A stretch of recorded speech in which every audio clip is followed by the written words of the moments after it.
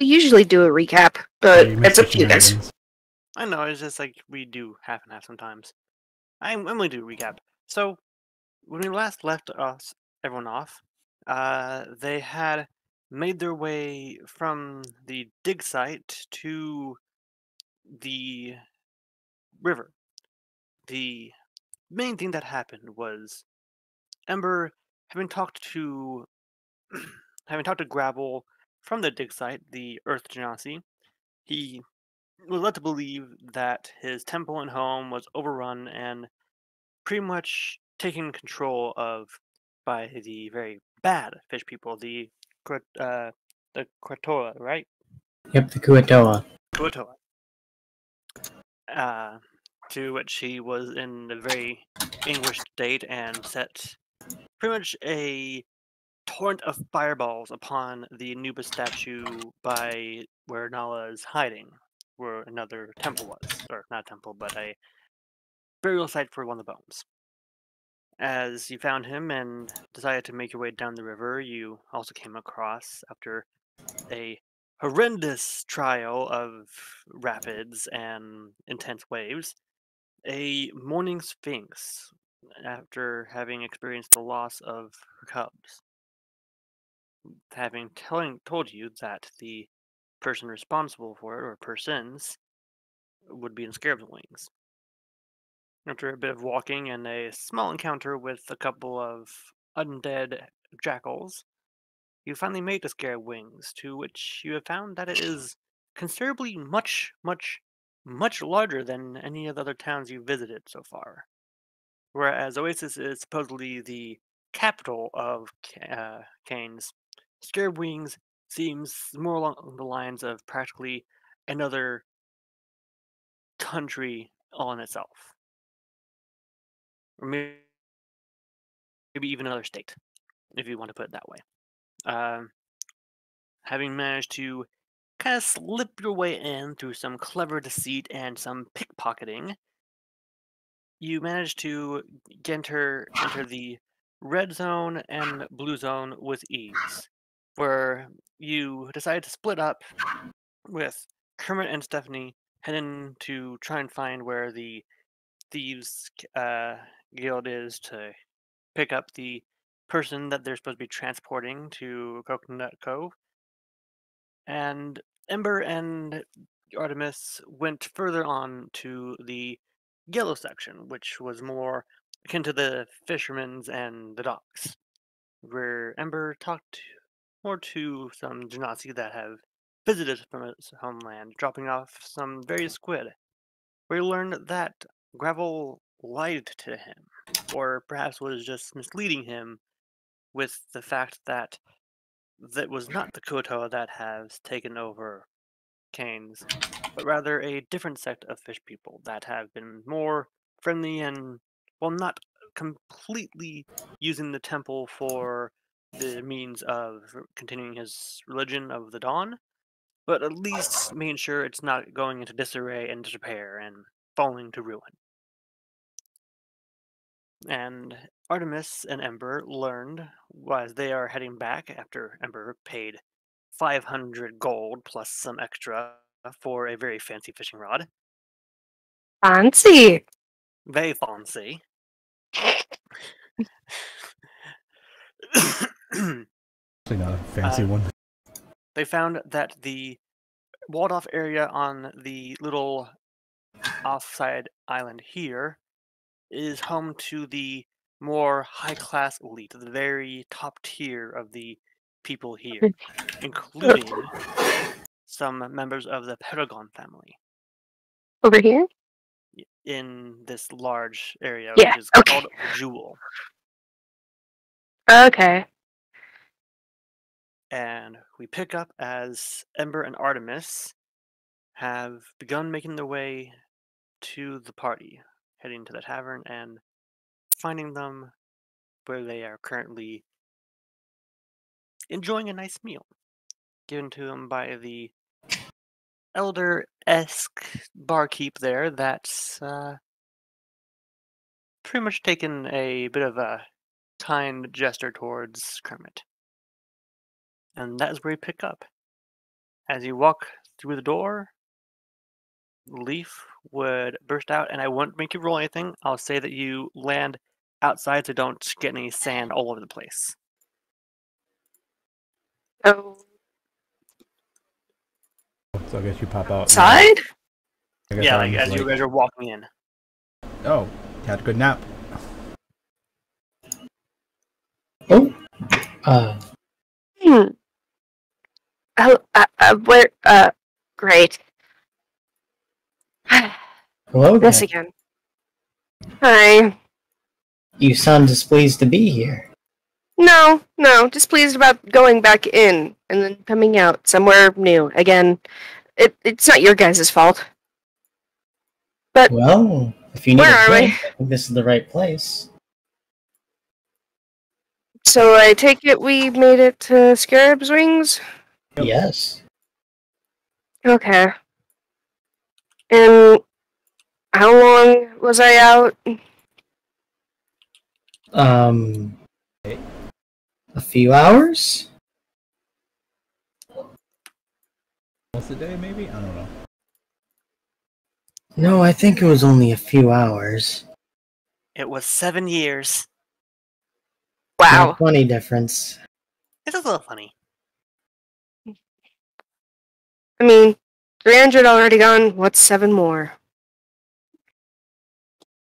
Right.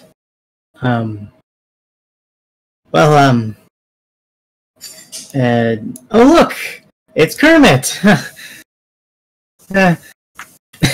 Leaf looks at Ember suspiciously. You And, see, like, Artemis looks at Ember, looks at her, like, did you do something to him? Not that I know of. Maybe he didn't like my joke.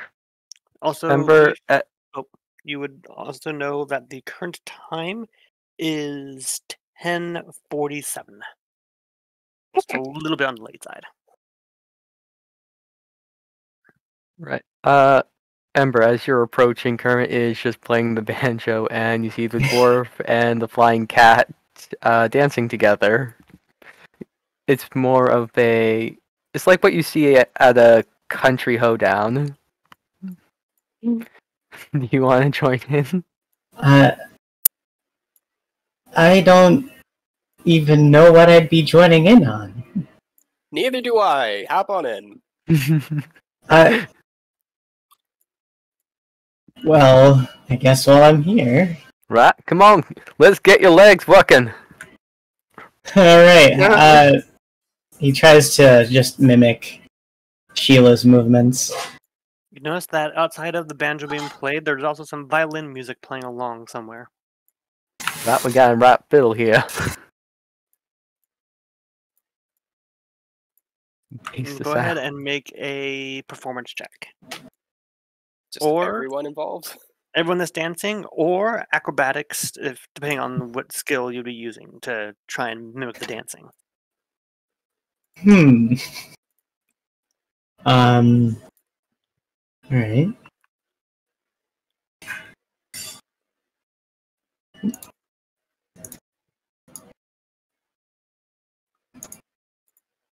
Oh yeah. Alright. So you're dancing pretty well. It's a bit of like a slow waltz. But as you pick up the pace and Kermit ups the tempo, it goes more to a bit of a country jig. Not exactly square dancing, but you're not square dancing. I'm just trying his best, but it most likely looks like a travesty because he doesn't really dance. Yeah, Sheila's not too confident with what she's doing either, but she's just having fun right now. Alright.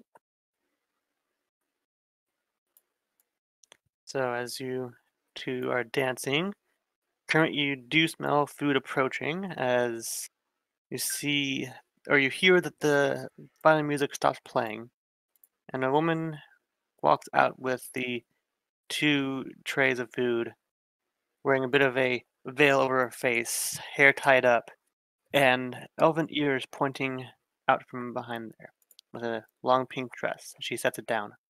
and kind of bows. It's a pleasure to make your acquaintance, Miss. She does not talk. At least not much. I don't blame her, more the silent type. So, what should we... No, I'm trying to think. What should I say right now? So, Miss Fortuna, anything you want to tell me more about our mute companion? I don't think I'm going to get much information out of talking to her directly. Well, more than anything, she's a traveler from far lands and is looking for safe passage to the docks. Further south?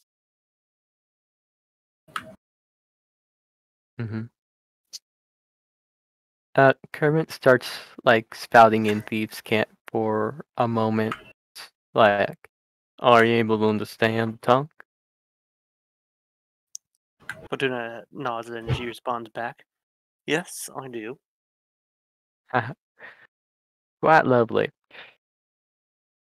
Now, that being set aside, are there any hazards we should be on the watch out for? Anything from medical needs, or we could say, what would be targeting her, essentially? Well, it's not so much a what, but a who that would be targeting her. See, she's a bit on the wanted side in the regard of some nasty people, and they would rather use her as a bargaining chip that would most assuredly result in her death. It's merely up to us to make sure that doesn't end that way. Right. And so she will be safe at the drop-off point. Is that the long and short of it? She'll be safe there, and she will get transported to a further area where the, I shall say, bounty hunters, for lack of a better term, would be able to get her. Although, honestly, the more accurate term would be sellswords. Right, wet workers and all that. So, what is the company that is going after her specifically? I might know a thing or two about how to handle them. They are a small group of workers, or rather, a small collection of them that have been hired by the Silver Isles government.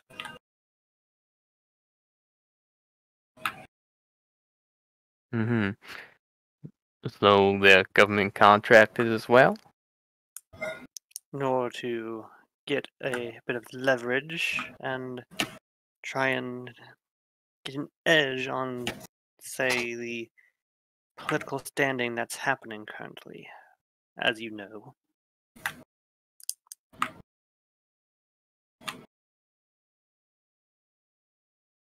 All that Uh, matters is that she gets there safe, with no one the wiser that she's gone anywhere. Thankfully, with at least your skills and the company that you brought yourself with, she says she looks over at the two people currently just dancing in a square. Hopefully, you'll be able to get them in and out safely. right. Now, when I reach the drop-off point, how do I know I'm giving her to the right hand? They will respond to your code name, and they will have a ship with the Thieves' Cant sigil on it. Right. Well, thieves can't sigil, meaning... Meaning a sign from in Thieves' Cant that's pretty much guarantees that it's our ship and no one else's. Right, what does it say in thieves camp, though? It says safer lands and rough tides. Save the lions. Okay, I'll remember that. Does this miss have a name to call? Or a pseudonym? She will go by the moniker of Alil. Like in biology, allele? If you want to go for that, yes, but it was more spelling Allilee.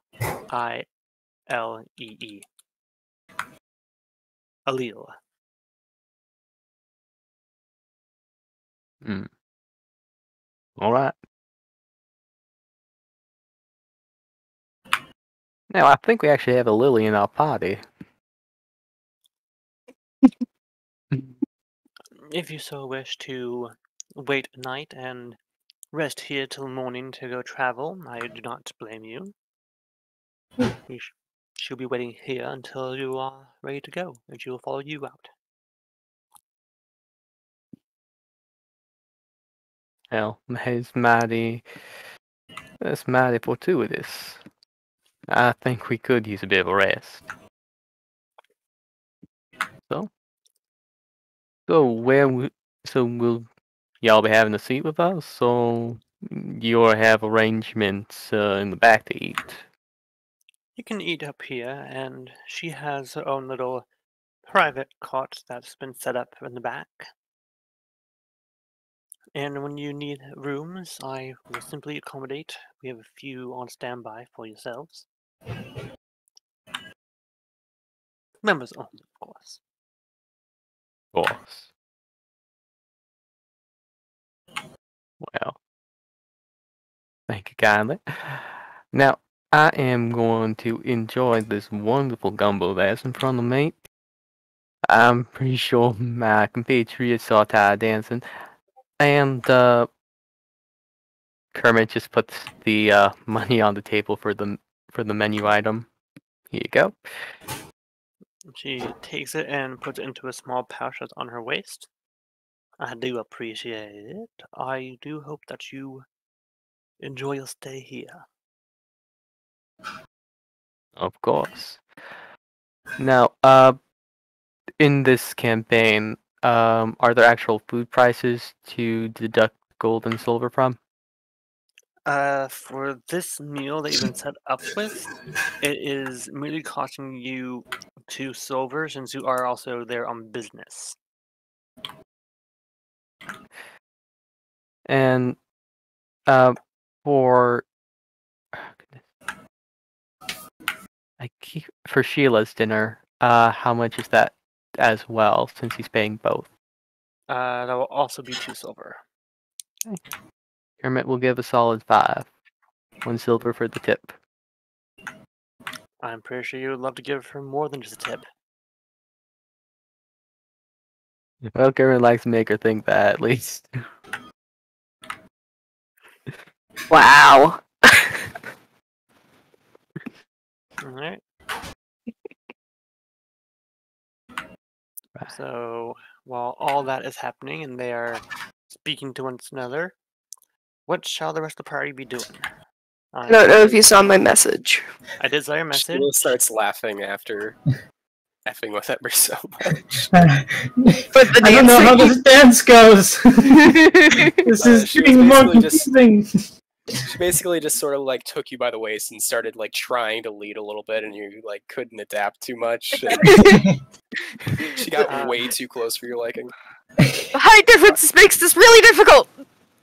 Artemis, you would have known and seen that Leaf, before entering, basically put their hand in front of their face and slowly bring it down as their face and body change into a halfling.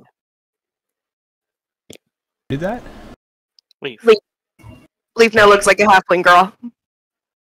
Are you a cute halfling girl, or...? Yeah, I'll say she's relatively cute.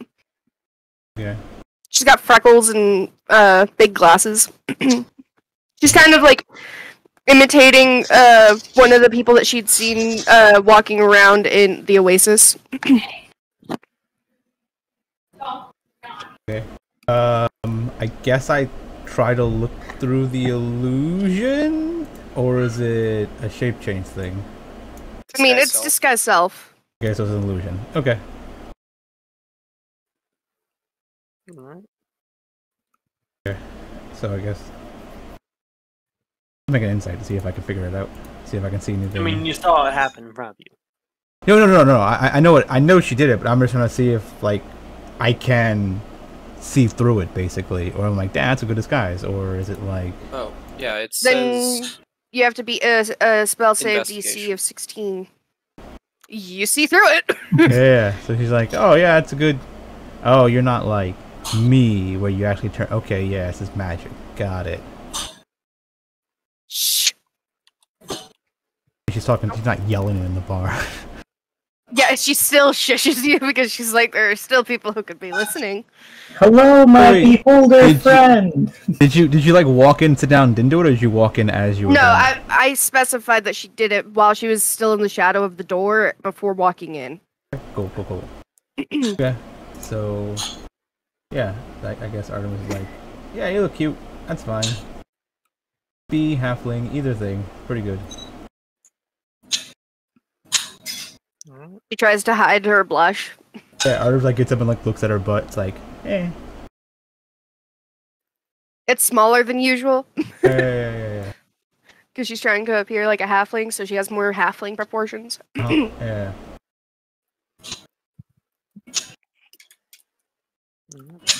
She's like, okay, so why? Artemis like, why this? Oh, I don't really like big crowds, and I know that in the other places it was mostly fine, but as we get closer to the coast, I worry that people might be more like they were in Mista. And so I want to avoid the argument if I can over my existence. Oh, like racist people or something? Yes. Hmm. Do bee people have a history of bad stuff? I don't know how many look at them now, but 300 years ago, in Mista, it was very hard to find people who were accepting because our kind were very violent against everyone except for their own kind, and only within their small groups were they non-violent towards each other. Okay. Well, if we do find some racist people, just let me know. Why? So we know to avoid them. Okay. Big smile. Can I make an insight check? Yeah, sure, you can go for it. You just have to beat a 27. Motherfucker. Have I don't expertise in think I deception. can. Even with a nat 20, I wouldn't. That was only okay. You're like, okay, you're just trying to take care of me. I get it. Trying to flirt. Yeah, I got it. Uh-huh. But yeah, I've dealt with it before. I just want to avoid it if I can. It's fine. We'll be fine. How about those guys? Because I don't know. What do you think they think about frog people?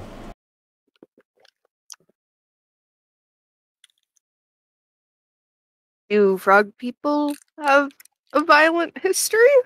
I don't know. If you touch them, you get poisoned. So I mean, someone could have like patted a frog person on the back, then died or something, and been like, frog people are evil. I suppose that very well could happen with the ignorance that is in the world. Oh.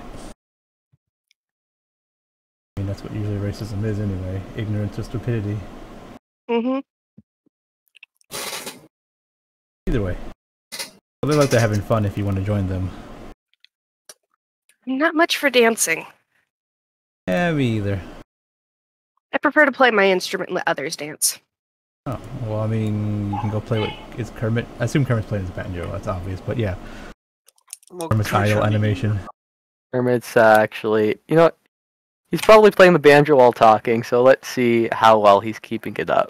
If not, what are they I dancing thought- to? I thought I was eating the gumbo. Is if he's talking right, like if he's still talking at the moment, With he'd the be girl. playing the banjo. Right. If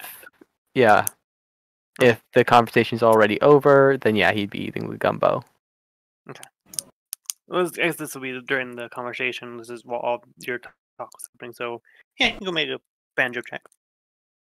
Artemis kind of yawns like, maybe I should learn how to play an instrument or something. Shouldn't be too hard, right? Depends on what instrument you want to learn to play. I know that things like flutes can require certain mouth movements that some people find difficult to pick up. Me in particular as well. She like- kind of points to where her mandibles usually are. Hey, Artemis is like, no one has ever complained about my mouth movements. Wink. Big bright blush again, trying to hide it. She kind of tilts her head down, trying to let her hair fold in front of her face.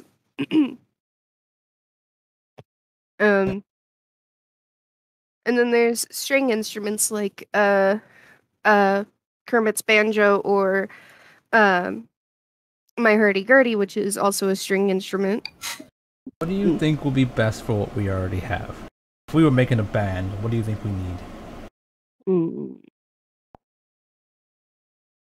Honestly, a wind instrument would actually be a welcome addition, I think.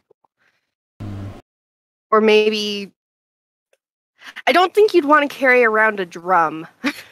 Yeah. Drum does sound pretty cool, though.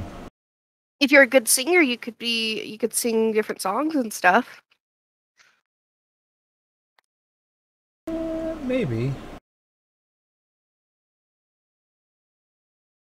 I have to think about it, I guess. Maybe I'll just, tomorrow be really good at stuff for no reason. What? That's the thing I can do, don't worry about it. Can you just pick up skills really easily, or does it have something to do with you copying people? Yeah, kind of copying people. I see. I mean, if we find someone really good at something, then... Is that how you get so talented with your mouth? Yeah, kind of. I find people, I guess, practice with them. Kind of folds her arms and looks very confused on how she feels about this. Practice on them, they practice on me. Mm-hmm. If she's not blushing, then Artemis I assume she doesn't get what she's talking about. No, she's just thinking how many people have you practiced with? A lot. I see. Yeah, I've lived a long time, and it can be a lot of different people. So technically, when I count each person that I've been, could have been with a lot of people as a lot of different people.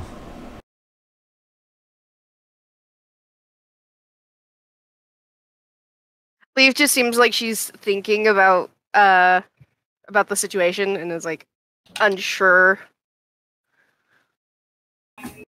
Different people, different cultures. I know humans like to do the whole finding someone special and getting married and having kids and whatnot, but I mean, their life's pretty short, right? So I mean, they have to kind of do that before they run out of time.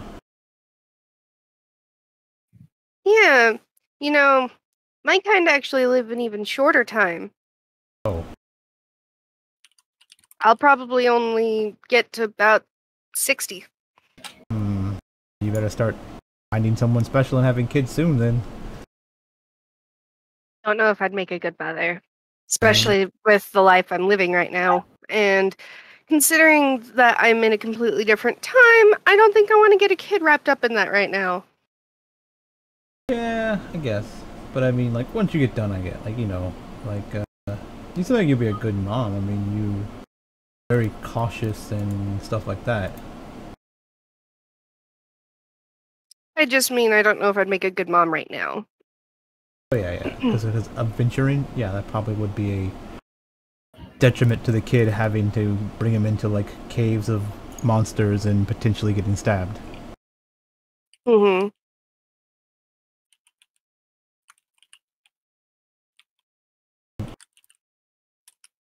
Oh yeah. If you want to go play your instrument with them, I'm not going to stop you.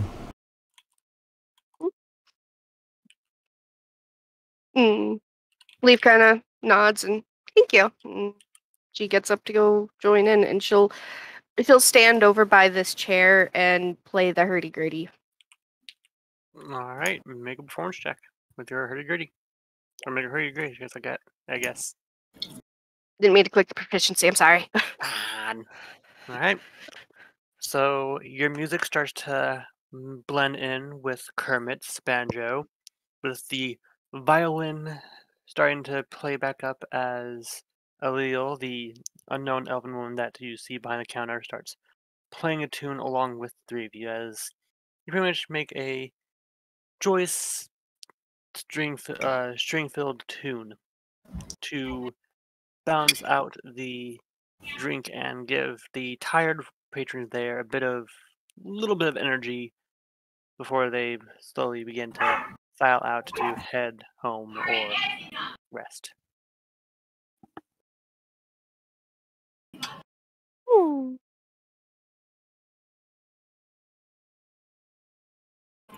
So Kermit's, I take it, is going really fast with the fast-picking banjo music. I mean, you listen to it, it's not super fast, but yeah, he's having a conversation while playing the banjo. It's Okay. that much of a second nature to him, And he got such a freaking high roll! even with disadvantage.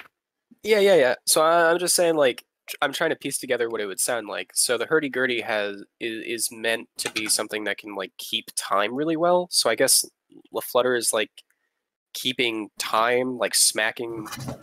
Like, you guys have heard hurdy-gurdies, how they, like, smack the wood. They So, like, kind you're of the use it percussion. as a percussion as well, too, yeah. Yeah. So you're the percussion. I guess the violin was sort of like a bass, where it's, like, getting the deeper tones. So, like, the elegance, or, like... I don't know, but I think that's the reason why Sheila started getting, like, really excited there, starting to lead on Ember.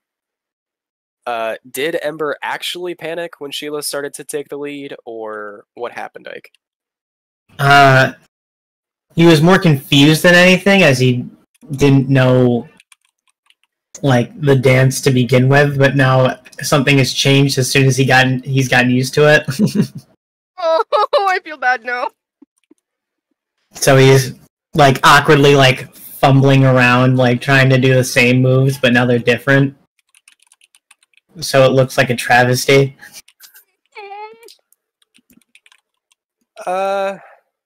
Sheila goes with it. She's just going, like, straight garbage, just, like, trying to look loose, and, like, she doesn't know what she's doing, but, like, keeping her footfalls in time with the music somewhat. Basically, like, the goal is to just step with LaFlutter's slaps. Do you think that Ember would pick up on that? Probably. Hold on, wait, there's an easy way to figure out if he'll pick up on it.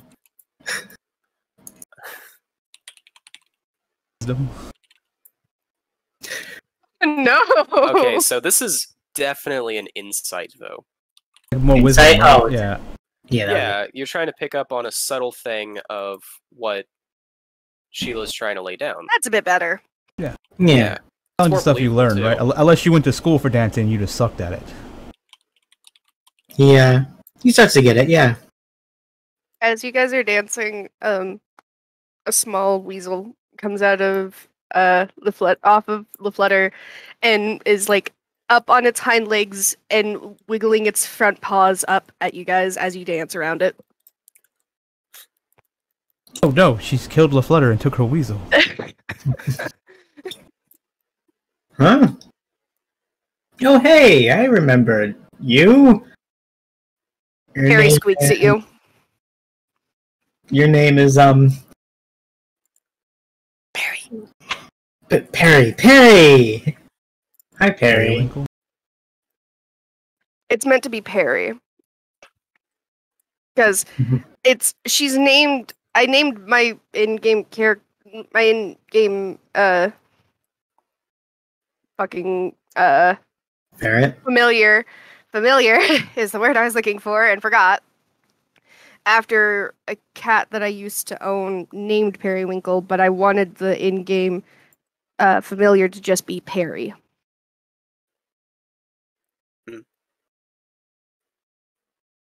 So yeah, Perry's dancing in between you guys. Or well, as much of a dance as a weasel can do without getting squished. Yeah. Is St. Elmo's fire still flying around on the dance floor? Yes, Steph is still enjoying himself. Oh no! Then the next thing that happens is Sheila grabs Periwinkle by an arm, grabs grabs. Did you say staff? Steph, like in Stephanie. Oh, Steph. Okay, yeah. So grabs Perry by a paw, grabs Steph by a paw, tries to get Ember to do the same, and they like spin and like move their arms around, and like we're just dancing and doing a little bit of a jig. Perry squeaks as it's a tiny weasel. Yeah, they're getting being flown flung around. Yeah. Steph is visibly confused, but it's trying its best. Yeah, she rolled Dex, but oh well. Yeah, Yeah. Perry's squeaking, but like having fun, but also scared at the same time. It's almost like that thrill ride kind of feeling, you know? So, on a scale of 1 to 10, how much of the super ferret dump truck effect are we seeing here? Since it's the top paws that are grabbed. There's definitely that belly hanging, so you know, she's got some weight going when you're swinging her. It looks like a bell almost. Hey, have you ever seen those videos of like ferrets being picked up by the shoulders and the butt and like wiggling? Mm-hmm. Yeah, that's not what's happening, but like it was really cute. So The yeah, bottom we're vibing. half is at least similar. Yeah. Because of all the weight in the belly. We're all vibing. Is Artemis just watching all of this? Huh? She's like doing her watching and staring with her smile and thinking. It's like she's thinking. You assume that she's thinking when she does that. Head empty. No thoughts. I could kill everyone in this room. Probably. Maybe. Let me think this out. Don't ever know. How many people here would be able to escape if I tried to kill everyone? I am pretty awesome. How many would try to That's- fight me back? She's thinking about the town. Mm, She's scheming. Or she's watching LaFlutter's butt bob up and down ever so slightly as she plays. But that's Think about that's the cover story. there are layers to Artemis. You thought Shrek was deep. Artemis goes way deeper. They have a much bigger penis.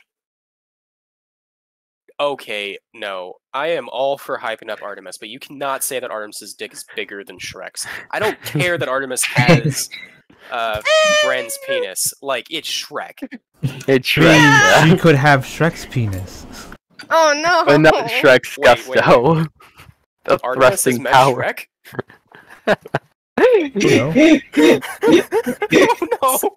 Oh You no, wandered guys! into You guys her are not swamp. talking about this, which means B is going to put a Shrek in this campaign. You motherfuckers! You had to do It's all this. one big That's what pun. you're talking about. Sorry about it. I'm gonna make up some story. I'm gonna be like, yeah, I met this guy in the swamp before. He was a dick. A big Oh, dick, no. but he was a dick. What if I'm surprised you got along so well.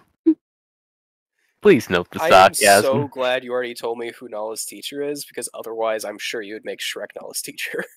Oh I'm glad this can't be Oh canon. no! no! I mean, you haven't made your teachers a new apprentice. Fuck you, B. Fuck you, B. Fuck you, B. I told you guys, this is what happens when you mention things like this. And then suddenly, Kermit's just gonna be playing Somebody Once Told Me. Wait, that's actually something they could do, though. Right, don't hit me. No. The anguish in your voice. I don't want Shrek in my campaign. In this campaign, not my campaign, but this campaign. Who do you think the It's all over BBE now. is? Oh no!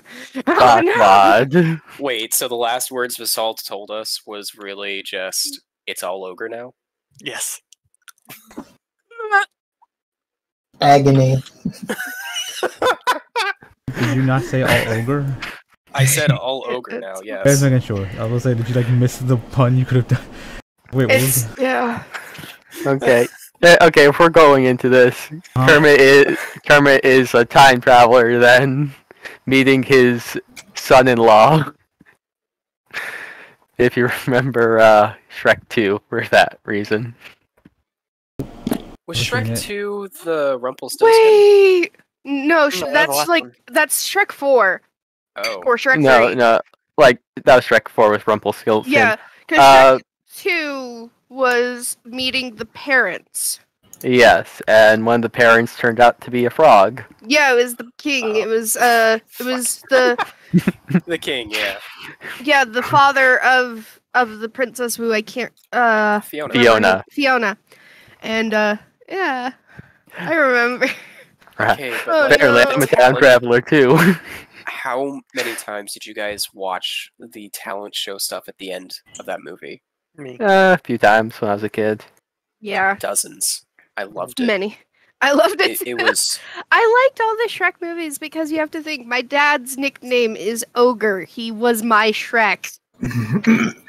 mm, well, at least you like And your dad. Yes. Anyway, we're off topic. So he very. is saying it's all ogre now?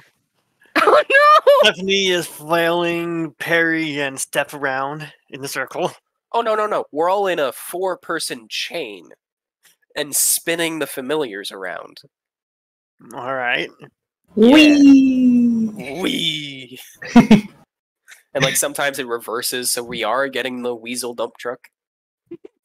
Just a little bit though. I'm imagining Steph is mostly just trying to like stabilize with their wings. Let's see if you can. Yep, he is. He's gliding. There you go. Goodness, like a kite, sort of. You just pull him around, and he is doing aileron rolls and such as much as he can before spinning back. Wait, Harry's that's not awesome. fighting. The four of you are now dizzy.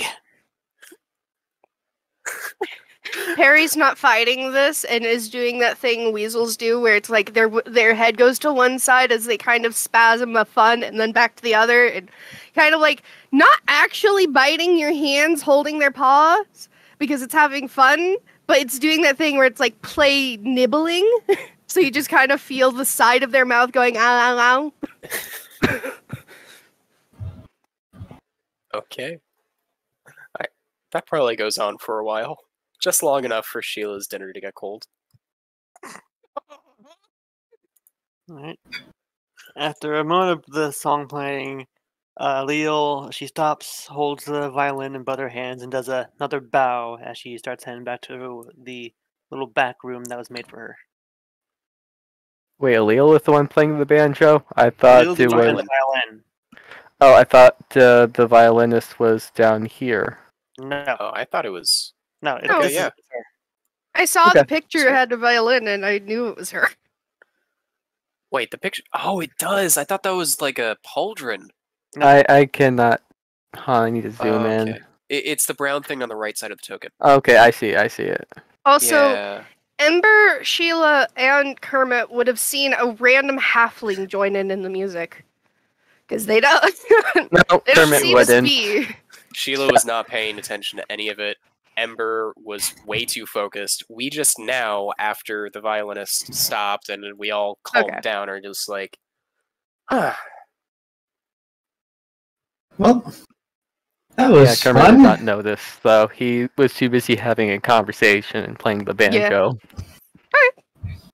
Leaf slows as Kermit stops to eat his meal, and It would still be hot, by the way, Sheila, because if Kermit stops to eat and our food came out at the same time, yours, hers will still be hot too. oh, sure, yeah. Mhm. Oh, well, that was a good workout. Not too bad on your feet there. Yeah, Hey. Perry and stuff are kind of wobbly. did you set Perry down, or are you still holding her? Should cuddly weasel time. Cuddly weasel time. She'd cuddle right up to you. She makes a little ball right against your neck. Aw. Especially since you have that big, floofy hair. She loves it. Okay. Well, wait, where did you say that you saw this, Perry, did you say? He's mine! And, Leaf's voice gets higher because she's disguising it. Oh. Hi, have we met? Wait a minute. That's not true. that belongs to Leaf. She smiles. Mm-hmm. Where is Leaf? What did you do with Leaf? Killed her and stole her weasel, like I said. I knew she was evil. Okay, so We just both met her. have... I messed up that. Sheila's gonna look right up in your face. Nope. It's a 16 to beat. Yeah, I know. Like, She kind of leans back. It's me, Sheila. It's me. I No. never met you before in my life. Our friend is a beholder. You're a halfling. Is Ember not gonna try and see through it at all? He doesn't know it's there. Fair enough. Well, I'm saying, okay, well, isn't it like... It's not necessarily that you have to be To looking for discern it. that you are disguised, a creature can use its action to inspect your appearance. Yeah. And Like, if you're Sheila was looking closely at her. Yeah, so I'm saying that it counts that Sheila was getting a better look at the halfling Mhm. and saying, okay, look at it. And that allowed the roll. But no, she's never seen this person before. Or actually, B, since this is based off the appearance of an actual person, would Sheila recognize the face from the Oasis? I think that might be a history check. But it's up to B. You may make a history check if you wish. Yeah. You don't Ooh. recall seeing this person at all.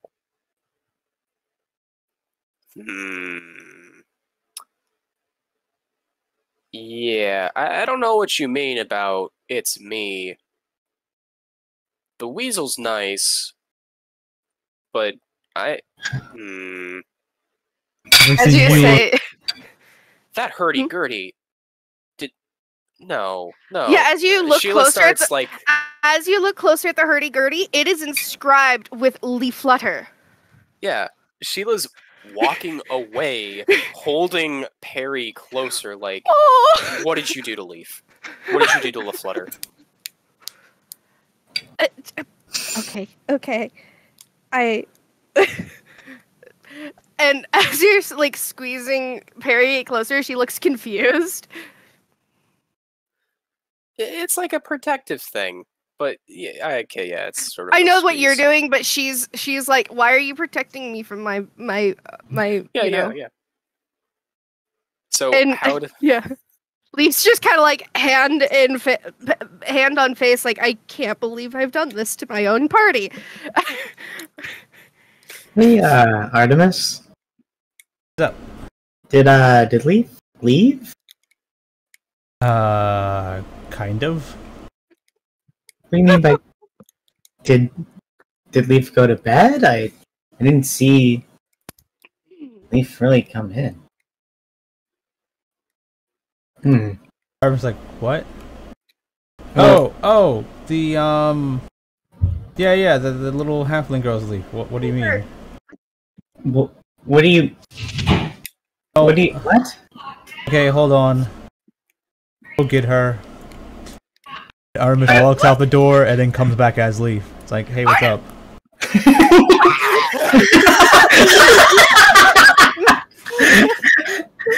Oh. What? Is Artemis out there now? Yeah, she just went Oh, outside. thank goodness, LaFlutter. Who is this strange lady? Why does she have your hurdy-gurdy? And what were you doing letting Harry just walk around by themselves? Oh, yeah, I was letting them babysit, and they were gonna fix my hurdy-gurdy. Oh, I'm sorry, who Seems- are you?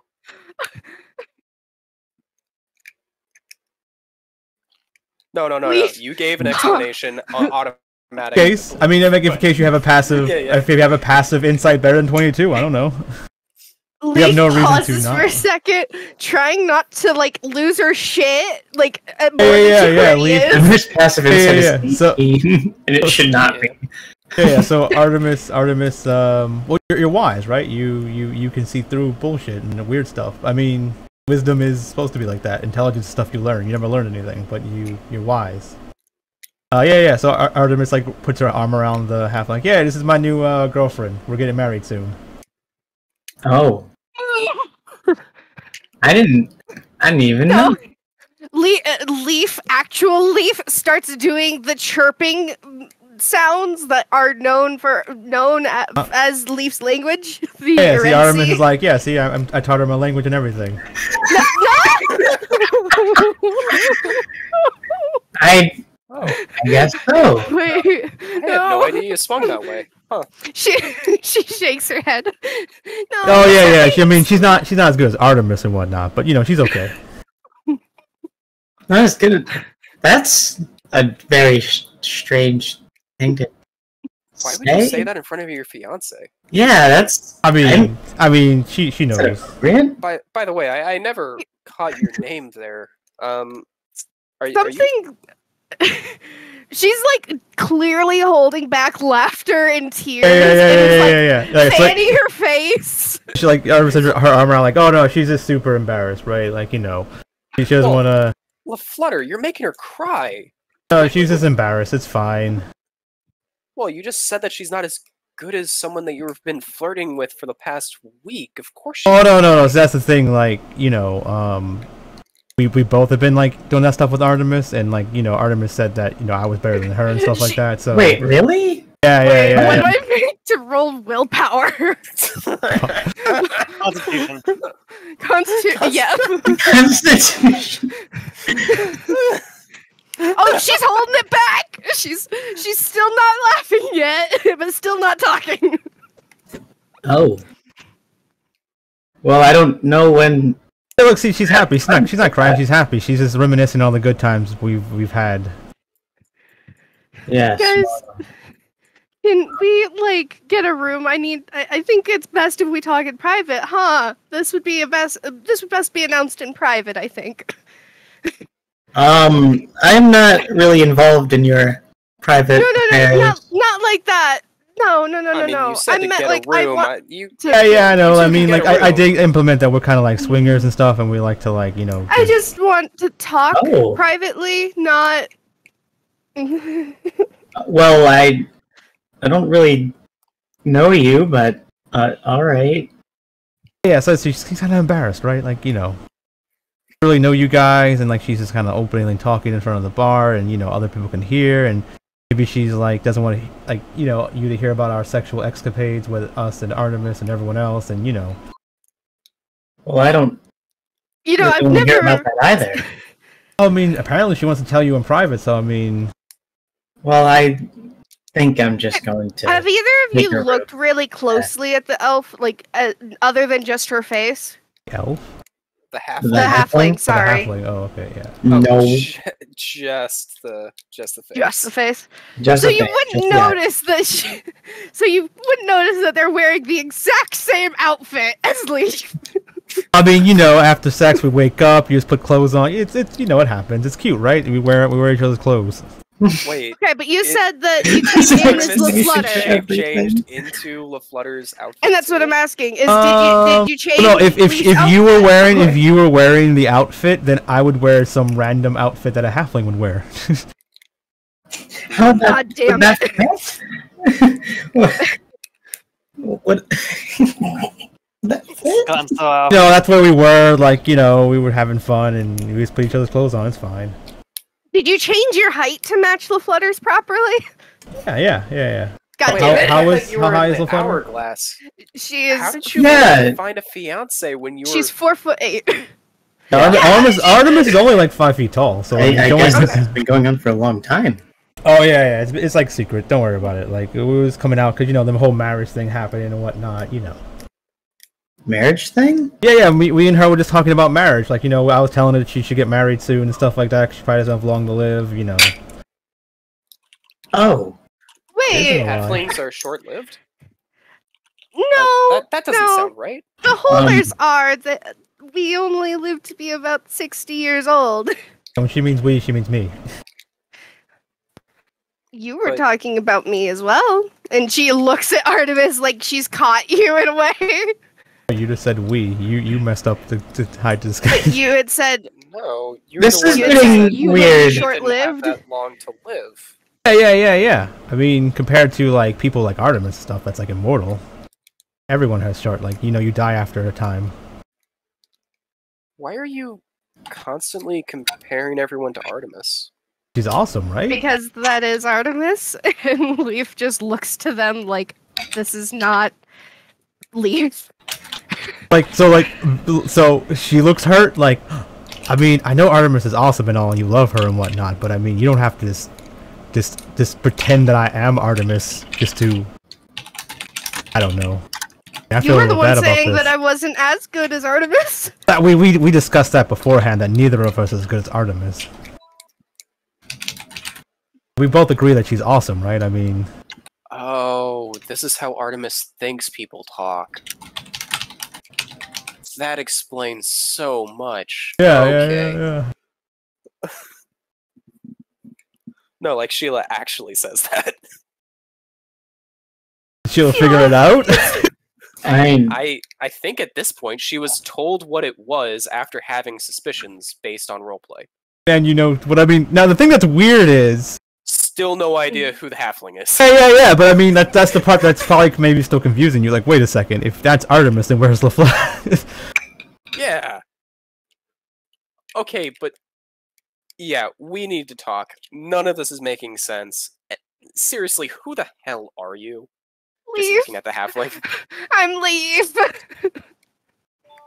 Yeah, Artemis is like, yeah, we're just playing a joke. I mean, it was her idea. She started the whole thing. Artemis is I kind didn't of like, want it to be a joke. I didn't think you guys would get so confused. Artemis is like, yeah. Okay, look. So Artemis like kind of gets closest to the bee person. You see, she thinks bee people are gonna be like, people are gonna be like racist towards bee people. So she didn't want to be a bee person just in case. I'm to go in disguise as a bee person in order to lure out the racists, so I can give them a stern talking to in an alleyway. Excuse me? That's not what you told me. I'm just giving them like trying to educate them. I You. don't think Leaf would actually believe that, knowing you are the god of murder, or trying to become that. It's on you. That is real convincing. In an alleyway. I'm Just going to not find okay. you in Roblox. Make you unalive. Yes. Yes. This? All the other No, random. I guess she believes it. No, you don't have to. I mean, the thing about Artemis is, so one of her reasons why she's so deceptive is she just blatantly says things a lot of the times, right? Like she doesn't have a tell because you're like, wait, you're gonna kill them, aren't you? Like, no, what? That's ridiculous. Why would I do that? Right? Like, it's like very clearly she's gonna do that, and she does that on purpose because like, so like small things like this, they don't matter to her, right? She kind of puts that tell out, but then when she really wants to lie to you about something, she's not gonna do that. You're like, oh, she's not lying, she's not doing her tell, right? But then the tell was there as a setup to help with the deception. So yeah, it's up to you if you care that. But I mean, yeah, you can assume she's gonna murder people. But I mean, technically, she hasn't really murdered anyone in front of you. If anything, you guys are more of the murderers than she is as of right now. This is true, but you are also trying to become the god of murder. But she's smart. So much. Smart about how she does things. Also, has anyone reacted to Artemis as B person in here? No one really seems to pay much mind. And I'm gonna do some other stuff where I like mess with my features a bit so I don't look like LaFlutter, so I don't get her in trouble now. I'm just a regular B person. You know what? I'm gonna turn into a male version of LaFlutter. There. Having never seen a male beholder? Or Yep. has Artemis seen a male beholder? Probably not, but I can change features. Apparently, I don't have to see the features that I'm turning into if I'm just making them up for myself.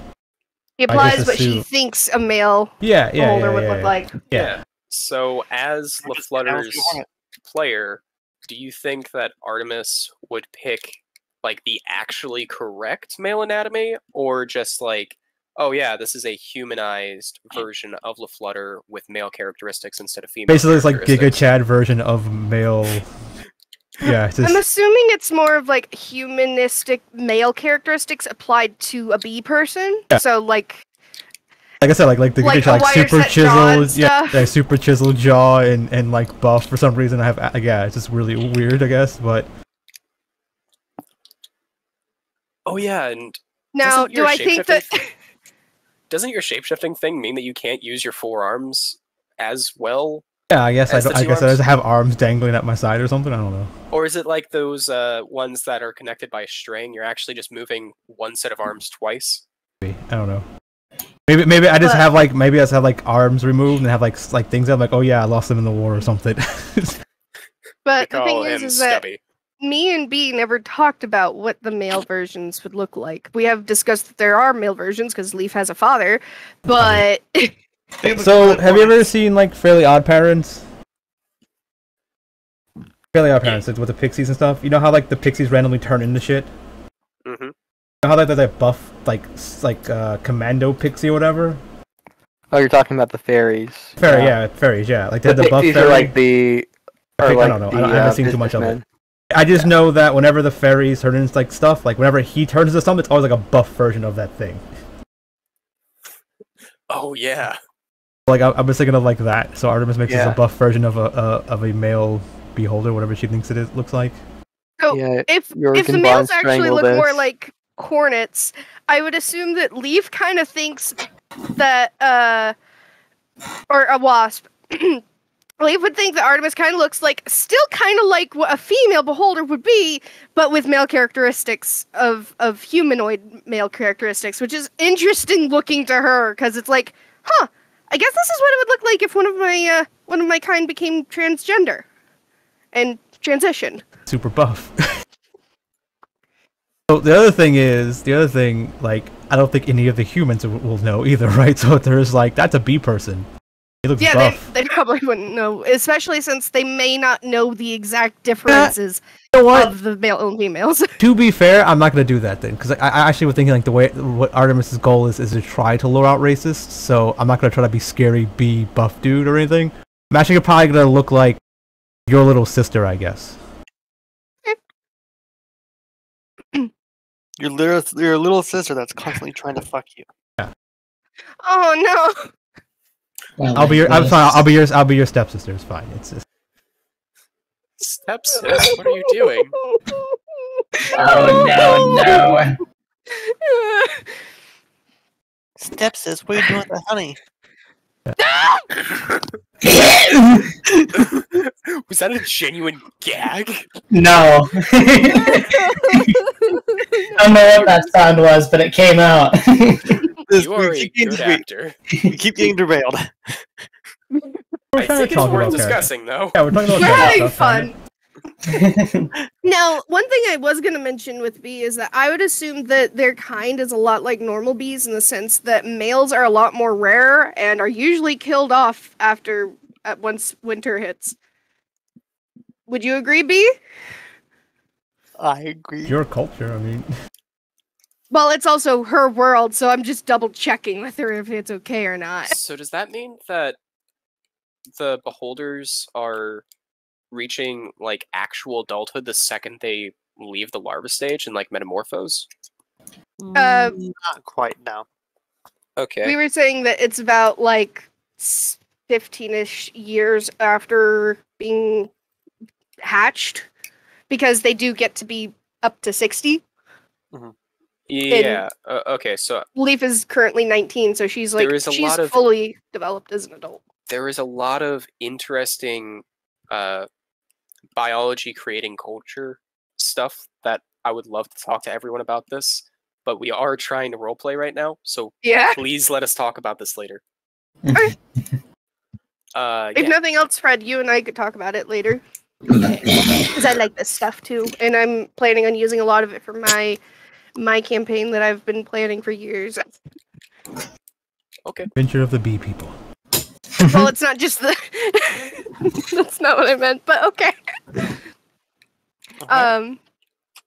Leaf kind of is just like, okay, this has gone too far. We need to stop.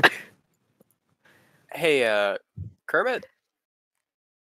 Oh, how's the food? Right. Kermit is actually tasting it. How is the food? Are you like Compared to- smacking your jaws together because you don't have lips, or? It's pretty good. Kind of spicy. In fact, make a Constitution saving throw. Did you ask for like a super spicy jumbo? Jumbo. Gumbo, first off. Jimbo. I'll say crayfish. It's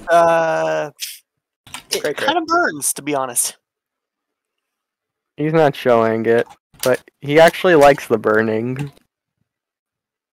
So I know that Masochist. birds can't taste spicy. Can frogs taste spicy?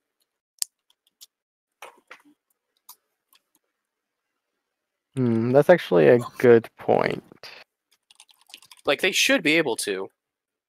I mean, I'll say since Kermit has been going to a cooking school, he he has the sensation of what spicy is. He would know what spicy is. Yeah. Though I assume they wouldn't make it super spicy because, if it's going to be given to customers, common constitution is 10. It's not overly spicy, but you do kind of get like the heat sweats. His skin is being extra shiny today. Yeah. Yeah, I'm just seeing, like, can frog legs be spicy? Fucking Google. Same. Well, I tried looking it up too, and it was like why we shouldn't eat frog legs and all this other stuff about eating frogs, not what frogs taste. Well, frogs don't really taste that bad. Kind of like chicken. I've had frog legs twice in my life, and they were good both times. But I've never had them like Louisiana style or anything. I've only had it in Chinese food. Anyway. Derail. Hey, Can Kermit think about ways that it may need touching up?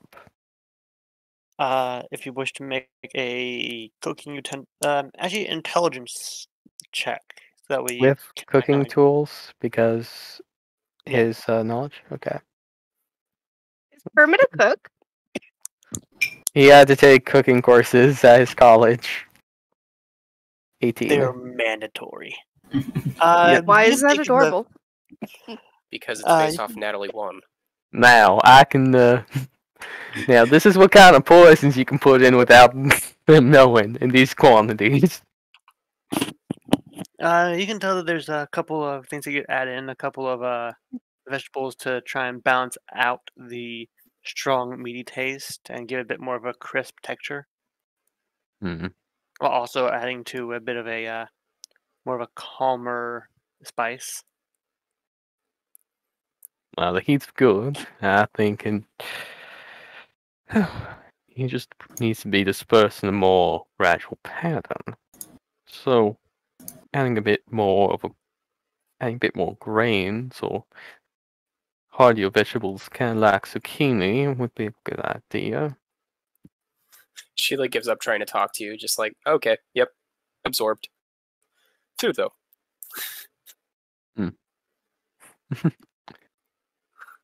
Yeah, he is just. Yes, he's like he's not Gordon Ramsay. He is he's a food critic in a sense, but he's just mumbling to himself at like 100 words per second, 100 words per minute. My brain just said you're the Deku of food. Okay. Your brain is amazing. Thank you. I heard mumbling and I'm like, Deku. I hate my brain. I've been watching a lot of MHA lately. I'm sorry. Oh, I Okay. thought you meant like Deku seeds from Link. Okay. No, no. You No, are the no, no, great no. tree of culinary pursuits. Yeah. Does that mean Okay. you're the gatekeeper? Oh, If you're no. that Decker... Oh, yeah, no. how does Sheila's food taste? Sheila's food. Yeah, you mostly just got the she got potatoes goat? and potatoes and the seasoned goat meat. The goat meat is fairly tender, cooked to a not too much of a overcooked taste, but just enough where it's a little tough to chew on, and soft enough where you don't have to really effort too much to cut the goat meat. But it's seasoned very well. It's not overly spicy. It's not overly not. It's not actually spicy, but it is notably has a hint of garlic and oregano to it. And she immediately starts wolfing it down. Because she was just tasting it at first and is like, oh yeah, I'm really hungry. Leaf watches Sheila and is like, mood. I know that feeling. Yeah. It's almost as scary as Flutter eating normally. Almost. Don't get too ahead of yourself. I know. I wouldn't want to have the biggest head of the party.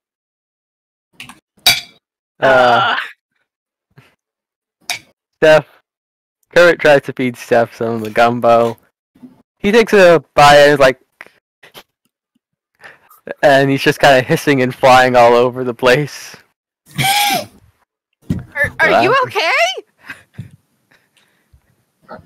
Oh, don't be such a baby. A little spice doesn't hurt anybody. Yeah, actually, that's not true. Anyways, get back down here, you silly kitty. And good thing he didn't put dragon's breath on him. Does he take damage from it? This is just like comedic. No! Oh, That could kill an actual cat. that would kill Perry. That The- I was only Yeah, kidding. this- Don't actually apply damage. I wasn't intending to. My anxiety This- just rose. Okay, but like, back to the comedic. I'm imagining like Steph like getting their nails caught in the rafters, doing like the cat angry yowl, just upside down. Yeah, he is flying all over the place. And How high are the rooms? The room is about 25 feet up. yeah, he is circling through the rafters and beams.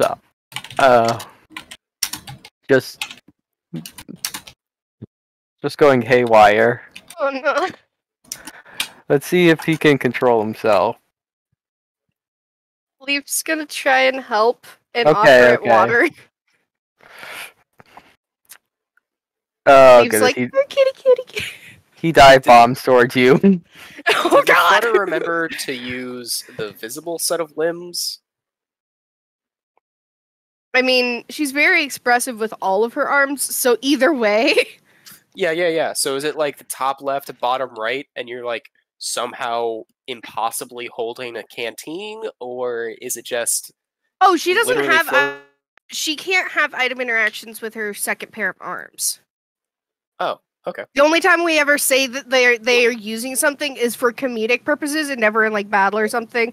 So I imagine that she's purposefully using her top arms to interact with things at this moment since she knows she's disguised. I was thinking of the same thing for Artemis, but I was like, that I don't know if it matters or not. And yeah, so she's pulled out the water with one hand and is like, "Here, kitty," with the other. And dive Getting dive bombed. bombed. Alright. You want to make the strength? Let's make it up. Okay, let's Sure. make contested rolls.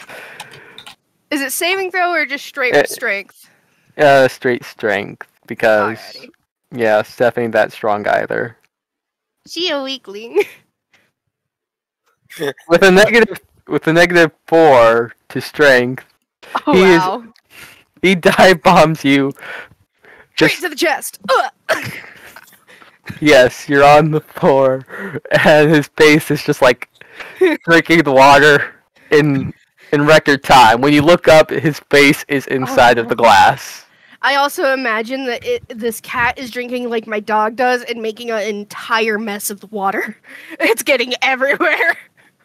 Pretty much. Hmm. And I'm gonna say that Leaf is Bye, prone Nick. right now because she's technically being held to the ground by a cat. She's proud. Kermit sees this and asks, and could we get a sauce of cream or milk, please? And a towel! She kind of chuckles at your guys' reaction as moment. Bless you. Okay. Oh my goodness, that hurt. Oh, Sorry?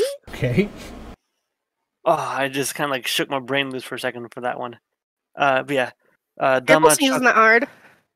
Dama chuckles as she walks back and kind of hands over two empty glasses and starts filling them both up with water and then puts a rag on top.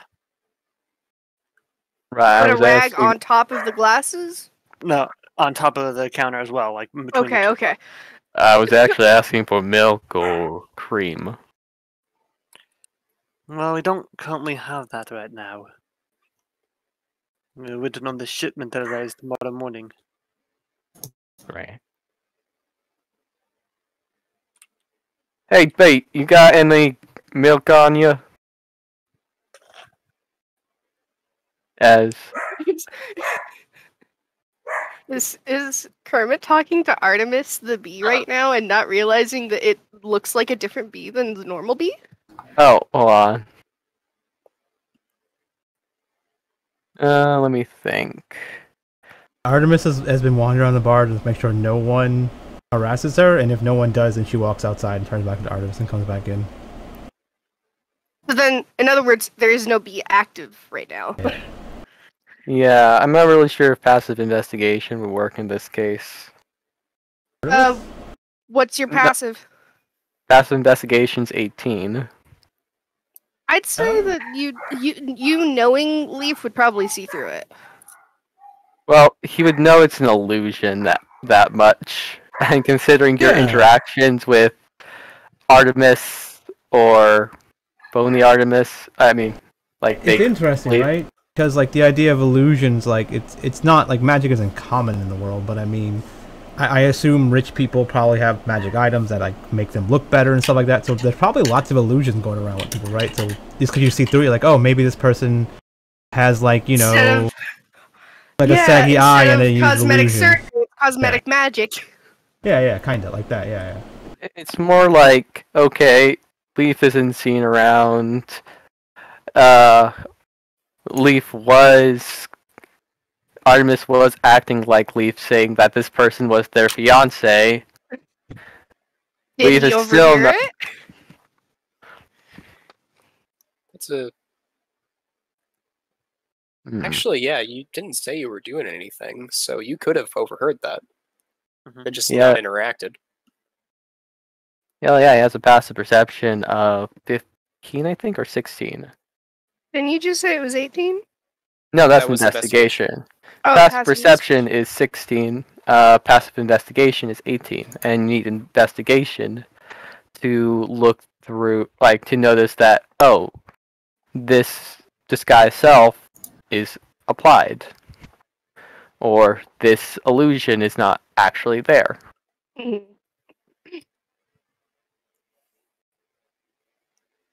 So that's why he's looking at the ground and calling him, "Hey, Pete, you got any milk?"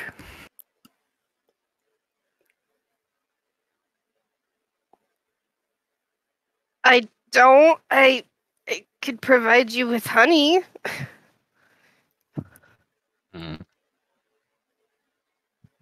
Man, it ain't gonna work. Sugar helps with spice. Pretty sure it does the opposite. Like, I actually watched a video where Gordon Ramsay ate a donut to counteract the hot one's hot sauce because it helped with the spice. Yeah, Ben does that. okay. Same thing with acid to cut fat. Yeah, I he was think. also using lemon and lime juice as well to cut through the spice. Lemon and lime I juice think for he- something spicy. That is a bit. I'll go get the video. I mean, it might be. It might be like he like. Oh, my arm hurts. If I stab my other arm, I'm more focused on that arm than the other one that hurts. I think it has something to do. Yeah, I'm just thinking as far as when it comes with I think it's the tannin or the. It's D&D time, not Hot Ones time. Yeah. Okay. If Kermit's having just a cooking evidence. background, he is using the cooking knowledge that the player has. All right. You know that sugar water would, in fact, help calm down intense burning. All right. Then in that case, if you could put a bit of honey into the water, please. Can you get him off my chest first? He's He's spraying water all over me. right. Get over here, little kitty. As Kermit will will tell Steph to come over, and he obeys because that's what familiars do. All right. This cat like super panting, like looking at the glass, comes over immediately, goes back, or Like he gets up, sits down, and he's just Please. sitting there for a minute. Leaf stands up, looks around, looks to this woman. Mm-hmm. I'm sorry. She drops the illusion and shows her being a bee. Grabs the towel, covers her mouth over the glass, and pukes up some honey. You actually need to show yourself as a bee to do that. Can't you just like? Bleh He didn't from... want to do it in a halfling body and make it really fucking weird. So in the middle of the bar, you just turn to a bee and then. Bleh. Yup. Because at least the explanation of her being a bee makes it make sense. So she puts some honey into the glass of water and then after finishing, she wipes her mouth, quickly stirs it, and hands it to the kitty. Okay, and it'll go and Steph will go and drink it. All right, like Karen will give him that. Okay, go. And right as rain, he goes ham on that glass. All right. But Leaf then looks to Sheila. Do you believe me now that I'm Leaf? It's Artemis. That's definitely Artemis, right? like, Turn into people? I mean, that's definitely Artemis. Barkeep, I think I need to go to bed. Can I get a room? Who is who anymore? Leaf grabs Sheila's shoulder and says, "I'm not getting married. I have not slept with anyone in this group, and don't plan to right now." Group is like, oh, in the group. Who have you slept with? Dama flips the pages of the book on the counter and she pulls a iron rod key and hands it over to you. This will be for the room up front. Up the stairs, right in front of you. Thank 2 you. beds. Someone will have to sleep with you. All right. What'd you say? It's a little. I could only hear half that. There are 2. Your room is the first one up the stairs. There are 2 beds. Someone can sleep with you. Okay. What? Would you prefer it to share a room with me, Ember? Ember just sort of looks at you, then sort of just looks down at Kermit and says, "Do you have any plans to sleep tonight?" I think so. What, like, do you have a room already? He just stares with a smile. The normal smile or a wider smile? Normal smile. Do Like, you want a room that's paid for? trust me, I have myself covered. Yeah, Artemis like, I think he wants to fuck you or something. I don't know what's going on. Uh, You're making this real awkward, Kermit. Just tell him, just let him down gently. I'm not interested, sorry.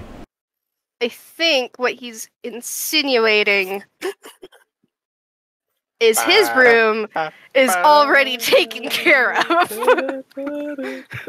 I'm just gonna go to bed. You didn't answer. Kermit's like, pat you on the shoulder like, better luck next time.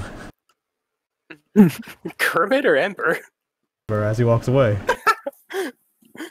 Does Ember not say anything as Leaf kind of spoke up?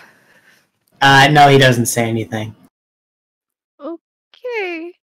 That's odd. Handing Periwinkle back to LaFlutter. I'm still really confused, but do you still swing both ways? Yes. Okay, so there's truth in lies. We'll just say that Artemis had a correct guess. Mrs. Nodding, like, what do you mean? All, like, most of that was true. Like, we talked about you getting married and stuff, and blah blah blah. Like, she basically just tells you, it's like she just tells the truth, all the truthful stuff we did talk about, but leaves out all the lies that she told. So we're like, oh, so that is true. Okay. Basically, lies of omission. Basically, yeah. Leaf kind of just shakes her head and like flops her face onto Perry and like shakes her face in Perry's belly. And Perry loves it, wiggling around. The most wiggly towel there is. Yes. What do you think about getting a ferret? Like I would love a ferret. I don't know. Just keep in mind that you're supposed to keep them in pairs, so that way, if you get busy and stuff, they always have a companion. Yeah, probably not. I'm too lazy to keep track of them. But yeah, D&D time. Okay. If you guys need dinner, I recommend the goat. The potatoes are really good too. Or, oh, yeah, you don't do meat, right? Sorry. No, it's okay. I'm gonna settle down. It's been fun, though. All right. Alright. Pat you on the shoulder, like, I'll be in to watch you guys later. Don't worry.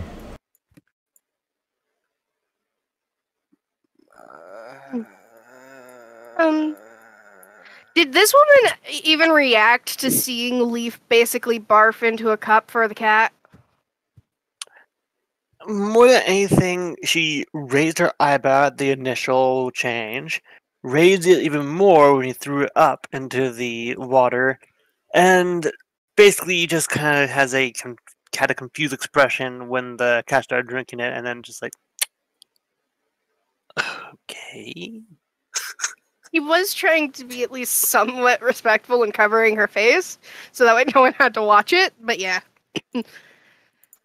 She knew that she was gonna get a look for that. But she felt bad for the kitty. Okay. Miss? Oh, there's more to this, please.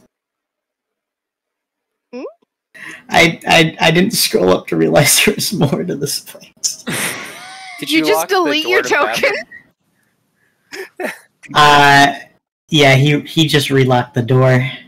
Oh, Sheila knocks.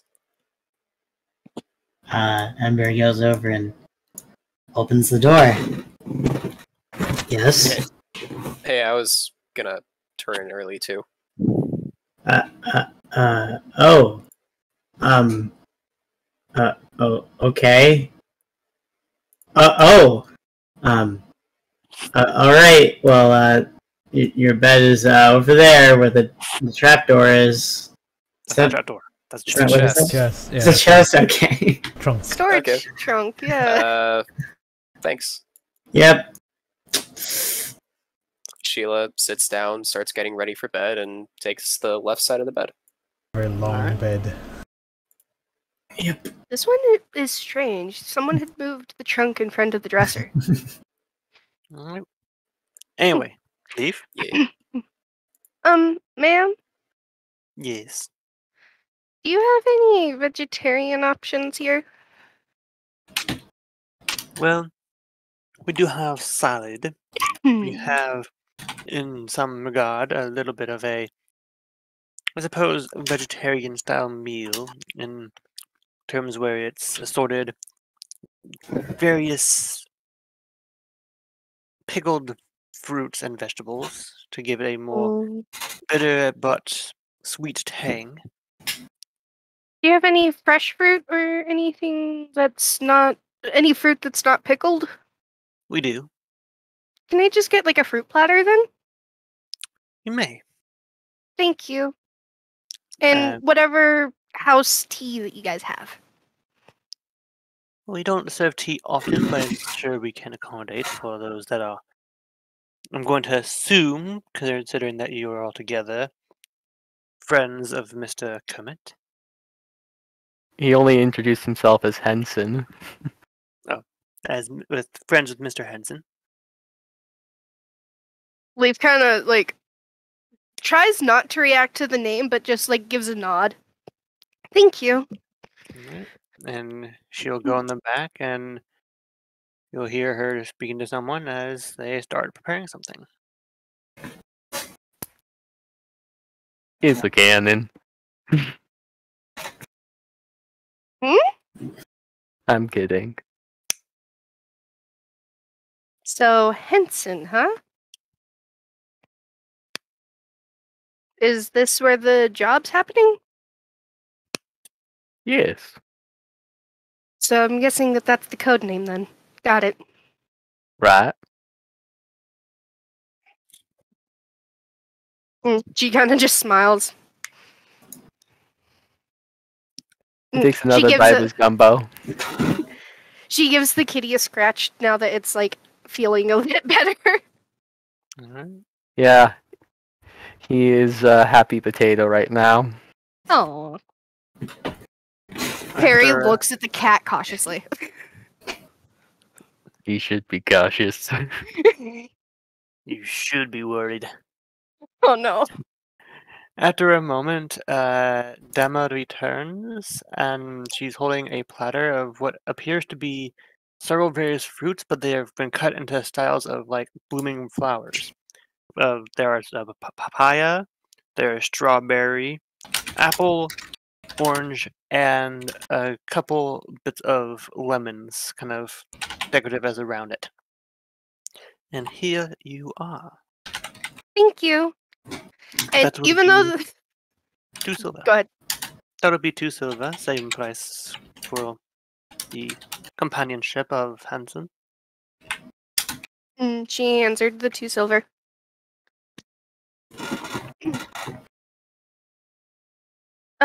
And is the water boiling for the tea? The water is currently heating up. We have set up Perfect. some various more potent tastes for you. We have peppermint, and we do have some various fruits that we can juice and put into it with it if you wish. Yeah, whatever you would recommend. Very well. Once it's boiled, I will bring you your tea. Thank you. Even though she thinks that the lemons were probably for decorative purposes, she's starting with them as they are her favorites. And she starts eating the lemons first. All right.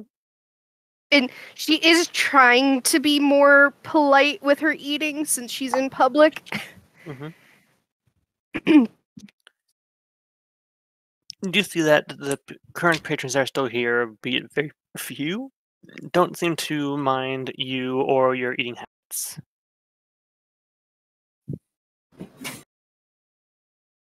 He's still gonna be cautious about it and eating as politely as possible. All right. All that is happening. After a bit, she comes back out with a small glass of tea with the little kind of metal sieve that's holding the peppermint and little bits of more potent, or rather sweet fruit to balance out the potency of the peppermint, just steeping in there. And here you go. Thank you.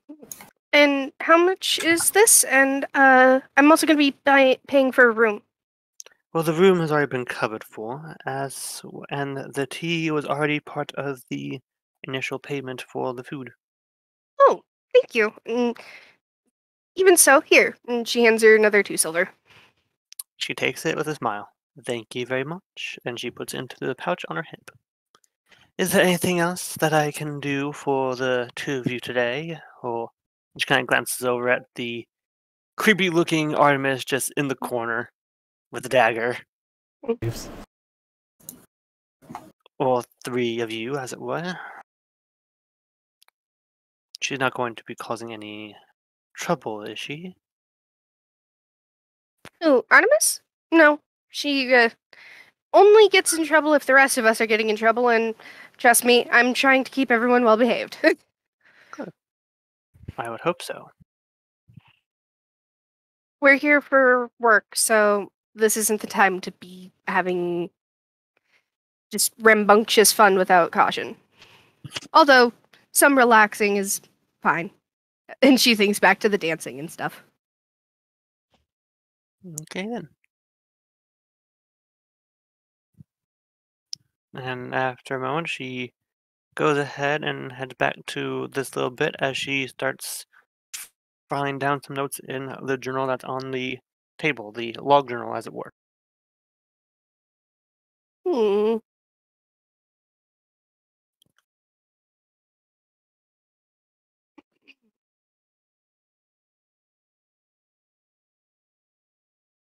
Have you heard anything about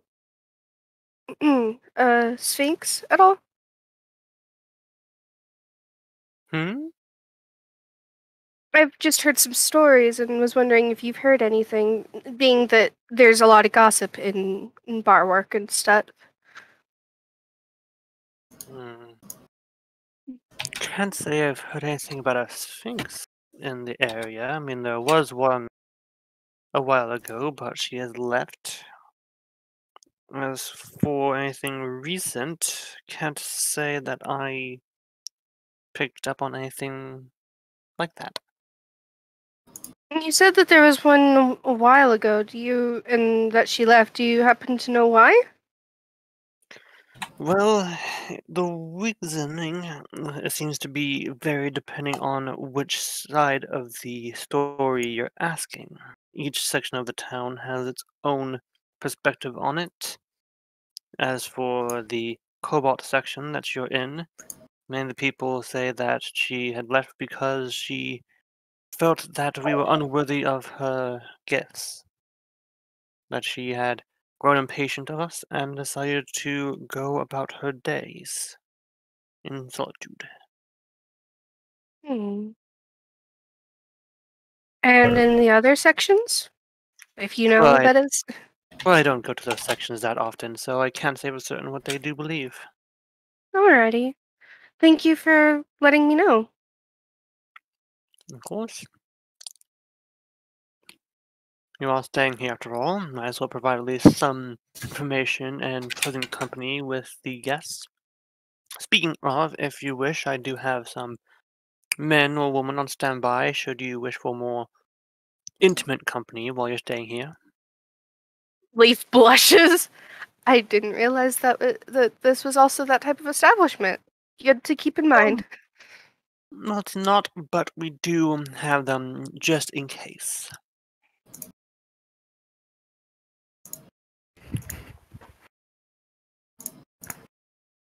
It's not the main purpose of my establishment, but it is at least one of its many features and benefits of residing here. I see. And she gives her a smile. But I don't think I'll be taking any of those services today. But thank you.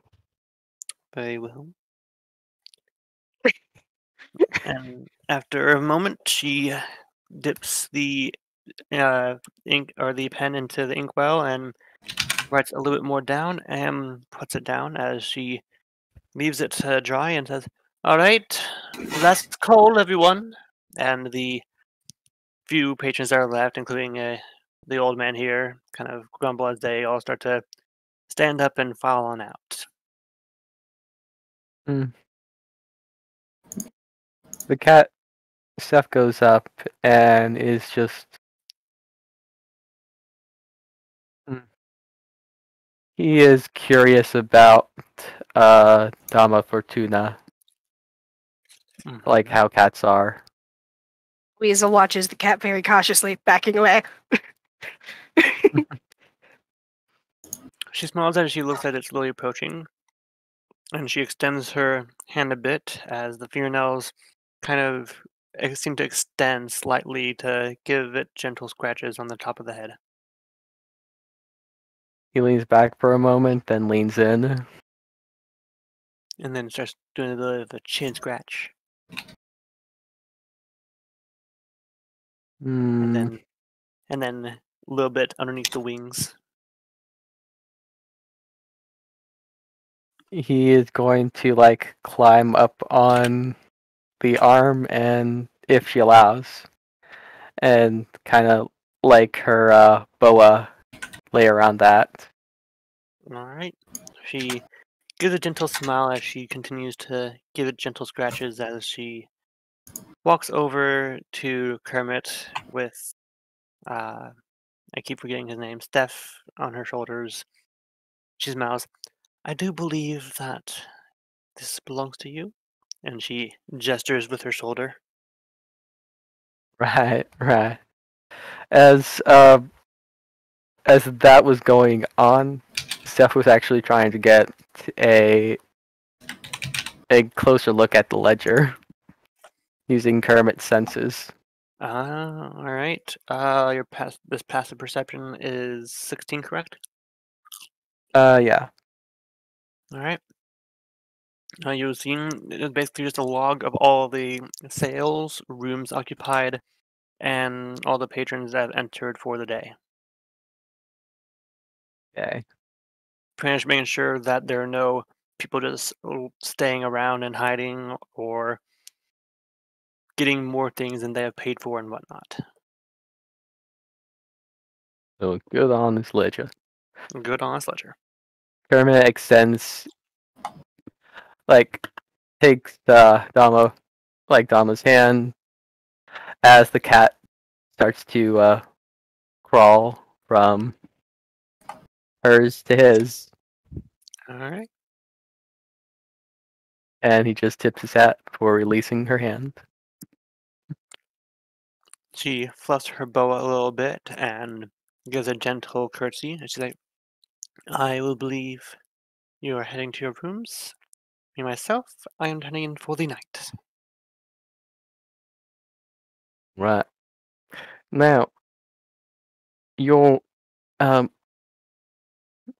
guess, the person I am to help, your violinist, let's call it that.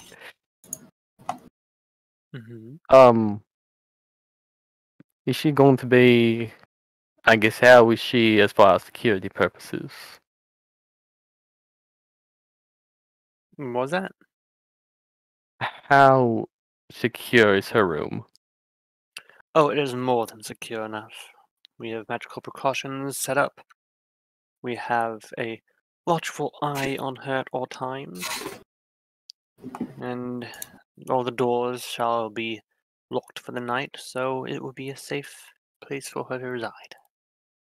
At least until you are ready to take her off and leave for your destination. Sounds good. Right, We do pride ourselves on safety, after all. That's great to hear. Okay, I'll be back in a moment. Is Kermit saying this, or is Surprise saying this? I'm saying that. Yeah.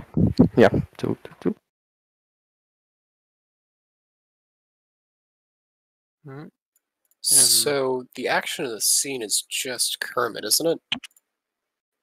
The current scene is just Kermit, yes. Although I'm waiting for them to go to bed so I can talk to her. Okay. Artemis is going to try and get some of that gilf puss. No. I have Sloppy seconds if Kermit doesn't get it. She's already Lord. been lubed up. Oh no. As Lee finishes her meal and her tea, she picks up Perry and starts to look like I don't think she has the key, so she's gonna look to Kermit and like ask if he is going to bed anytime soon, and if not, if she could get the key to the room, because she's assuming that if she said that the room's already been taken care of, he has a key. The keys were given to Ember, I thought.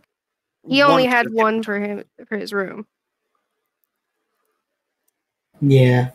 You only got the one for the room Sheila and Ember are staying in.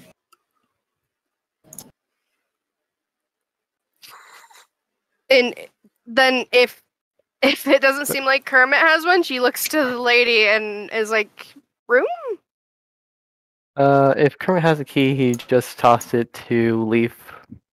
And her name is Dama Fortuna, Sage. I mean, yes, but Leaf didn't catch her name, so that's why I've been calling her lady. Oh. Okay. I just didn't know if you actually knew. Alright. I was thinking dumb tuna too. I was like, dumb tuna. Dommy Tuna? Shut up. I mean... Is it completely wrong? The thirst is real. Dama flips one of the pages over and she grabs another key and she holds it out to Leaf. There you go. Your room is the one after the first, so just one door down. Alrighty, thank you. She starts to head towards the room, looking towards Artemis. Are you going to be joining me to go to bed, or are you staying? Yeah. Well, I mean, if you're inviting me to go to bed with you, I mean, of course. Wink. I believe there are separate beds. I don't sleep either way, so I mean, you knew that, so I thought you was asking me to come to bed with you, but you know. While this is true, I assume that you don't want to stay down here the whole night. Yeah, I'll come watch you guys. Leaf starts heading towards the room. Alright.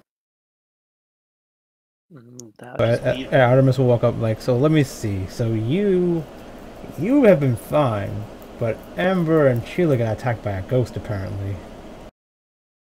Maybe I should watch them.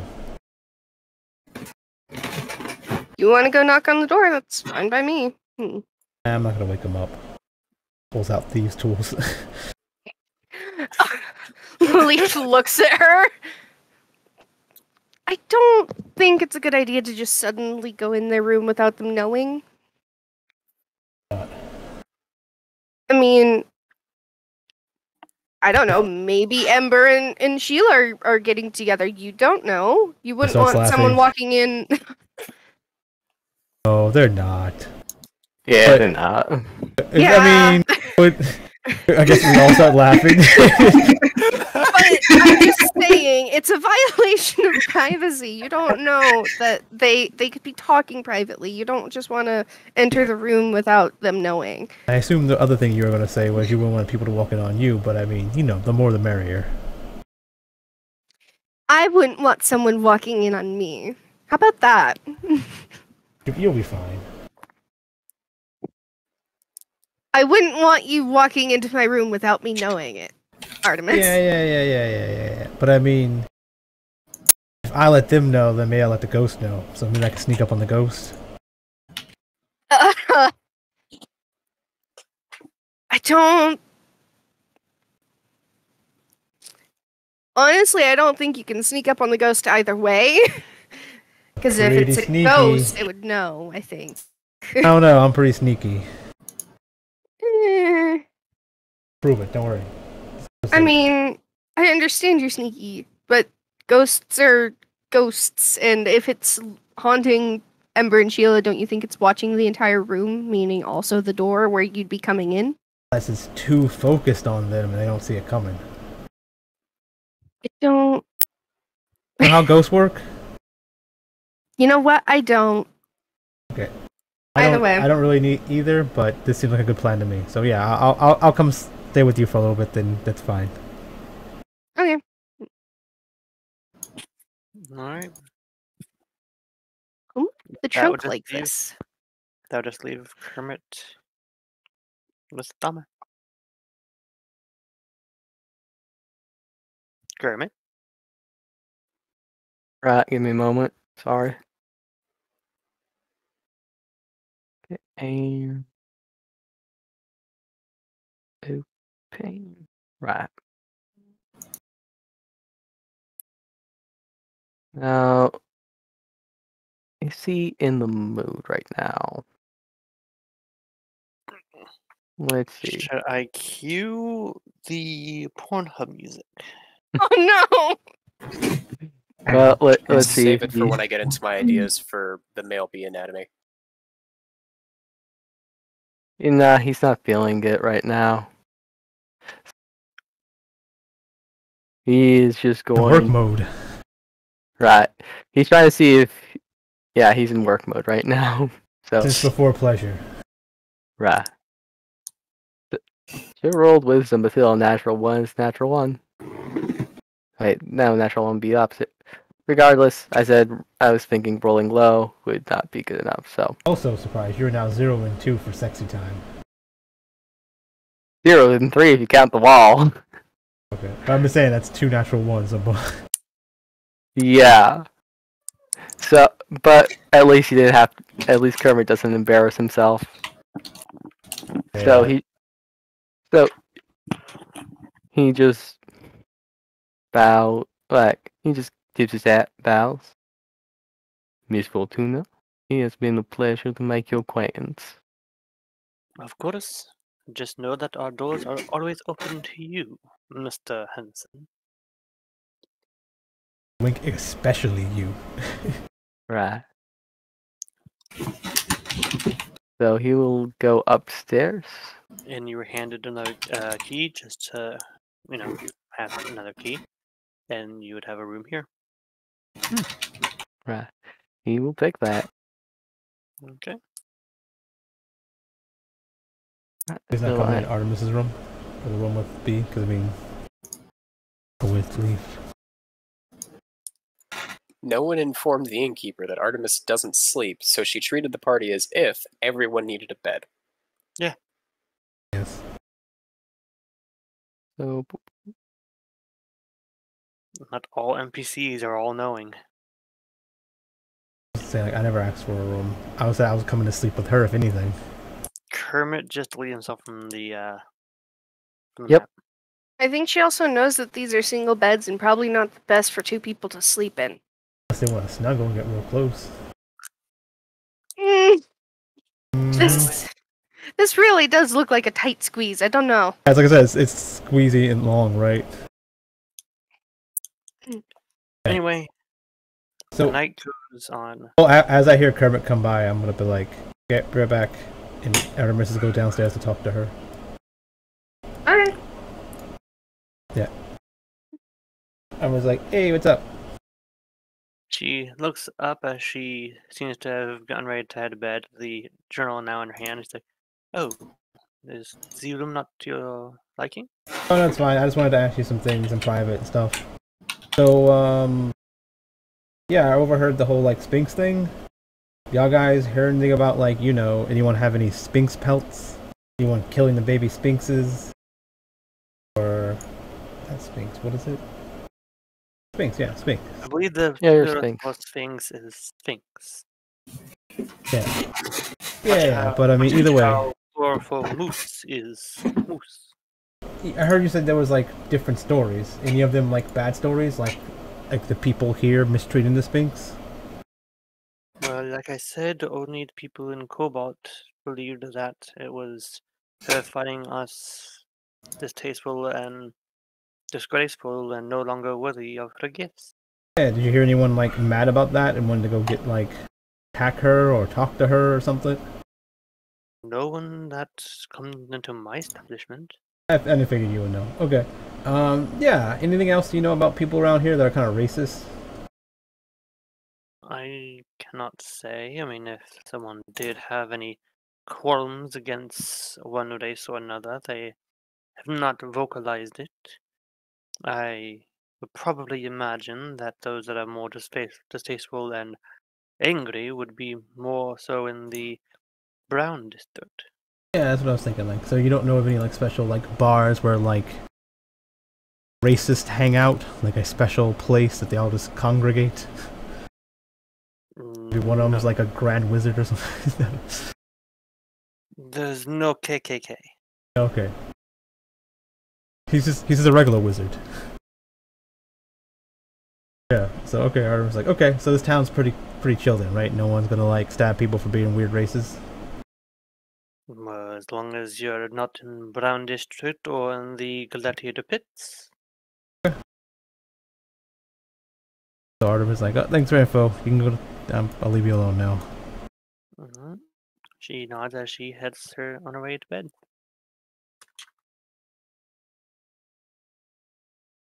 And where does Artemis go? To pick this lock, but only gets a 12. Nope. It's a door lock. It's probably good enough either way. It's a pretty good lock. She tries once, it doesn't work.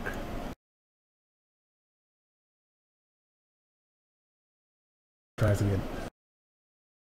I should probably limit that to like a few tries at a time, because just being able to go bam, dang it, bam, dang it, bam. The idea is you can do it every 6 seconds. How about this? Did you tell Leaf that you were going to be right back? Yeah, I don't know, like... You would know that she'd leave the door unlocked for you. Yeah, I'm just gonna check As on you these guys, make sure there's no back. ghost sucking on Ember's, like, arm again or something. Alright. Go suck. Or otherwise sucking. The reason why you can keep doing it is because it takes 6 seconds, so, like, in combat it will take an action, right? So the idea is every in I know, combat but like still, it just seems kind of like a lame thing. Like, to get Yeah, well, the way I do it is in my game to make it easier. You make one roll, and you're gonna succeed. It just depends on how long it takes for you to succeed. Right. So like, if I get a 12, it'd be like, oh yeah, you did succeed in a little bit, right? It takes you a little while. Still, just like I think I might want to try and see about limiting how many tries you can give it instead of just going bam, bam, bam, bam, bam. Oh, okay. Good to know before a game starts, because that's nerfing a character, but that's fine. I mean, like when you're outside of combat like this, like when it's a non. Yeah, sure. I mean, that's like saying, like, Kermit starts playing his banjo, and like, oh, and everyone's like, that kind of sucks. Like, oh, let me try again, right? It's like he plays a different song. It's like, no, you can't try again. You gotta play the same song. It's like, oh, okay, cool. I mean, even then, Kermit's going to really still be playing banjo, just different tunes they would try. Or Yeah. So the thing about locks is that they're kind of designed to be worked around like that. Like the only real way to Like my bobby pin punish is someone like, for trying over and over again is to have an alarm in there. But it's a like, there's door. ways to counterplay. I mean, it's not. I mean, like not just for thieves' tools. I'm just saying, like in general, because just being able to try over and over again just kind of just seems a bit OP. But anyway, Yeah. But you managed also, to get the door locked. yeah, but also this is a You managed to get regular. the door Cool. But I'm saying like this is a basic door, right? The DC probably should only be like 10 either way. I should probably like just walk in, like Fawn's this thing, like hit it and go, hey, and open the door, right? The door is unlocked. Okay, cool. And I walk over to Amber and stand over him while he's asleep, holding my dagger. Look him over for tentacles. Oh my god. When Sheila heard footsteps in the room, Well, she the turns so are you sleeping? Sheila wasn't asleep yet, Okay. but I mean, did Artemis make sound as she moved across Well, the room? let's see if They Artemis didn't made make a sound. They didn't make a stealth roll beforehand. I would have been sneaky because I didn't want to wake him up. I was hoping I'm not knocking on the I- door. Okay, so quiet enough. It's like saying like, oh, you didn't say you were sleeping, so I guess you're sleeping now, because that's what I assumed. No, fair enough. Yeah, I was in my head for a lot of it, but Yeah. no, I guess Sheila didn't hear anything. Eventually, she goes to sleep. If you want to turn over and just see Artemis, it's fine. No, I'm not like hiding behind something. Yeah, so I just gotta look over Amber to make sure he's not getting sucked on by a tentacle. Alright. Sucked off, either one. Walk over to Sheila to make sure she's not either. I shrug, and then I leave. Okay. I relock the door, and I go over. Come back in. Yep, everything's good. No one's getting sucked on and off by a tentacle. So you did sneak into the room. Yeah. She kind of sighs, shrugs. Okay. Ghost didn't see me. And as Artemis goes through the halls, she probably hears soft banjo noises in the distance. He's sleep banjoing. He plays the banjo until he falls asleep. Like after a couple of hours after everyone's asleep, Artemis is gonna like leave the inn to go to the Brown District and just wander around as a bee person in any slummy place she can to see if anyone tries to attack her. Say anything to her. So you're going to try and leave the inn while everyone's asleep. Yeah, I'm just gonna leave once everyone's asleep. And I have like 8 hours, right? So I mean, Sounds good.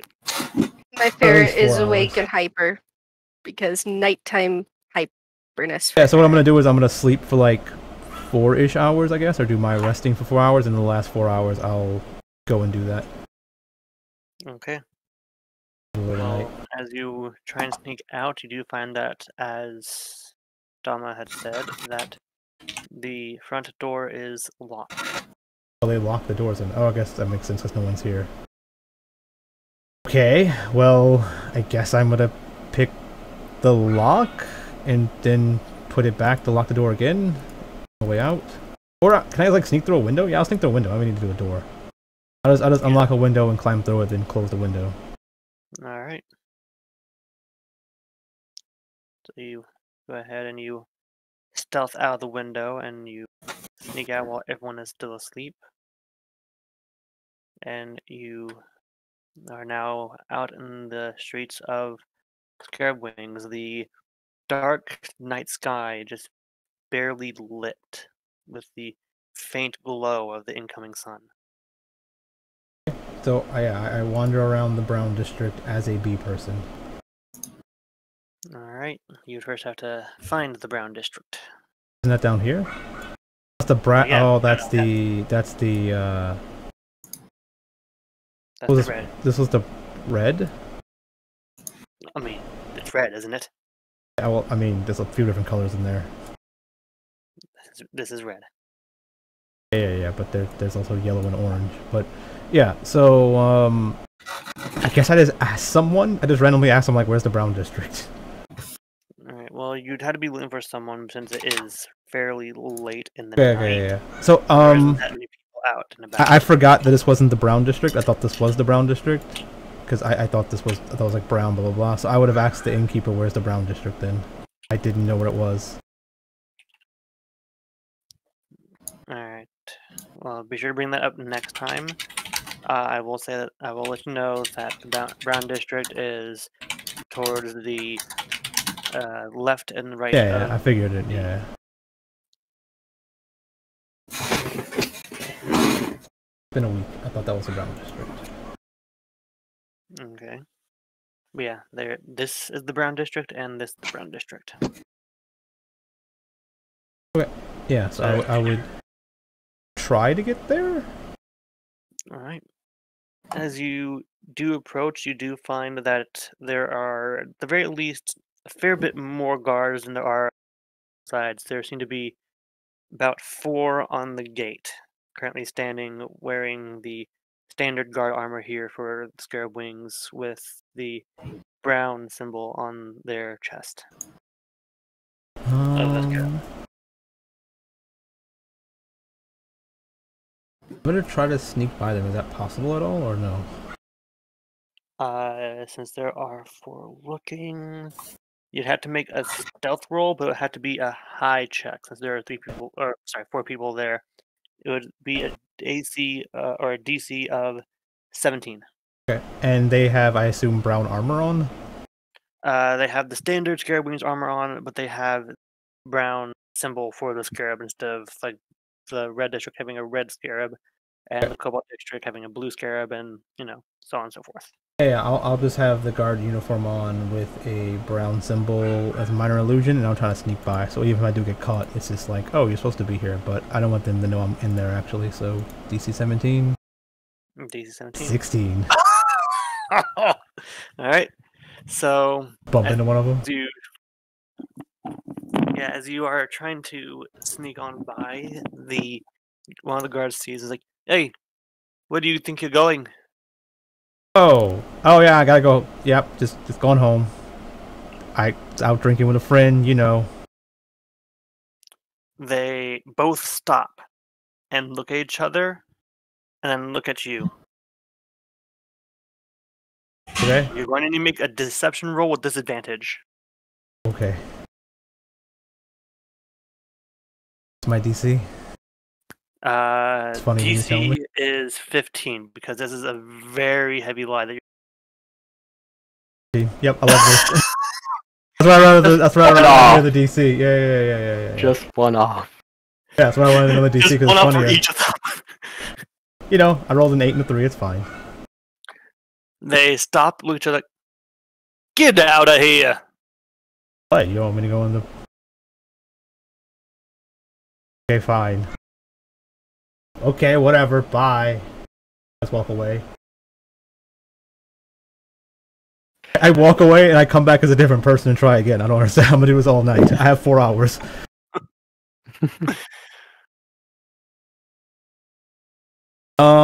Wait. Is there anyone?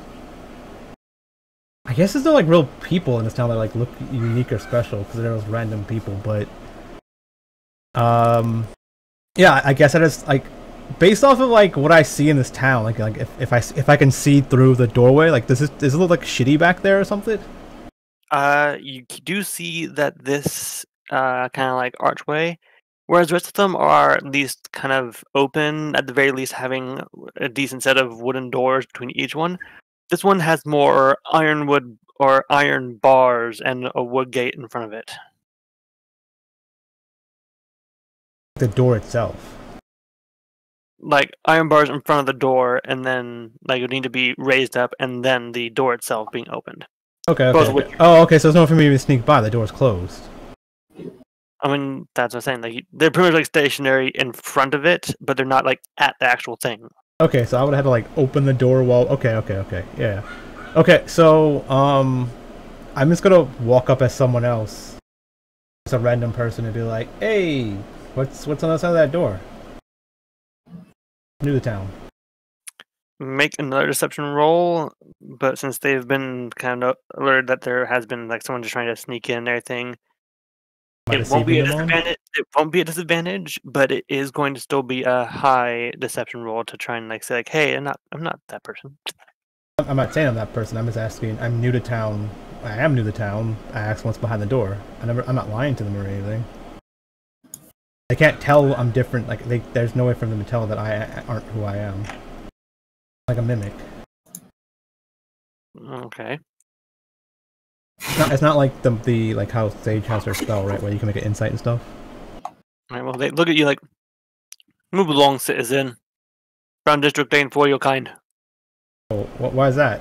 I'm new to the town. Criminals, scumbags. Oh, it's like a jail. Yes. Oh, okay. Okay, cool. Bye. Yeah. I don't want. Yeah, I go back to the inn then. I thought it was like a district where people just lived. Nope. Oh yeah, I was like, go there, kill fucking everybody then. Never mind. Right. Okay. In jail, I don't need to kill them. Okay. Everyone, beginning with last name from A to D, stand over on the left ball. Everyone through E to J, stand over there. Form an orderly line to get murdered. Yes. Ellie was to get piled up. It's like Hitman. He's a room full of bodies.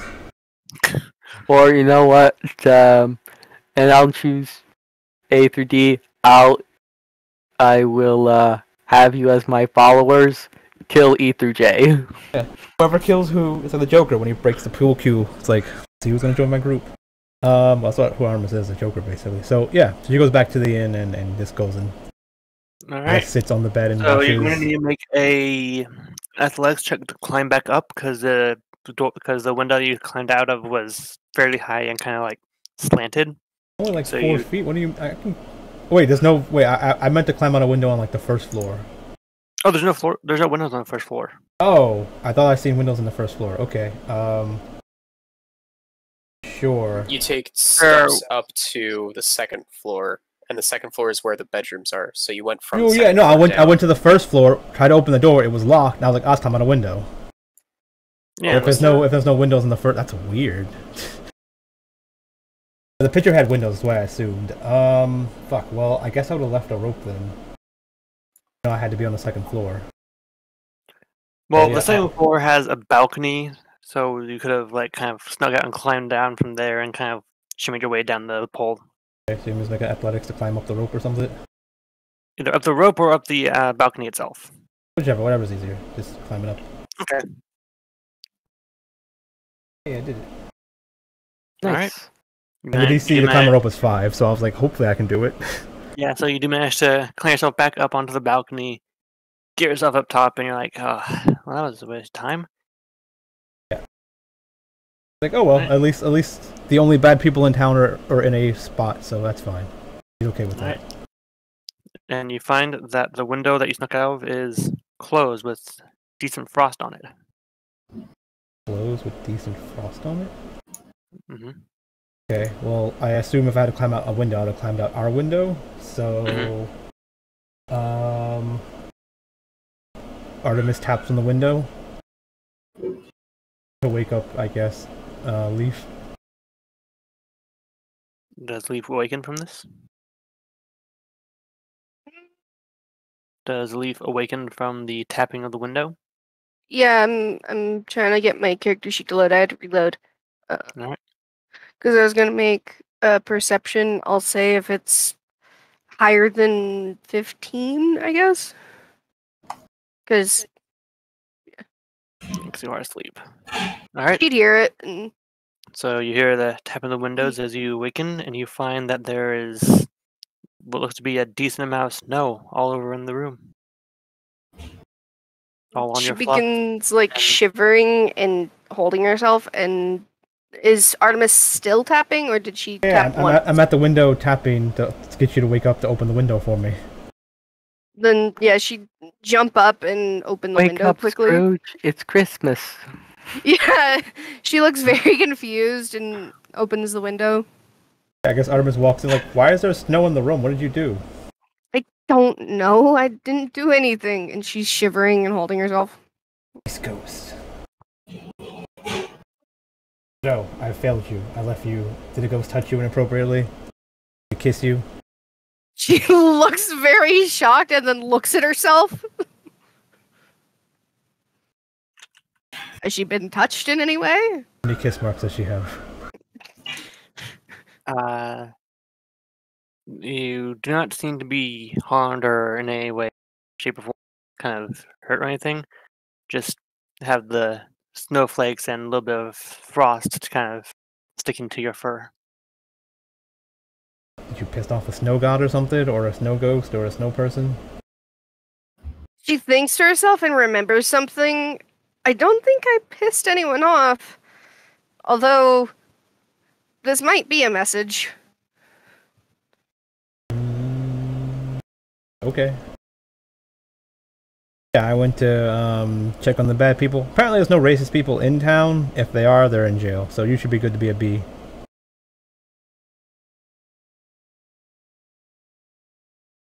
To give them a stern talking to, and there was no one around to talk to. Well, thank you. Didn't have to do that. That's fine.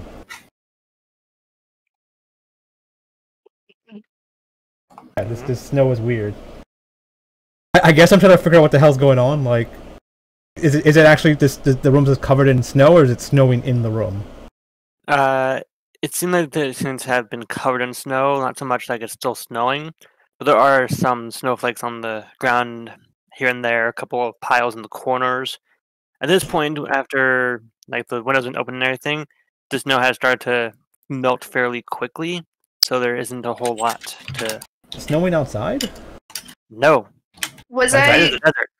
was I dreaming or anything? You were dreaming, yes. And what was my dream? I suppose now's a good time to say anything. Yeah, like you can do your flashback of what you remember from your dream. Yeah. All right. So, as you had fallen asleep and started to rest, your mind drifting in the emptiness that is your dream state, you do kind of feel your eyes twitching and squinting as you gently open and you see that you're not in your room anymore. Rather a rather large torrent snowstorm. The harsh, cold winds billowing and blowing past you.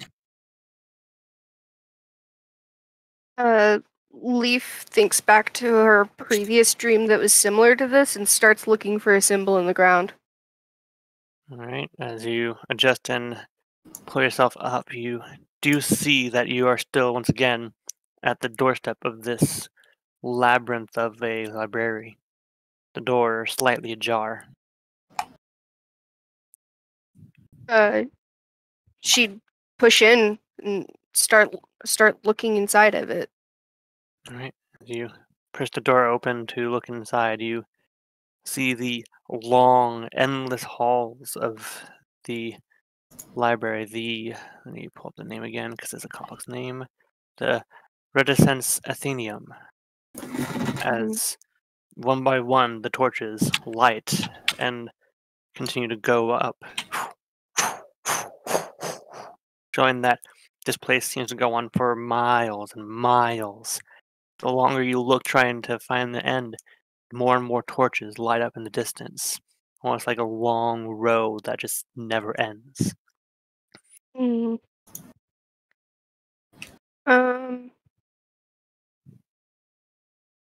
Leaf is gonna try and find some sort of like. She's gonna try and look around and see if there's any sort of sign as to where she is in the world. If there's like a map or something, anything.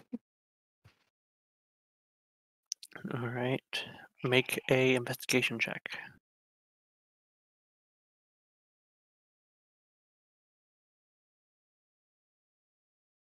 All right. As you're walking through, trying to find any signifying details that could tell you where you are or where this place is, you don't seem to notice anything outside of the usual carvings and the etchings in the stone floor, and the columns that support this building.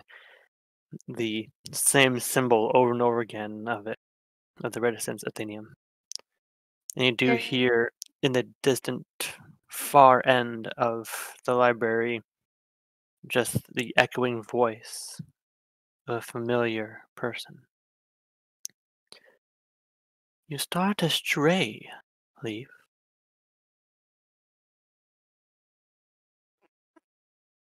Leaf kind of winces at the words, knowing who it is.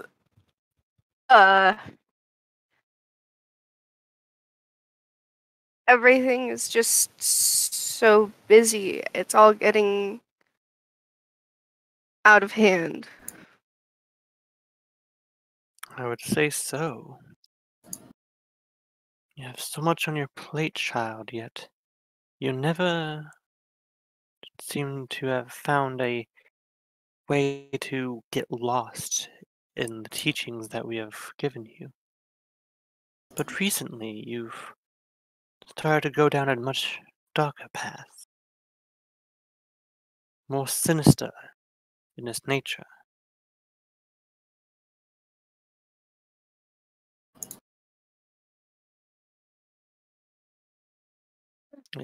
I do find it quite troubling.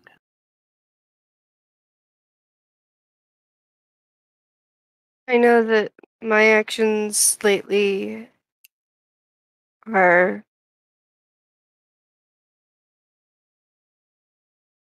I thought it was what was right, but I don't. I don't know how everything got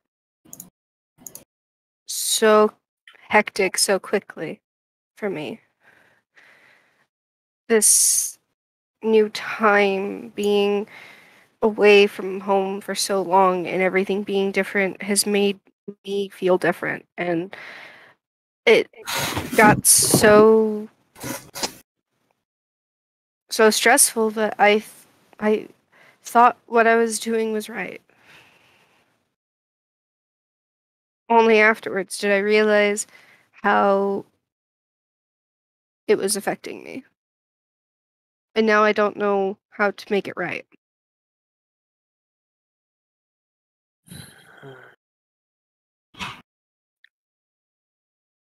You can feel the library almost kind of shift and turn and coil, almost like it's twisting in its very form. You feel your legs kind of shift as you're struggling to keep the balance as you go from horizontally to slowly vertically, but down the hall you do see it still is straight. Almost like the entirety of the library is being turned upside down, little by little. Leaf is gonna try and find something to grab onto, a bookcase, anything. Alright. Looking around, you do see that there are the columns of the pillars that are supporting the library itself, and a few columns of bookshelves that you could grab upon. She'll try to support herself. Alright. As you grab on and latch on, the building continues to flip and turn. Despite all of that, the books remain in place, motionless, as the building once again reaches its final state of being upside down. You're, oddly enough, not dangling from the place, but almost as if you're just standing upside down, gravity not obeying as your feet stay stuck to the ground. Leaf is confused at this and thinks for a minute. Why do you keep showing me this place? It is of great importance. Everything that is, everything that was, and everything that will be, all within the books of this library. Then how can I find it? Seek the man that has found peace to the far north. He's the closest one to trying to locate this place. But don't stray from your path too far, child. I fear what more dark, nefarious things might try and grasp onto you and lead you down a different path. A path that I cannot follow, nor save you from. Be wary, child, of those that may lead you astray. And tread very carefully.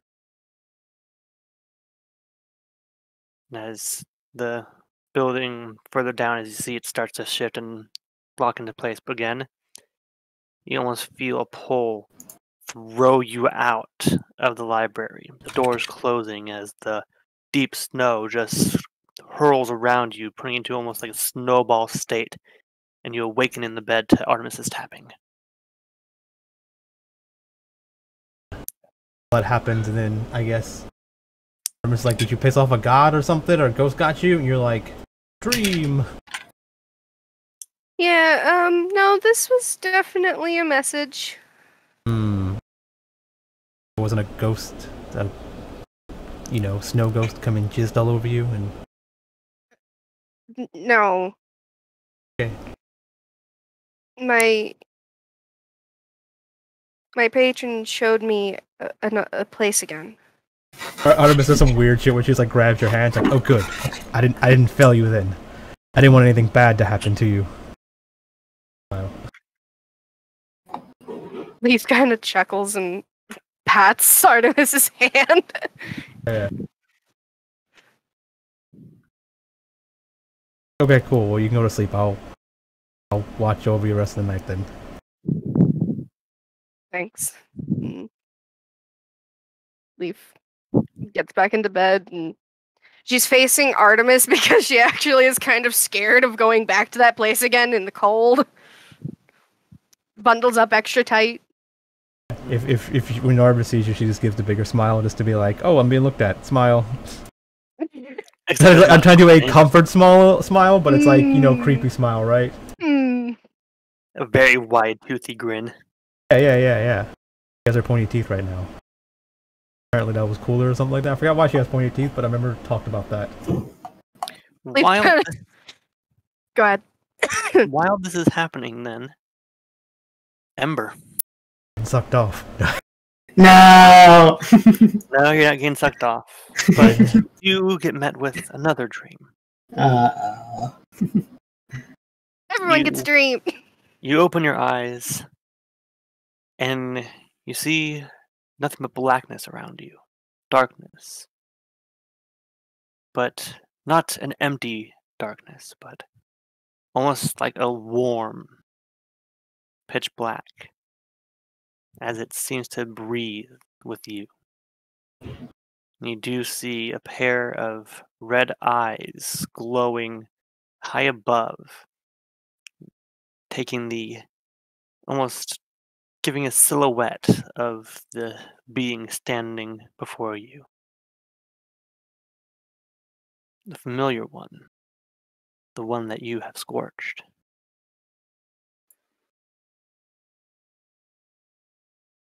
Mm-hmm.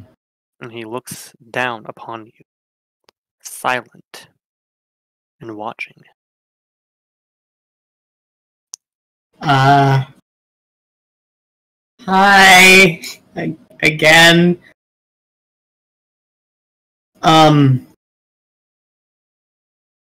Thank you, for the help.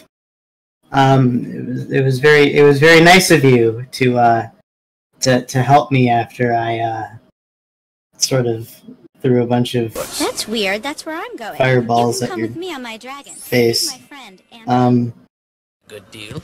I have a hard time expressing it, but dragon who I own. thank you. I really am appreciative of knowing about my homeland and Are you magical? knowing that it's not in complete shambles. Are you?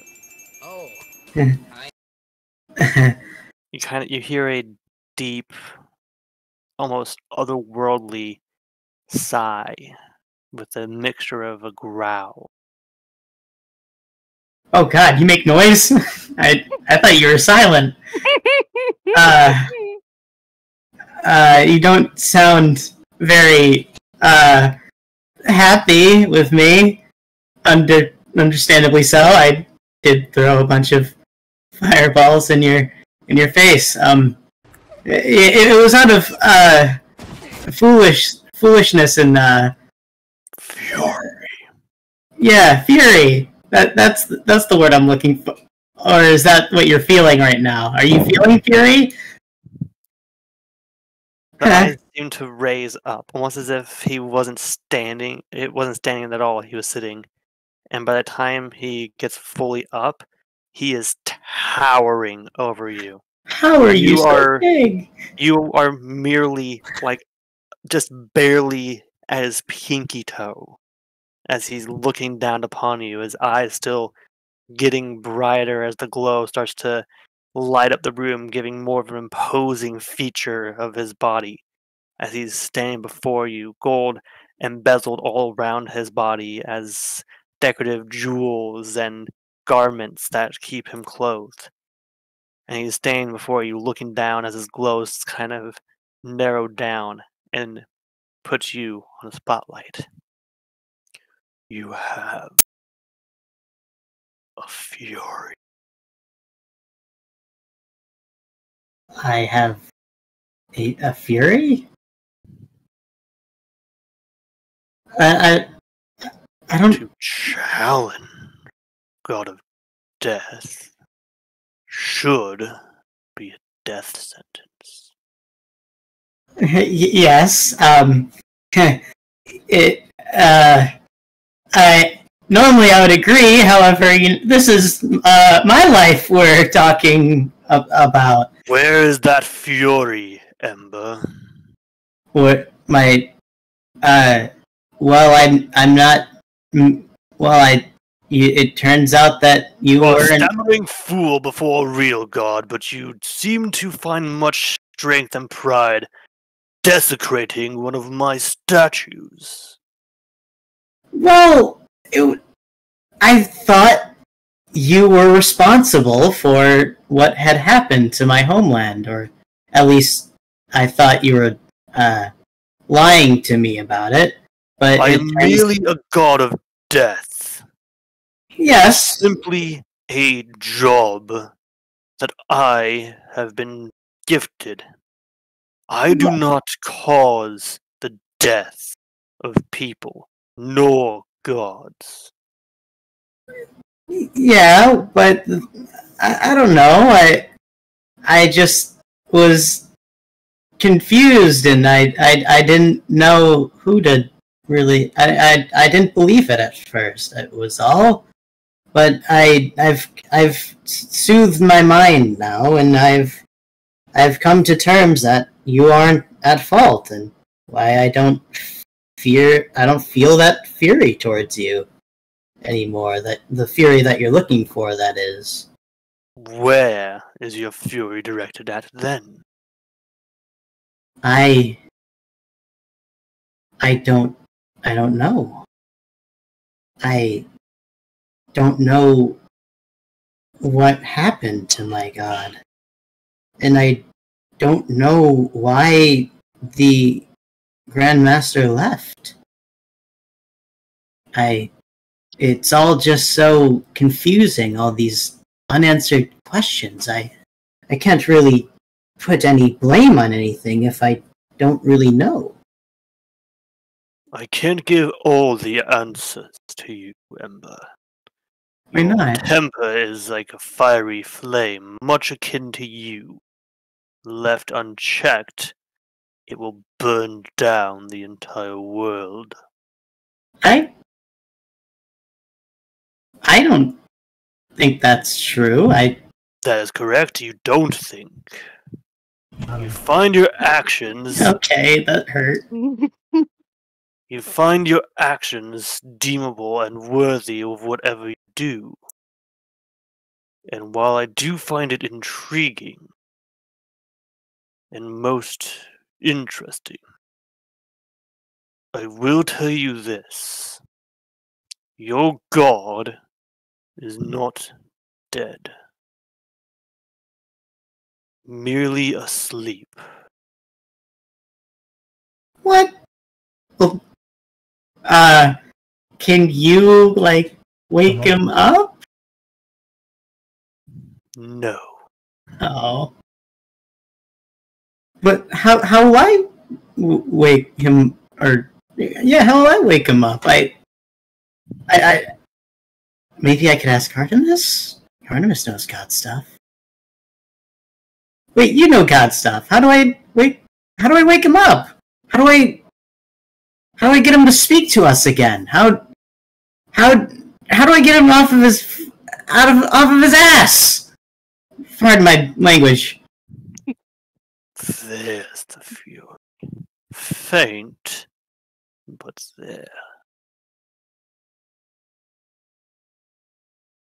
Well, you didn't answer my question. Going to answer my question, are you? Well, it is relieving to know that well, is it relieving? I don't know. What is the sleep caused by something? Did something put the Dawn to sleep? The eyes narrow as he looks at you. The spotlight starting to be more focused as you can feel the heat coming from his eyes. Okay, too many questions. I got it.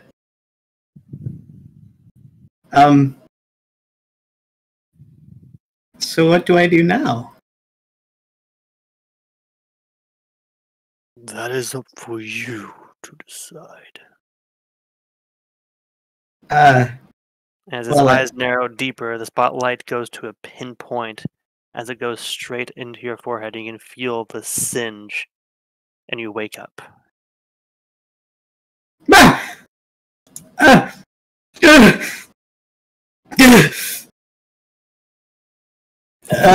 He just sort of like looks down at his body and is like, I'm still here. He just sort of looks over at Sheila to see if Sheila's still asleep. Is she still asleep?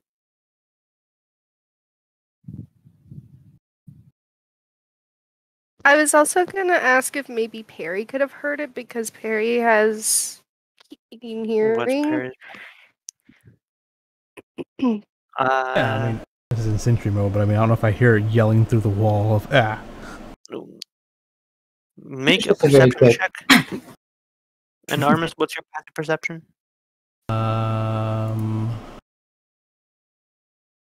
Check. Alright. Perry would not hear. My passive is, oh damn, it's 17. Alright, you can make a perception check. I can make one because I have a higher perception. Okay. Because these are walls. They're thick walls. Yeah, I don't know why I needed the passive first, but yeah, sure. Wait, Perry's too distracted trying to play with Artemis. Not screaming, but someone yelled. You would hear a little bit of a So as this is happening, I think Artemis has shape changed into a weasel person. Is playing with Perry, I guess. Alright. Perry looks at you strangely, but doesn't care and just keeps playing. And when I hear the bah, would have heard it. Artemis like And kind of stands up with the weasel where- and. As for Stephanie, Fred, are you there? Who's Fred. Stephanie? Fred. Dead. He died. Perry waits outside the door. And Fred is muted. Fred. Okay, I guess Stephanie did not hear that. Stephanie is still asleep. She's super asleep. Stephanie is Steph, which is Kermit's cat. Sheila. You mean Sheila. Oh, sorry. Yeah. Sheila. Sheila. Yeah. Ah! Steph will wake Kermit up. Hi, Artemis. I heard that. Did the ghost get you? Sorry. Did it suck you off? No, I just had What's that? Fred just- bad dream. Fred just came in. Fred, would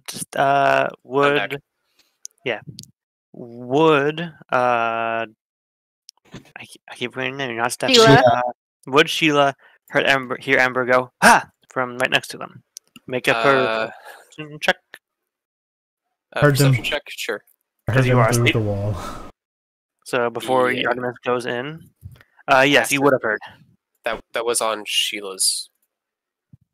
Yeah, that was on Sheila's. You want to do the way they do it is like. Sheila would have heard first, and then Artemis, and then Kermit. So first, Sheila would wake up, hear that, see Ember kind of sit upright. Whoa. Any hickeys this time? Ghost stuff? I don't think so. It was just a bad dream was all. Also, Kermit, you would have been dreaming about fireflies and dragonflies. I'm playing your banjo. Okay. Naturally. Like, Steph would have woke Kermit up, though. I know. I'm just letting you know that's what you were dreaming about, so you don't get left out. Do the bread like- roll thing? Eating the bread? Yeah. I mean, as soon as I hear the bed, within 6 seconds, I've jumped out of bed, opened the door, ran out, picked the lock, and ran here. I know. Yeah, but so- I'm just giving them their thing first. Yeah, so. yeah. I mean, like the idea is like shit's going down. I know. potentially. Yeah. Just again, just Oh no, I Everything love the first. idea of Sheila being like, any ghost tickies, and then Artemis being there immediately. Yeah, did it go suck you off? all right. So, any ghost cookies? No. Armor shows up. Did it go suck off? No. You scream about. I just had a bad dream. How did you got in here really quick? Yeah, I'm trying to like split myself between 2 rooms. Usually you sleep in 1 room, it's a lot easier. So I mean, now I'm here, maybe, Leaf's getting sucked off by a ghost. One already like jizzed all over the room.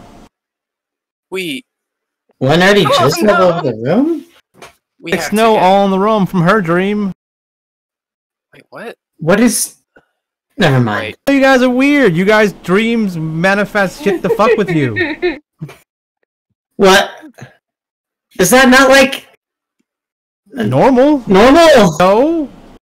Artemis and Sheila, It's you not would see that normal. he has This is Artemis and Sheila, you would see that he has a red dot on his forehead between his eyes. They have a dot in your forehead. Did What do you mean a dot on my forehead?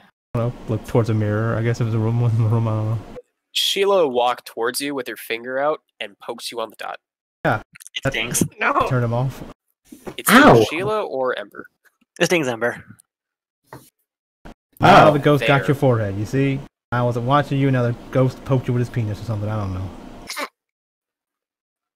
I don't think that was it. I think that had something to do with my dream. Just like the ghost. Your dreams Yeah, maybe. manifest ghosts to fuck with you in real life. Well, anyways, while you're here, Artemis, how do you wake up a god? Why do you go to sleep? I don't know. Figure out why he went to sleep, and then don't do that, right? So, like, if someone casts a spell to make him go to sleep, you have to break the spell. If he went to sleep because he got beat up, then he has to wait to get his power back. If you kill a god, like, they don't die, they just go back to their place and sleep for a while. If he's weakened, if he had a lot of power and then he lost a lot of followers potentially, he might be weakened in a state where he needs to go, like, rest because he's having to give so much but not having the energy because no one worships him anymore. So, if all your people stop worshipping him, then that could be it. So he needs more followers. Lots of reasons, but I mean, the idea is the same reason why most people, like, if you fall unconscious because you got clunked in the head with something, usually just shaking doesn't wake you up, right? You have to, like, get fixed. So, yeah, it depends on why the guy went to sleep. Yeah. What is all this happening right now? Oh, great! It's a party in here. Kermit is currently a burrito, or a He's a burrito. he's a jumping bean in a burrito. Yeah. Yeah, so I was like, Leaf had a dream, Ghost came out dream and jizzed on the room. Ember had a dream, He got poked in the head with a penis or something like that from a dream from a ghost. I don't know. These ghosts are very Penis. sexual. Any idea of curses? I don't know. Did y'all get affected by something to fuck with you? No. It's had to happen before I was here, so... Right. I can't remember. I don't think any of this happened before you came. What'd you dream about? What I dream about? Yeah. I dreamed about Anubis, and he told me that my god was asleep. Was he and like? that also I was kind of an asshole. Was he which like big and makes like? sense. Was he like big and sexy? Did he have a shirt off with abs? I literally could only see his eyes. Was he big and sexy with a shirt that off? sounds fierce. Yes. Was he big and sexy with a shirt off? You would not know. You have not seen him. Well, I'm saying like would have Amber have known that he was big and sexy with a shirt off? Ember does not comprehend sexiness. Okay, well, was he big with his shirt off and abs? He was very big. Well, every depiction of Anubis does have a shirt on. He was very big, but Ember could only really see the silhouette of his face through his eyes, so okay. he couldn't see the rest of his body. He was being mysterious. Okay, he was the mysterious stranger in your dreams. Okay, sure. Okay, so I was like, okay, sure, whatever. But yeah, so I mean, if Anubis came and talked to you in your dream, it's like a god telling you that another god, he's helping you. Didn't he help you earlier? You tell Artemis that? Yeah. I guess he was talking to me in my dream now. More to probably scare me because I did throw a lot of fire at him. A lot of fire. So did he get back to you by putting a dot on your head? Maybe? I don't know what this dot does. Maybe it's like a marker for his followers. Do you know if this is like a murder? Like a death marker? Would Artemis know that? You would not. Okay, so yeah, Artemis like, not know of. Oh. I mean, do you follow Anubis now? I don't think so. Why would If he wants me to, I'm probably just gonna have to die. Yeah, that's what I'm saying. Like, why would he just do that? I thought maybe in your dream you're like, I'll follow you, Anubis, and he's like, here's my dot, right? If that's not what happened, then probably not. I mean, maybe you should look it up. Mm-hmm. Look it up, like, in a library? I don't...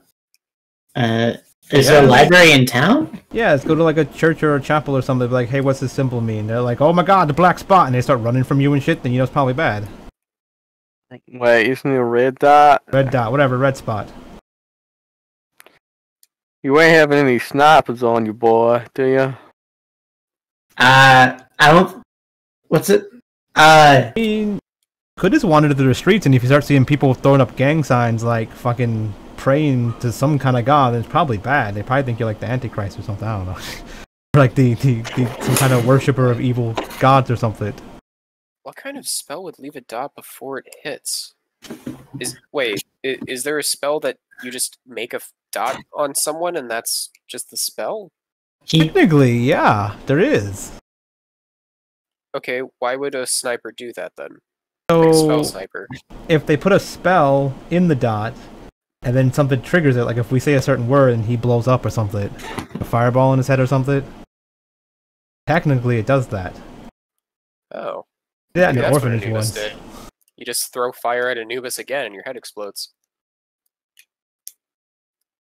Oh, good! Artemis has mentioned something, but I don't know if anyone heard it. About the spell and the dot, and then it explodes when we say something. Yeah, and Artemis said I did that in an orphanage once. Oh, I didn't hear that. Well, I'm glad you didn't hear that. I want to go to... I want to go to bed. I mean, I was saying if anyone heard it, they could ask her a question about it, but I mean, if no one heard it, then oh well. Can we just, like, go back to bed? Leans over, You had a dream too? Oh my She looks God. very tired. Is everybody here? What's next? Is Fern gonna come back?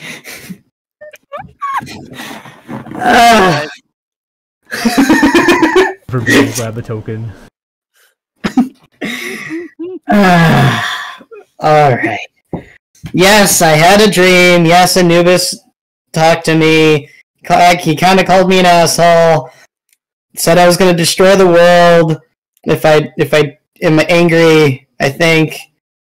And then he told me my god wasn't dead, that the dawn is asleep. And then he narrowed his eyes, and now I have this dot on my head. That's about the gist of Still it. in my room. If your god was dead, then someone would try to replace him, probably. I guess so. So you speak from experience. Well, yeah, god spots don't usually stay open very long. I mean, everyone wants to be a god, probably. That's also technically what happened to the god we were helping. Everyone's killing the gods to try to take their spots and stuff. Right, that makes sense. That's how Mistra came into being. Like the magic god, right? Well, yeah, there was Mistra. I think Mistra was the one that came because of the wizard and blind cities or some rubbish. I was gonna wait till morning to ask you all this, but do any of you understand what "seek the man who has found peace to the north" means? Yeah, I do. We go north and we find a man that's found peace. Yes, but I meant, like, do you have any idea as to who that might be? Like, I know him personally? No, I mean, no. Hey, B, as someone from Frozen Soul, would Sheila know? You would not know. Fair enough. No, and I'm from the north too, so You don't know of any men who have found peace? Not much religion. I mean, I grew up in a monastery, so it doesn't exactly narrow it down. Damn. What we're saying is we don't know the subtext hidden behind that. Yeah, At least not the relevant kind. So my dream, because I also had one similar, like Ember, but mine was from not Anubis. Mine was from Krista, my patron, and she showed me the library again. Can you remind me of the name of the library? I need to write it down. It was really complicated, so I didn't write it down. Athena. Let me just go ahead and... Library of Athena? Library of Alexandria, but Library of Athena. No. There. Tarson's Athenaeum. Athenium. Athene. Reticence Athenium. Athenium. Library, got it. Right.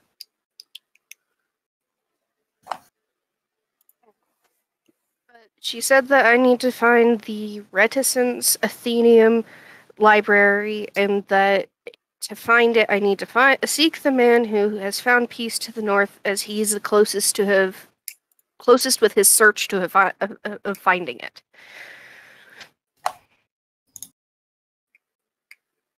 Alrighty. Would Kermit have heard about this library? You heard legend of it, how it pretty much holds the knowledge of everything that ever was, will be, or is. Right. Basically like a time capsule at a time, if that makes sense. It also makes sense that we might need it since, we are from a different time, and it's everything that was and will be, and it might help us know how to get back. Well, honestly, I'm don't think too much about it. Predeterminism ain't something I'm too keen on believing.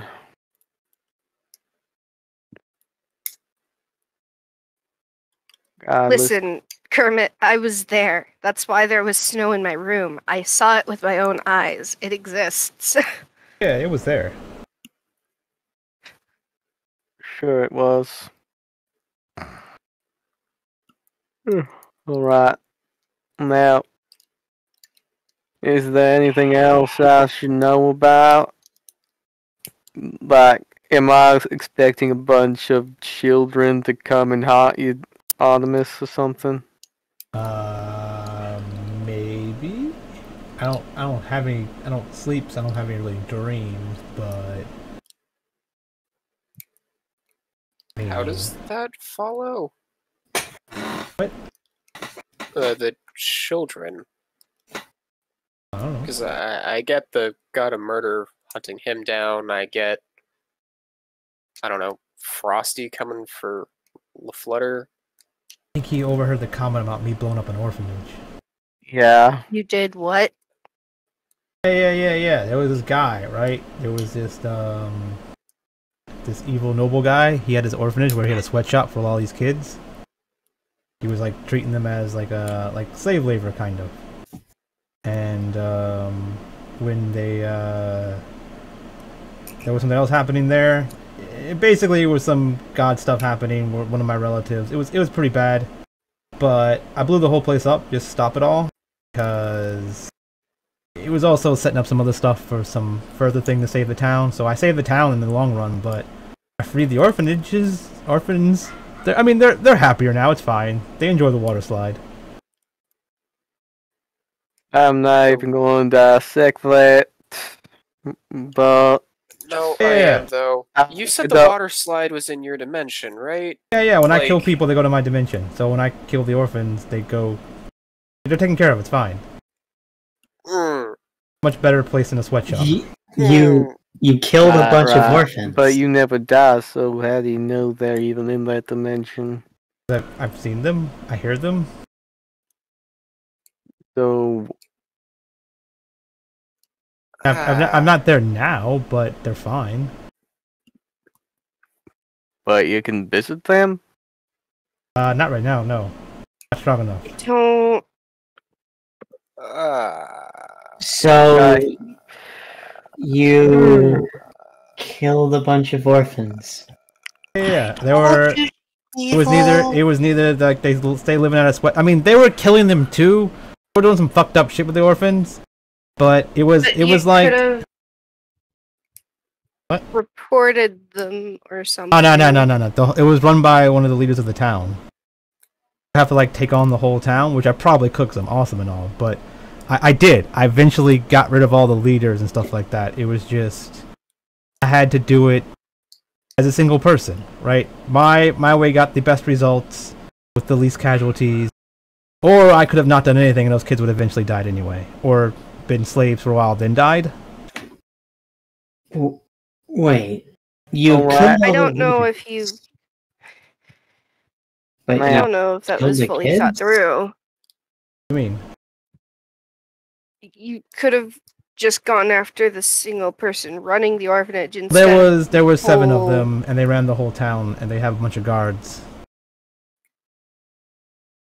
Oh, I still but- don't understand how blowing up the entire orphanage was the best plan. Because it incriminated them, and it was a long, methodical plan. It's fine. It all worked out at the end. All the bad guys are taken care of. I did it. It's fine. Important question. Are you going to try to blow up any orphanages on this mission? If it's okay, Don't. okay. Let me ask you this: if me blowing up an orphanage saves all your lives and saves an entire town, yes. Am I gonna do it just for funsies? No.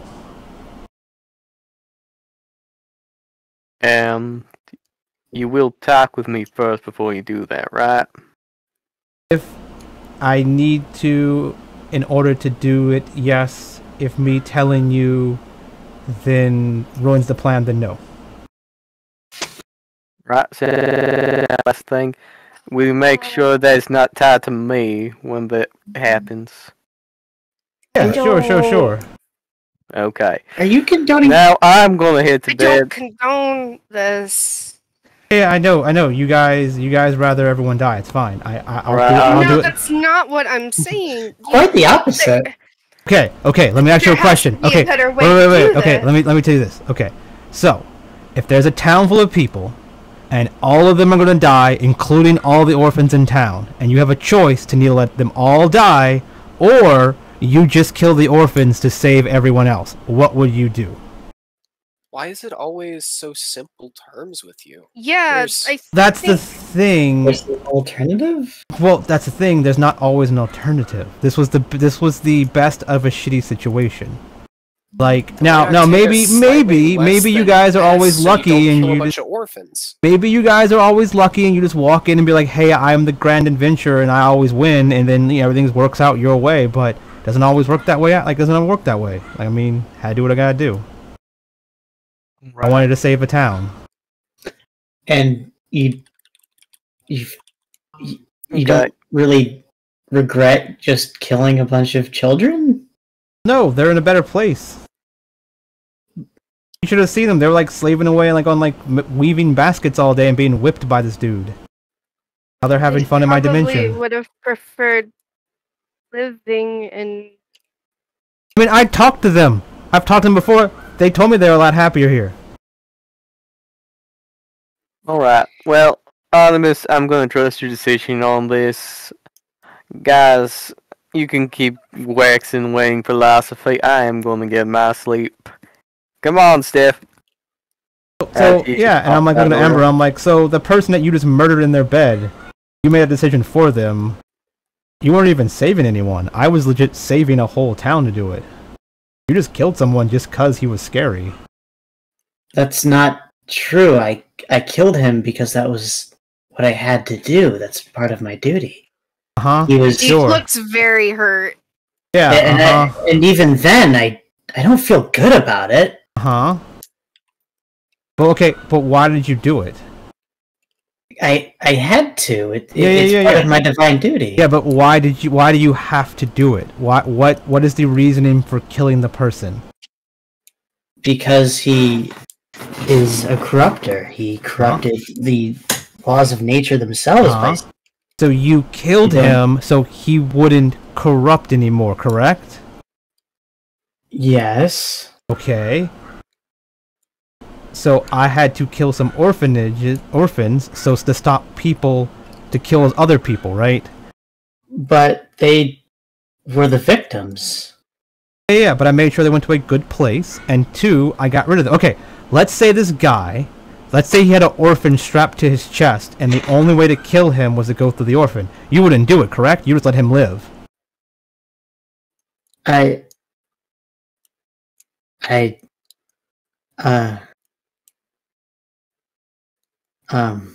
assume you were gonna say no, you wouldn't kill him, but I mean, damn, okay, this is gonna be easier than I thought to win this argument. I'm just, it's late at night. It's fine. You can think about your reasoning for things, but I just know I did what I had to do. But the thing is, I had contingencies for the kids, right? Me killing them means they go to my dimension. They're in a better place. I mean, even if I killed the guy, I'm like, okay, orphans, you're free, and I just like let them go wander the streets and die eventually. Like, no, I'm not gonna take care of all those kids. Like 10 of them. I see. Yeah, don't worry. I thought all this out. Like, you should. I mean, I think things out. You should know that by now. You didn't just kill orphans for fun. No, but I still don't know if it was a good thing that you did. I mean, killing orphans isn't a good thing, but the outcome of why I had to kill them was a pretty good thing. It was to save a town. And because you didn't want to put the effort in to make sure that they found a good home? Well, the thing is, I looked into all that, right? They had women there taking care of them that were also pretty bad. that mistreated the kids as well. They were very short staffed. They didn't have anyone else that wanted to find them homes. But there's lots of things that wouldn't found these kids homes. And the thing was they also, them dying served a purpose too. It was a setup to initially topple the entire group. Because I set it up. I set it. Murders. Yeah, I framed other nobles and them blowing it up, and then they started fighting within themselves, and then blah blah blah blah blah. Right? Because they wouldn't care about the orphans, so I had to make it look like that, right? And it was a big setup. Worked. I didn't die. I was able to take down 7 corrupt nobles, all their guards and bodyguards. Yeah, but sometimes you have to sacrifice a little. A lot.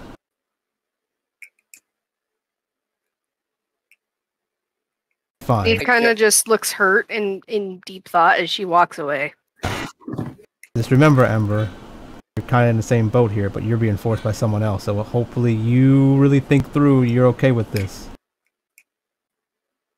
I mean, I do think through it.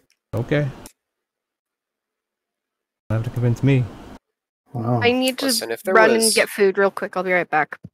Alright. If there was one guy with an orphan strapped to his chest and a knife to their throat, and you could just kill that one orphan and that person behind them to save 9 orphans, I would understand that. Huh? But you set up and killed 10 orphans when you could have done the hard thing of smuggling them out and finding them a home later, and just winning a different way, any other way that didn't involve killing 10 orphans. Okay, how do you take over a whole town and kill a bunch of guards, Sheila? You got any ideas? 'Cause I don't. That doesn't mean you can't try, and also this is the first time I've heard of this. Aren't you supposed to be way smarter than me too? Yeah.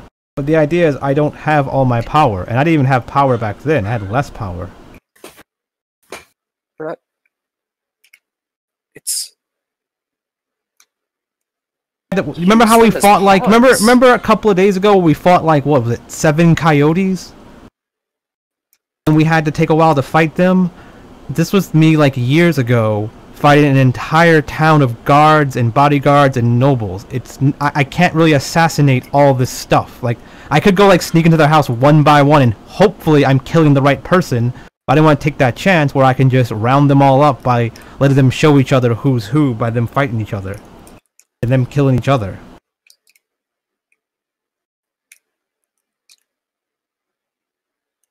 So you could have assassinated people in their sleep, Potentially. and you did this so that you could see who everyone was. So the biggest problem was confirming the identities of the nobles? Of who was evil and who wasn't. And second, I know the history of this town.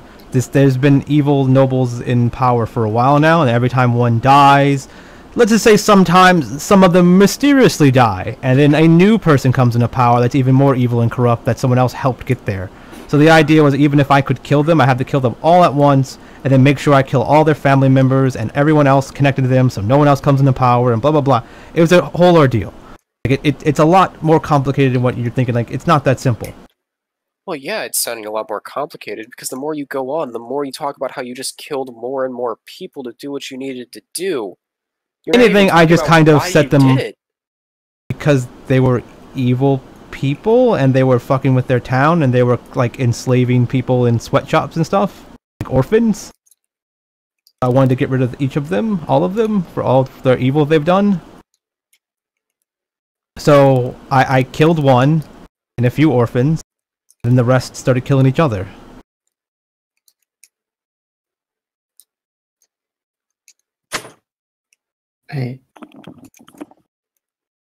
I think we're done for tonight. No, Yeah. I'm here. No, that's what Sheila's No, saying. she's talking to Artemis. Yeah, she's talking to Artemis. Okay. Yeah. I was gonna say the next day the No, yeah. Artemis is it's fine if you don't want to. If you don't see it my way, that's fine. But as someone that has to deal with this stuff a lot, there's always plans and motions to do the best thing. And besides that, I tried. just the Everyone next- else tries. Just the next day comes by and the town squire just yells out, Local orphanage burned down, no survivors.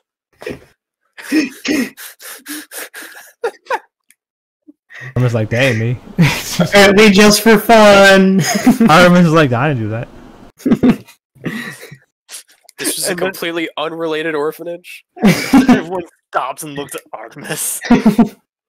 Like, I don't know. This town seems pretty cool to me. Except for those like Paragon people, but I mean, you know. I mean, there's a hot deal going on the orphanage. Yeah, the town seems pretty good now that the orphanage has been burned down.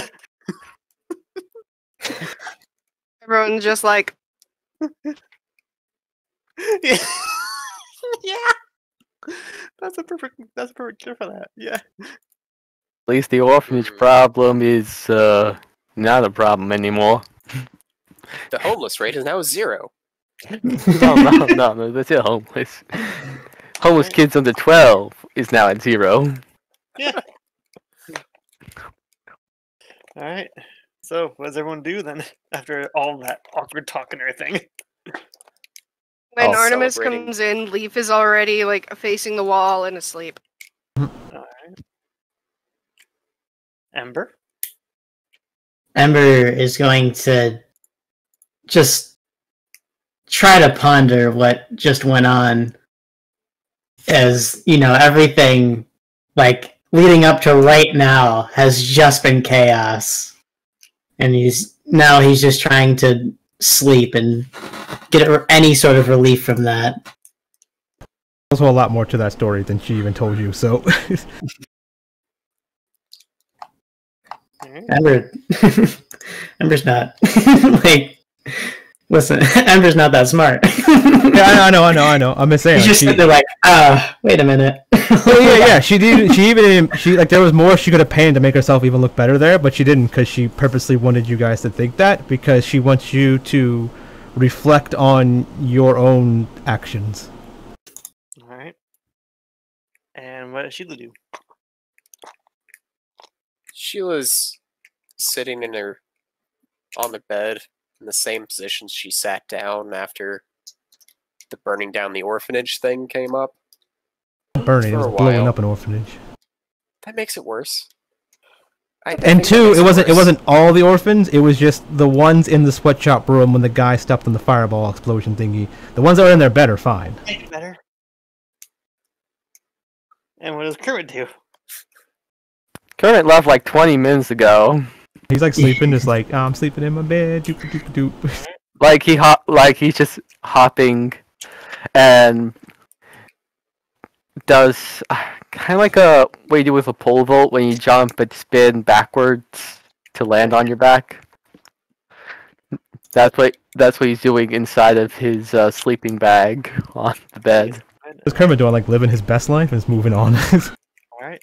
Yeah, So as long as it doesn't get traced back to him, and these plans don't come out of like no reason, he's fine. Alright. Yeah, and Sheila did go to sleep at some point. Alright, so morning comes as the dawn breaks and light enters the building as you all have a mostly restful night after the dreams and everything and the bothering in mind as your body feels at least a little bit refreshed. Although those of you that have the stuff going on in your mind, of course, have a little less to be refreshed about.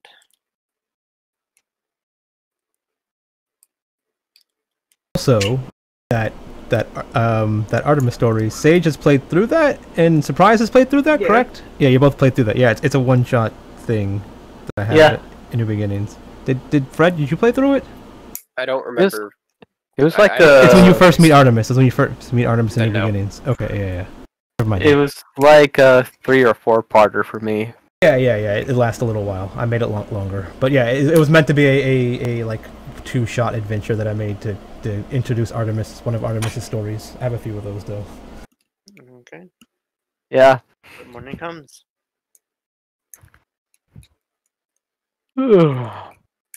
Tell me, was there a bathroom or a bathhouse here? There is a bathroom. Like, does it have a shower or something, or a bath? There's a bath. Right. Kermit is going to spend some time in the bathroom, but you know what? He'll ask. Do all y'all want to use the bathroom first?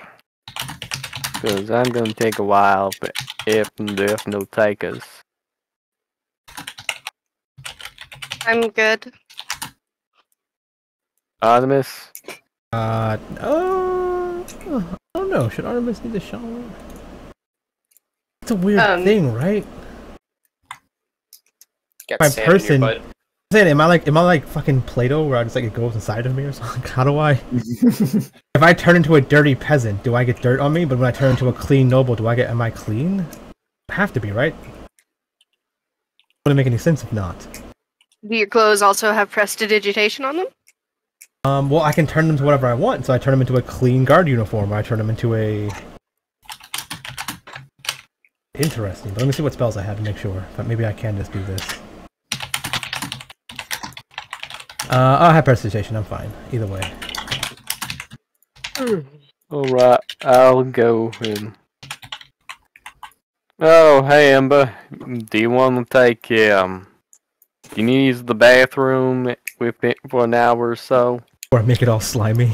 For an hour or so? Well, I need to use the bathroom for about an hour or so. Do you need to, like, use the bathroom before I go in? No, I think that's alright. Right. He, pops in. Pardon me, Sheila. Do you need to go use the bathroom within the next hour? Sure. Alright. Just asking because I do take my time in the bathroom, so Oh. at least be courteous to let other people go first, because no rush on my part. Thanks. I'll try to be quick then. I said no rush on your part. Oh, I thought you said no rush on My part her specifically. mine as well, yeah. Oh, my bad. Yeah. No, because I figured that since you said you were going to take an hour, it was no rush on your part. Right. But yeah. My apologies. I'm still Yeah, it was a long night. waking up. Maybe it wasn't for you. Sheila wanders off to the bathroom. Leaf is going to attempt to do a tight lacing on her corset this morning. Alright. Do you know the roll you gotta make? I believe a 15 does pass because it's a 15 DC. I'll have to say that does pass. It is a little bit tough. Give yourself a tight lacing. It's up. Like morning. Oh, there was no more snow, so I guess your dreams left you alone. I mean, yeah.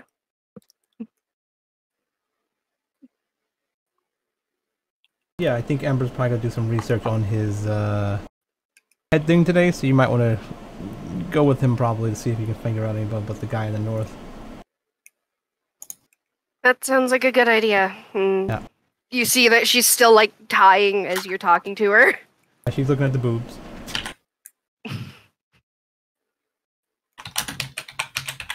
Not too tight. Don't want to explode. But yeah. Okay, well, I'm gonna go downstairs with them.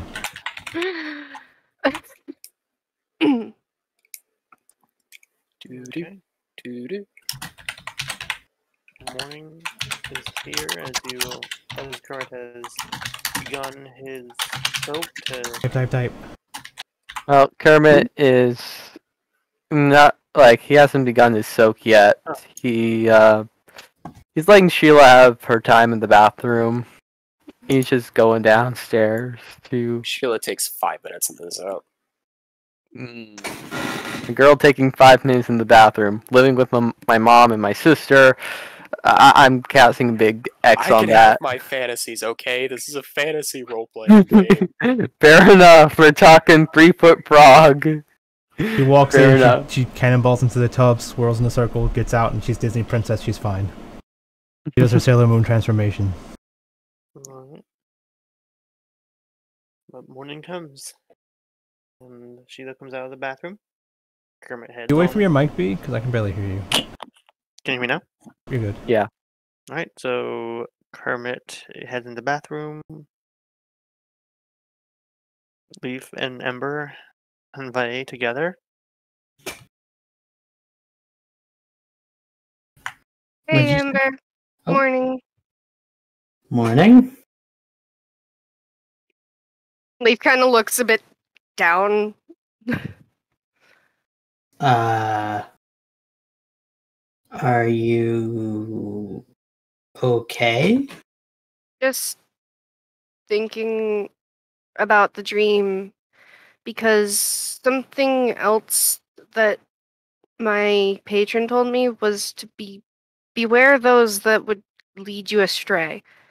And then the information we found out last night with Artemis kind of freaked me out. Oh. Well, yes, it was freaky, but it's a complex issue, I guess. I don't know. It's too complex. No matter. Right. I don't think Artemis is truly the only one to blame. I mean, No, I certainly have I left know you I'm astray. responsible for my own actions and such. It's just if she's giving me a warning to watch out for people, and I don't know, it's just conflicting. Well, I'm just saying that it could also be me, because I've had you have to chase after me a few times, or well, the blade on your side right there, with the chunks sticking out of it. That came out of me leading you astray, I guess. Mm. Gods are vague, really vague. Even my code is True. super vague. Well, It just makes me wonder what we're doing and what we are supposed to be doing. Well, well, there's a lot that needs to get done. For instance, you have your god, I have mine. There's the town that might get destroyed by the goblins. There's a lot. A lot. And like you said, it can get complicated, but is that really an excuse for our actions? What do you mean? Like the situation with Ashen, thank you. Well, if I remember correctly, you didn't really participate in that. I still condoned it at the time, and I did help. I was the one who created the veil of silence around you guys, so that way he literally couldn't alert others or even speak to us. I mean, in the Dawn's eyes, you did the right thing. That Are you? helps.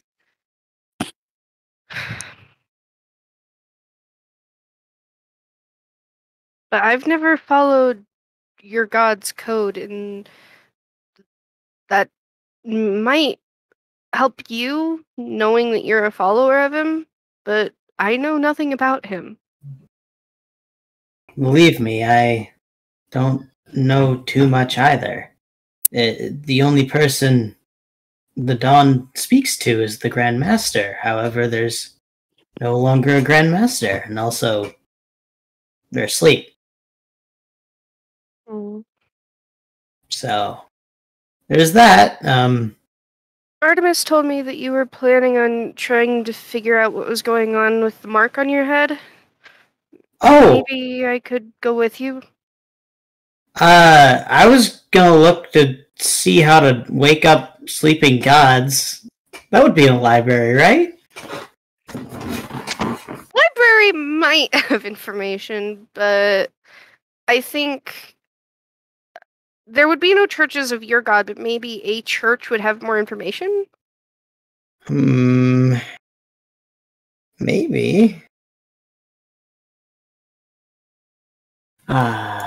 Let's see. Well, is there a church of death?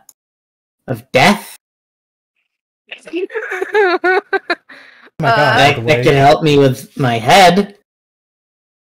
I haven't been around the town, so I wouldn't know. Oh, B, in your You're game, right. does it work like normal D&D stuff where like there's usually base gods of like a church of law, a church of chaos, a church of evil, a church of good, a church of right, and then there's this. Then if people have money, they're like, I want to make a church for my god because I'm willing to back that, right? And then you pretty much buy another church for your god. How rich is this town? It seems pretty rich, right? So they might actually have specific churches for specific gods. They may.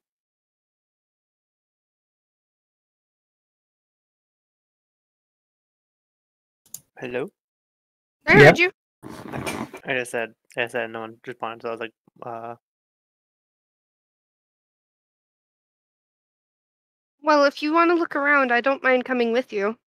Yes, I would need to find a church of light or a church of death. I don't know if those would be around here. Well, we can ask around. Maybe, this lovely woman knows, and Lee casually steps closer to the counter, looking at the woman behind over here. Wow, that was rough. That was rough to look at, even for me. Yeah, she's not good at this. good morning. Good morning. Would you happen to know where any churches of light or death might be around in the town? Churches of life or death? Those are some two Light. very different things. Oh, light and death. Still fairly different in each regard. If you're looking for churches, they tend to reside within the Green District. Those are where all the more religious people tend to find themselves. And how about any libraries? Libraries would be in the Rainbow District. Rainbow? Okay. Rainbow. Rainbow. Thank you. The rainbows? Yeah, it's Rainbow. In the Rainbow District, it's all queer literature. I was thinking like,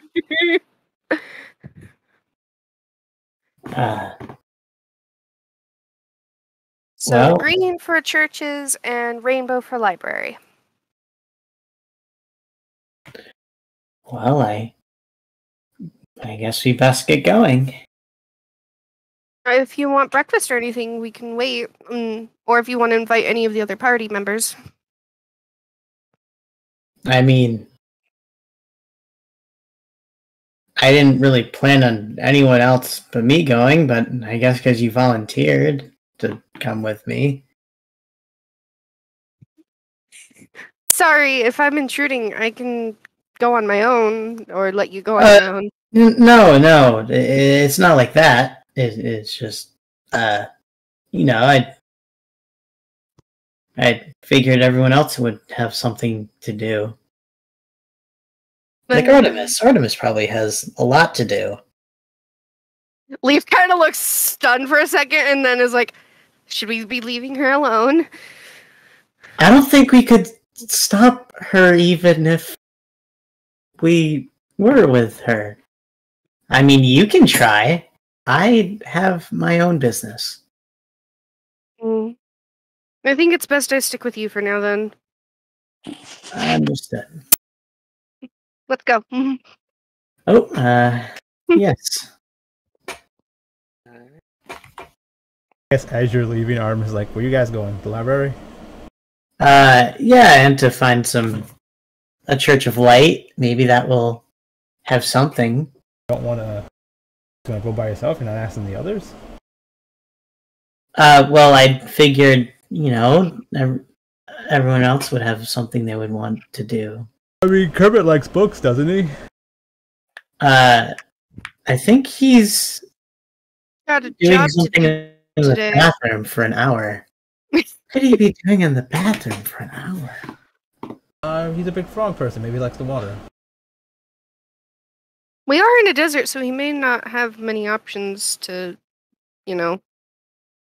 swim. I guess. I mean, yeah, I don't know. If you guys go hang out at the library and the place, I mean, yeah, I guess. But I mean, if you need, ask me anything. But yeah, Kermit might need me more if he's gonna go do some dangerous stuff and need someone to sneak around to help him with that. Oh, right. We're if you here wanna, for a reason. Yeah, if you want to abandon him to go like read books, that's fine. I don't. That's a very peculiar way of phrasing that. Yeah. You guys are gonna go deal. I mean, you just want to go do the stuff you want to do. It's like you don't want to help us with the quest, or help him save the girl. Well, and I didn't know. I mean, I get it. You have priorities, right? He was taking some time to do something personal. I thought we would have a little bit of time to go do something as well. Yeah, but I mean, you could always just wait for the group to get together and we discuss everything. We go like, oh yeah, let's go to the library now, and then we go do that together later, or we do the thing now and then the library later once we get the girl out, right, and she's safe. Like as a group, we can discuss things to fix things. It's like, right, so what you're telling me is like, if I need to blow up an orphanage next time, I should just do it with myself and not care what the group says. Fucking hell, the orphanage again. Yeah, Leaf looks really like.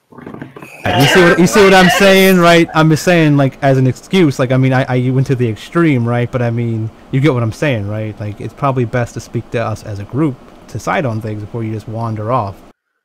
And the group's like, oh, we need to go do something important together. Right, Sheila? No, I get it, yeah. We don't want to set a precedent where we can just do whatever we want without talking to each other. Yeah. But if you guys did want to split up, I'm fine waiting here for Kermit to get out of the bath. Yeah, I mean, you can, if you want to eat breakfast and stuff, we can wait for Kermit to get out of the bath. Or you can just knock on the door and be like, hey, the group talked about this, do you carry the way? And he's just like, nah, I don't care. I'm like, okay, cool. Yeah, I can go ask him. Yeah. But, yeah, do you have anything to do, Sheila? Yeah, I'll see if he wants something from a library, yeah. But do you have anything to do today, Sheila? No, we were just here to escort that person, right? Yeah, I was making sure you didn't have any weird dream that tells you need to go, like, I don't know, pick some flowers from the market and bring them somewhere and lead them under a tree or something to get a secret message or some bullshit like that, I don't know. I mean, I did dream of daisies, but that was not about the flowers. Oh, what was it about? What? Oh, it was just a hunting dream. This happened a lot. Oh, okay.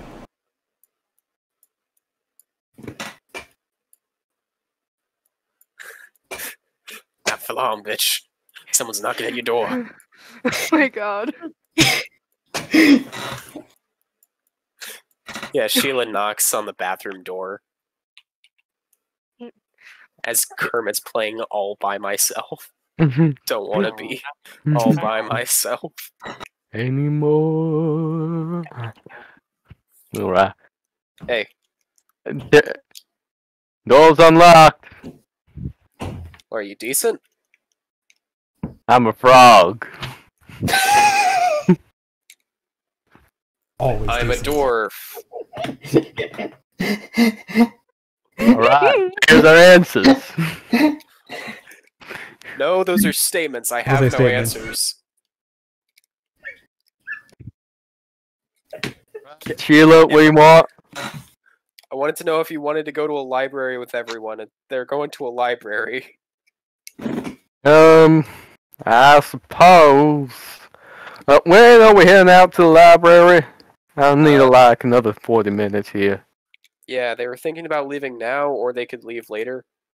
But you seem interested, so I'll tell them to wait.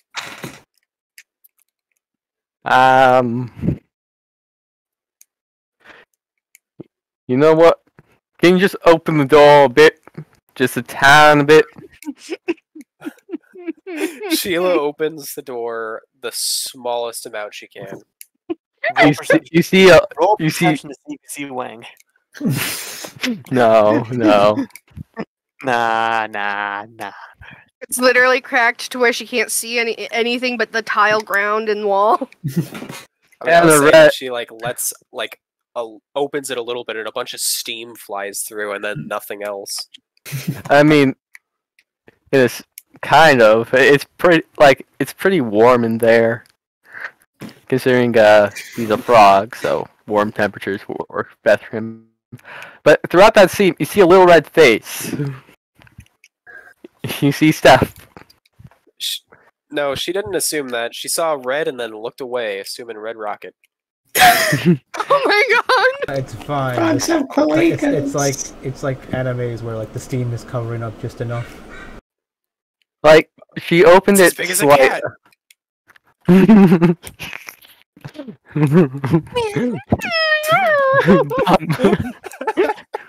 Where's Steph at?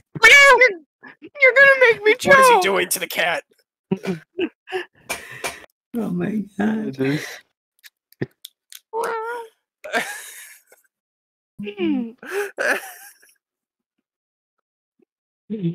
Like, do you try to close the door on his face? No, she just like looked away the second she saw something red, and like backed away too. Just like nope, staying away from that.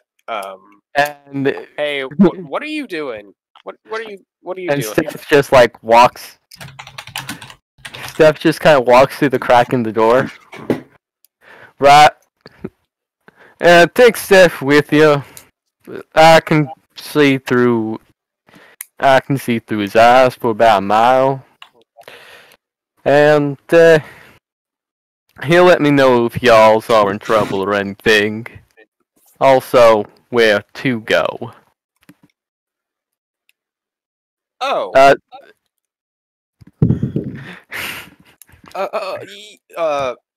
Yeah. Okay. Yeah. Bye. Okay.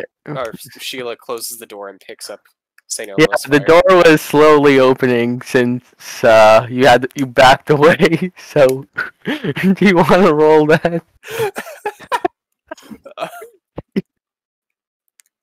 Yes, I want to roll for Sheila knowing how big your penis is. Perception? Is that perception? Fucking hell. You saw you think he might have a third leg. Oh, that's so unfortunate. I heard about those frogs. You saw more than enough. Sheila saw what? More than enough. More than enough. Wait, was it at disadvantage because of the steam? No. Please tell me it was at disadvantage because of the steam. No. It is not disadvantage. I think the more realization is why can you see it? Here's the thing. Like he's keeping. He's in the bathtub, but then has to just droop over the side. There's not enough room for it. No, I'm saying like if he has a cloaca, that means it only comes out when he needs it to come out, right? For certain reasons. Yeah, in terms Right. You know what? That is a fair point. If you're able to see it, that means is Kermit getting kind of hard on for being watched? Okay, hold on. No, actually, I remember why I wanted it out. Because you know, like how there's foreskin for people who don't get theirs removed.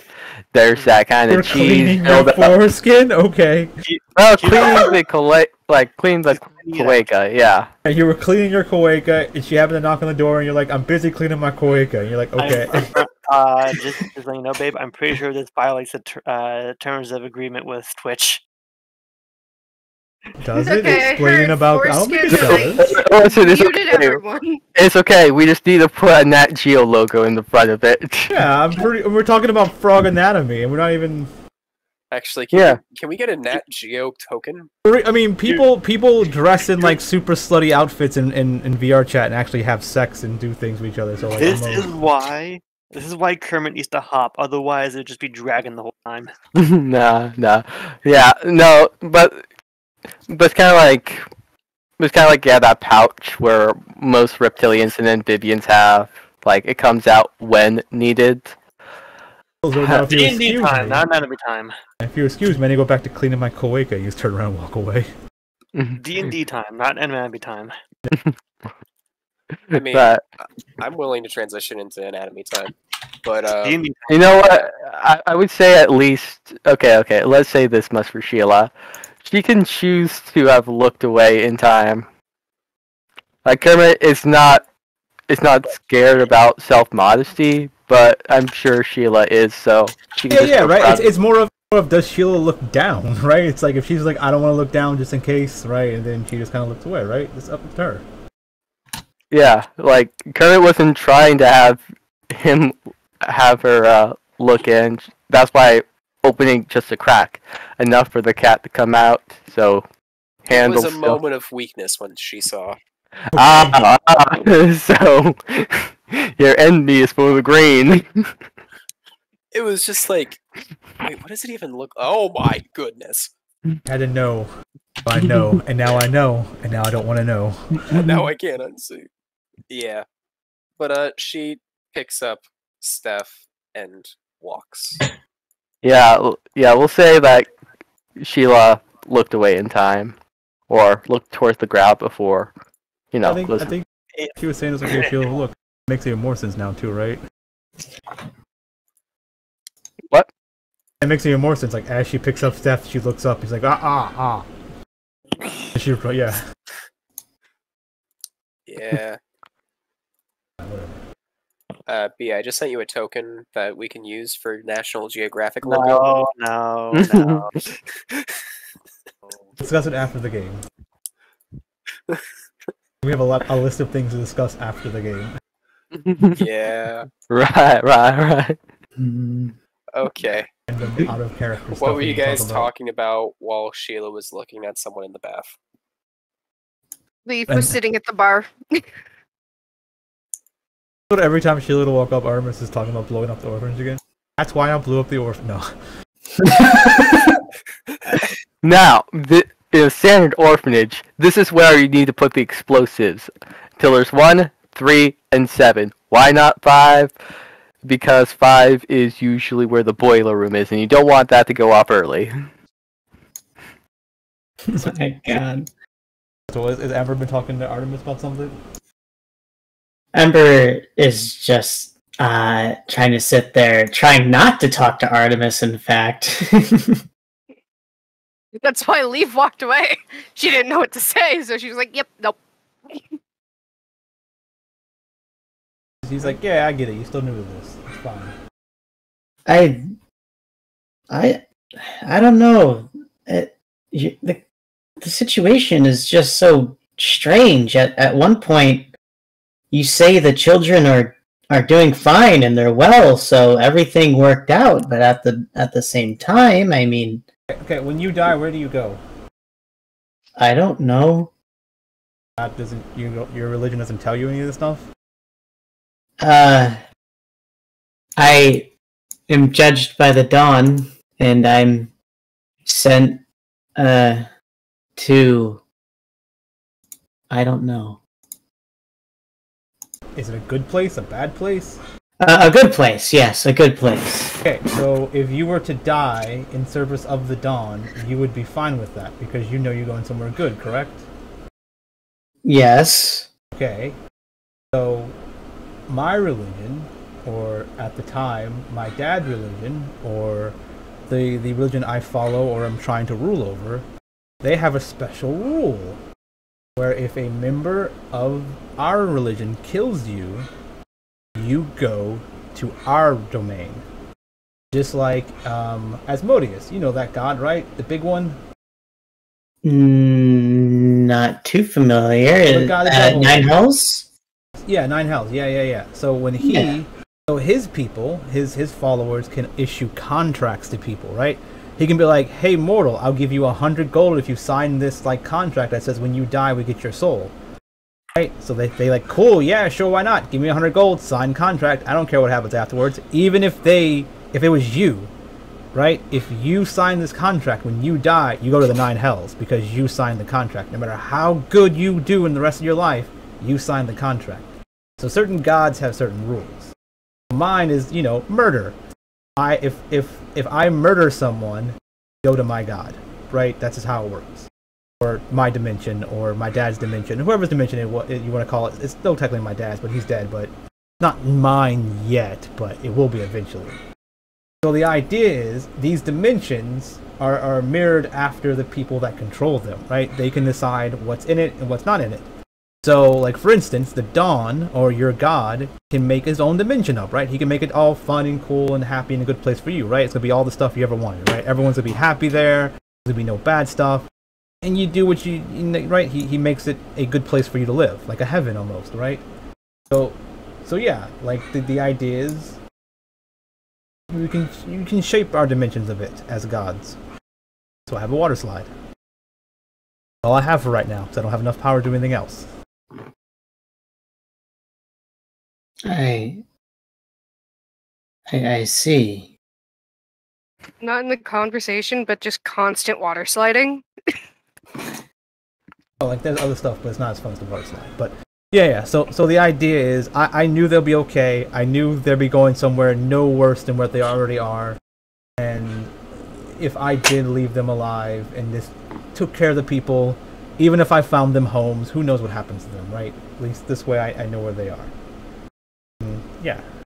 The sun will come out tomorrow. Yeah. I don't think so. Yeah, and even if they were to die along the way, some other way, I don't know where they'll be going after that. I don't have control over that anymore. If they believe nothing, then they might float around in limbo or in the Grey Waste for all eternity as a grey blob after their life of slavery to this guy. Doesn't seem like a good life or afterlife, so... Little Orphan Annie better fucking run. So, but yes, my point wasn't the orphan, my point was to kill the guy. Right. Are the orphans able to, like, progress with their lives? Like, not like age, but still, like, live. Yeah, they live, their afterlife. And they, like, they have their own life there? Yeah, they live, they have fun, they wake, like, they do things just like normal. They don't have to make baskets all day. I see. Yeah. I mean, that's the whole point of why, like, having gods and picking a god and sticking to their religion is a good thing, right? I mean, you want that sweet afterlife. I assume that's what mortals do. I mean, you guys' lives are pretty short, so I mean, but afterlife is like eternal. I mean, if anything, you should spend your little bit of time here trying to make the best of getting good with a god, so you can, like, spend the rest of your life doing something good. Which I assume that's what you were doing, or what Leaf is, or yeah, what she's doing. Like, you guys have your gods, and you have these weird dreams from them and shit. So at least you're doing something right. Yeah. I'm just hoping the idea is whatever choices you make, you can live with them. And you don't make the wrong choice and piss off a god.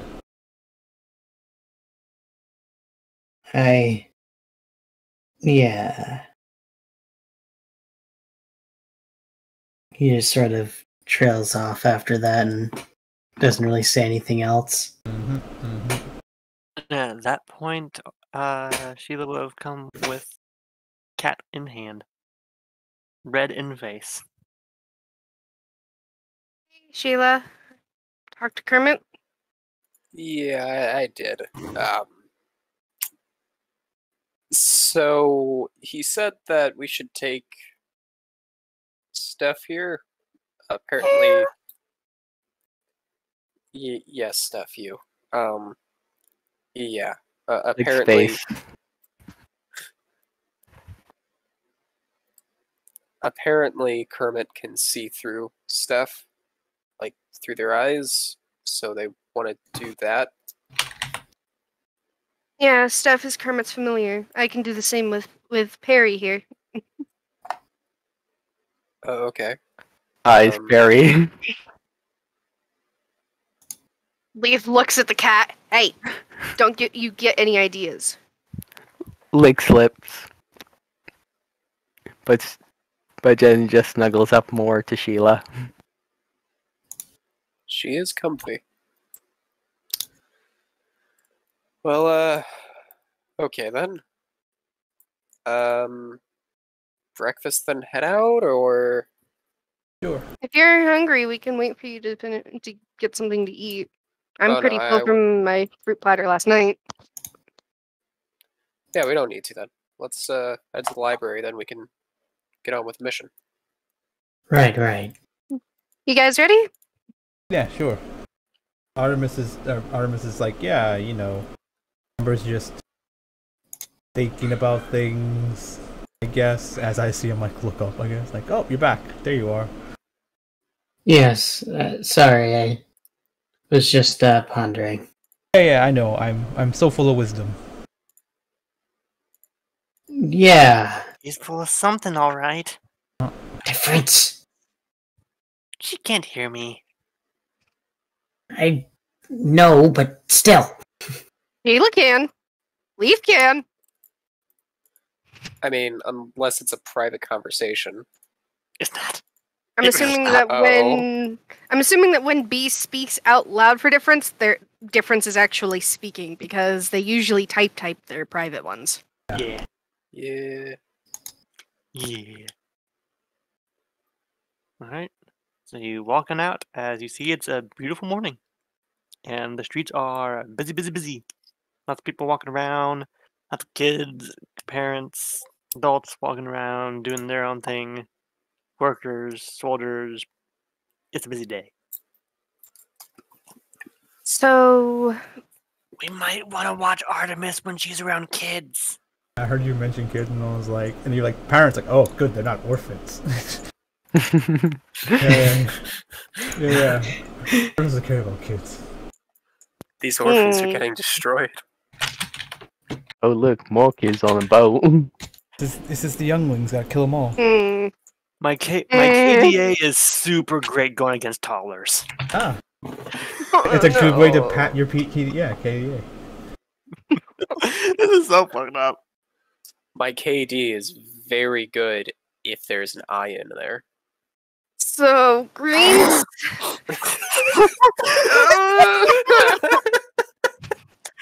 That was great. It was so forced, though. I don't care. It was great. Green or rainbow district first, guys.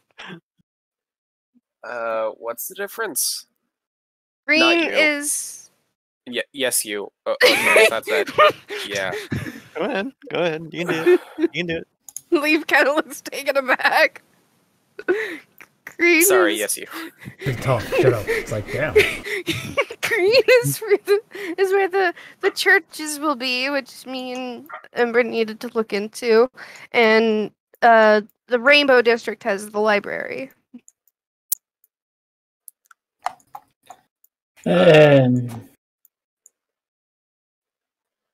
Which one's closer?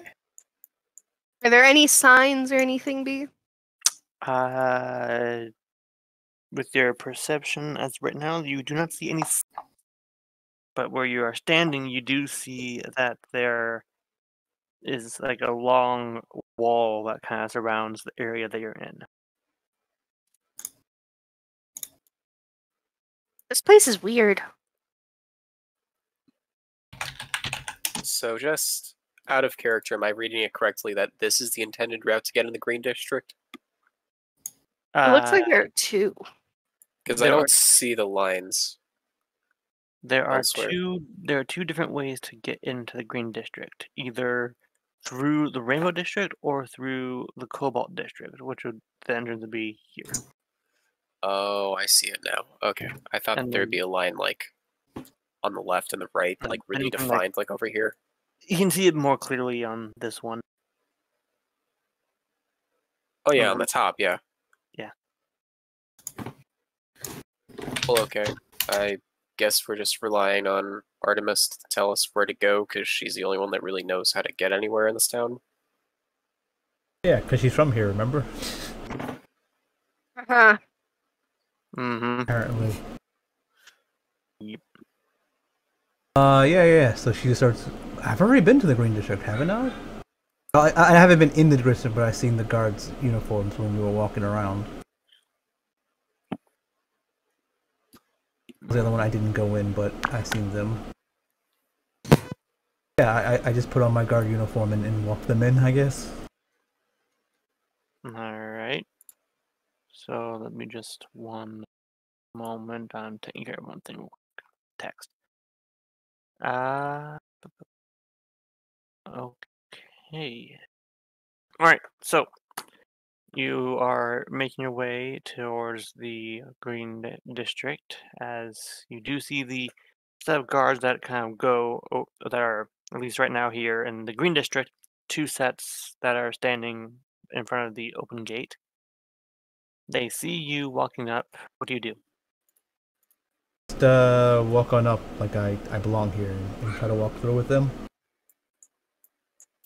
Alright. And just to be clear, did you change the color of the scarab on your chest plate? Yeah. I changed a I don't think I stole a green one, right? I've only stolen the other one, so I'll use the minor illusion to make one hanging from my side, and I'll have the guard uniform on. Alright.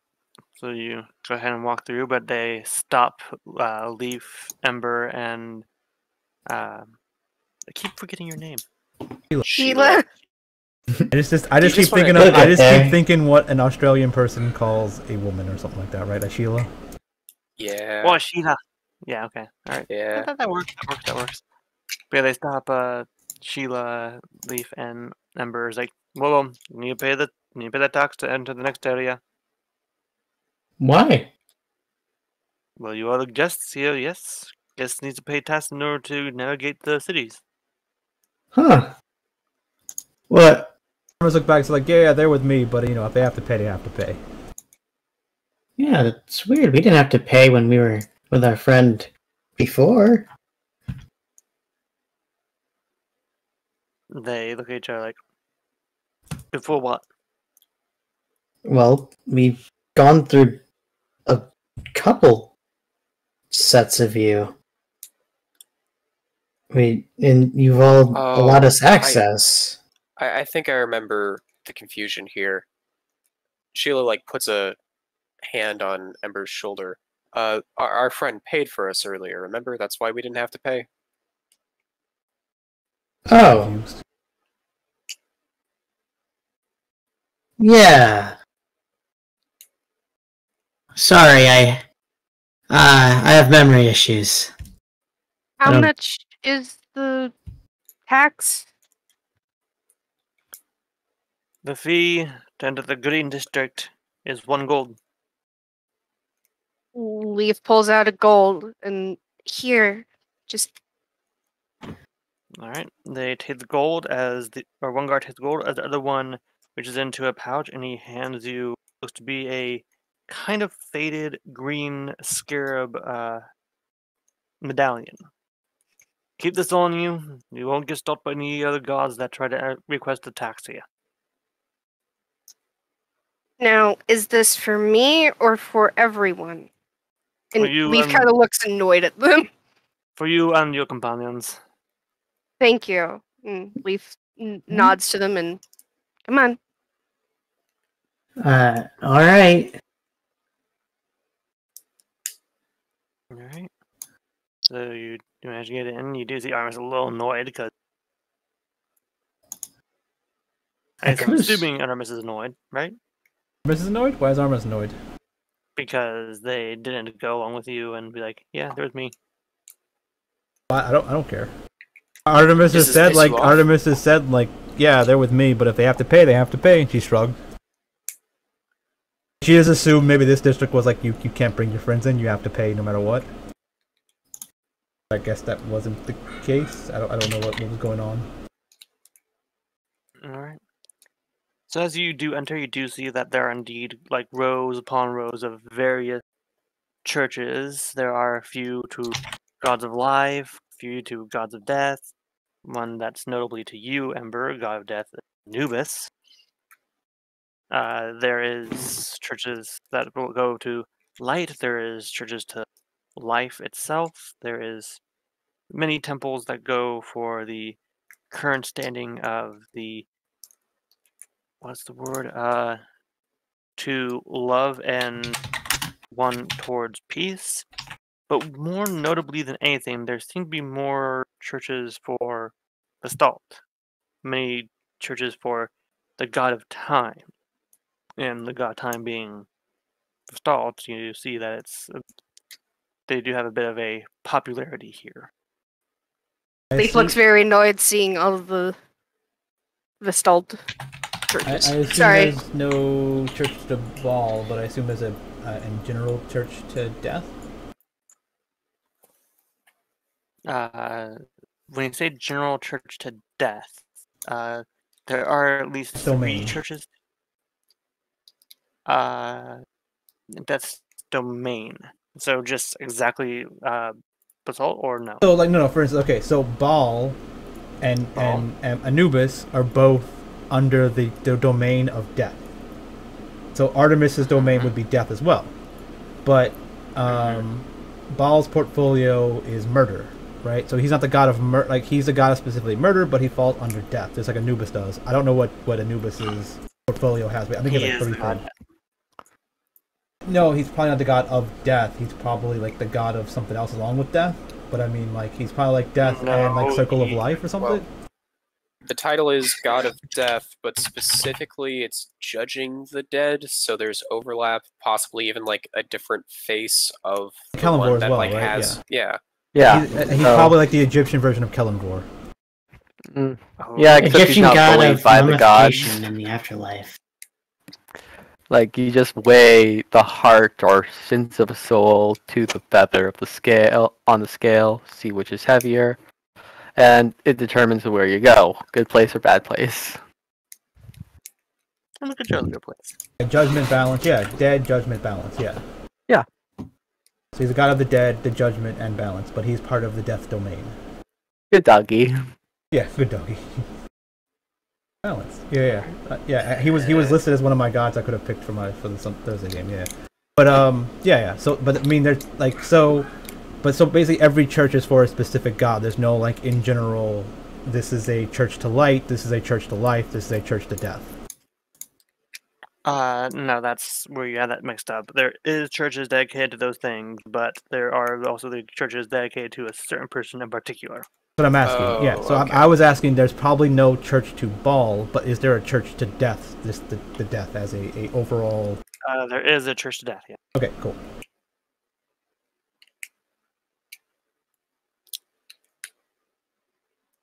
Whenever we pass by that, Artemis want to check that out.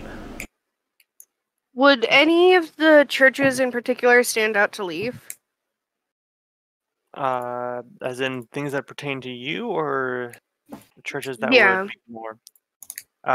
Outside of the churches to Vestald, who you have a bit of vendetta and a bit of a grudge towards, there does not seem to be many churches that scream to you your patron or Kronos. And I'm guessing none to her kind either. Nothing for the Cardinals or anything like that. None to those either. Okay.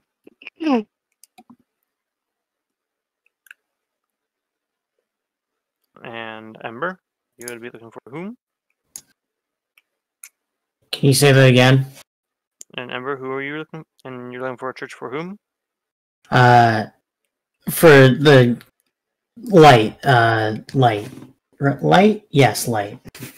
All right, you do find that there is a church.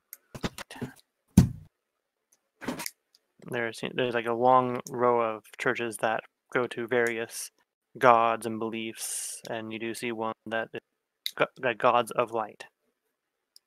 Without really screaming out to you like what kind of light or who light, but there is a god of light. Church. There. In the Green District. He's gonna Alright. with a shirt. Well, he's gonna go there first. Alright. Then let me just go ahead. Oh. Alright. Where would we be? Exactly. So you'd be entering from down here since you entered from the southern end. The Church of Death, Artemis, you would find that it would be here. The Church of Life, Ember, is a bit further down by these crops over here. They across from each other. They just fight. Nah, they don't fight. And Leaf, you were looking for a church dedicated to whom again? Your kind? Well, Yeah. since she can't find anything for her patron, then she would just probably be looking for light as well, because that would be involved in what Krista believes in, I believe. Mm-hmm. Alright then. So let us start with Artemis since they found their church first. Sure. Yes, Artemis is like, yeah, it's Church of Death. Maybe I have some worshippers here. Who knows? We'll see. I'll go check it out if you guys want to come. If not, you know, you can go do your thing. I'll catch up.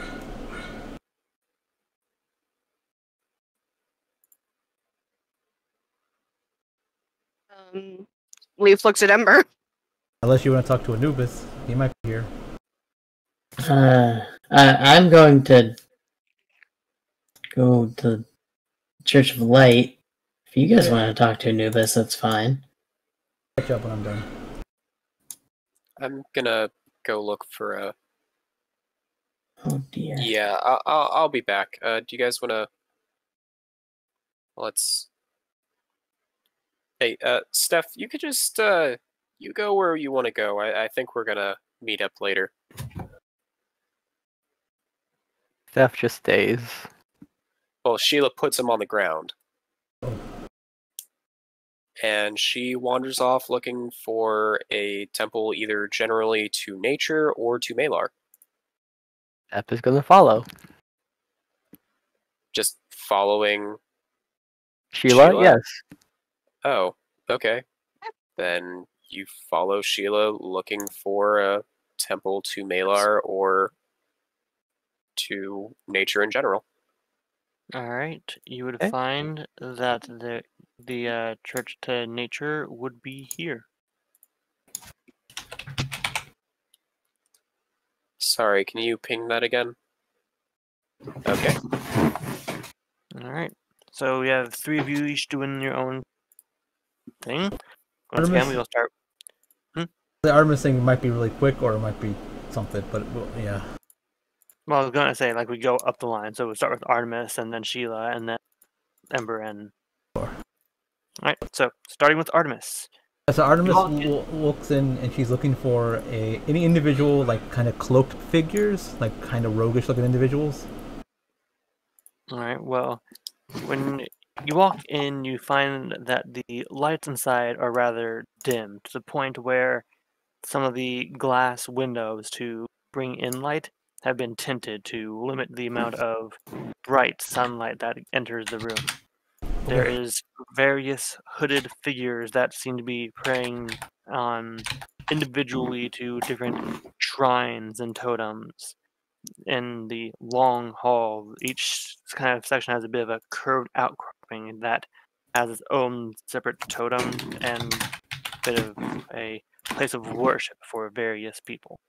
As you would look further in, you're looking for one towards basalt, correct? No, not basalt, ball. Yeah, so basically anything that's like a skull with blood on it or blood drips or something like that. All right. As you look at all the totems that are currently on display, you do not see one to ball.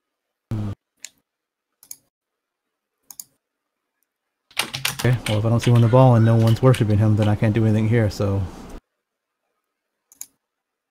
Guess I look around for a bit, see if anything else catches my eyes. If not, then I'm gonna leave and go catch up with them.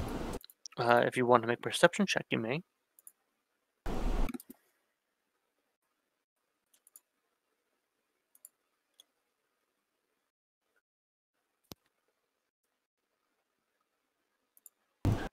Alright. You do see that near the end of this church, there's a long statue of a very tall, thin figure with arms outstretched, not like Jesus, but more kind of almost A pose, not T pose, but A pose, with blood raining down from its eyes and mouth into a little tray down below where it just constantly fills. Do I know what this is for? If you would wish to roll a religion check.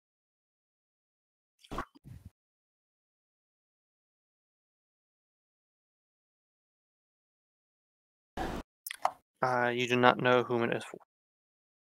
There's no plaque or anything that can read something. Well, is anyone interacting with this thing? No, it seems like everyone is currently on their own prayers. No one has come to pray to this statue as of yet. So if anyone's not specifically praying, like if someone just walks in or someone's getting ready to leave, I'm gonna go talk to them then. Alright. It does take a moment, but eventually one person does come in with a very pale complexion with almost black circles in place of eyes as they walk up and look up towards you. Hey, you guys got anyone that worships Baal around here or murder? Anything like that? Sadly, Baal is one of the fallen gods. Yeah, I know. Worships him. Yeah, I just making sure no one worships the domain still. You know, murder is still a thing. You might not worship the god, but you still can worship what he believed in. We do not worship the murder or process of ending life. We just worship how the dead will always be the inevitable end. And Okay. we pray that we will be given peace Yeah. That's at the end of the road. not like I know. But I'm just saying, if anyone does, or if you hear anyone, tell them someone's taking Baal's place soon.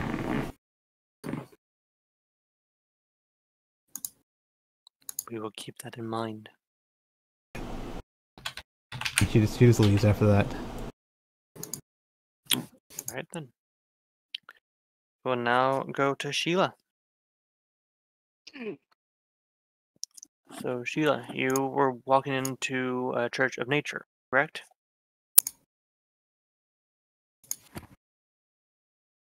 Yep.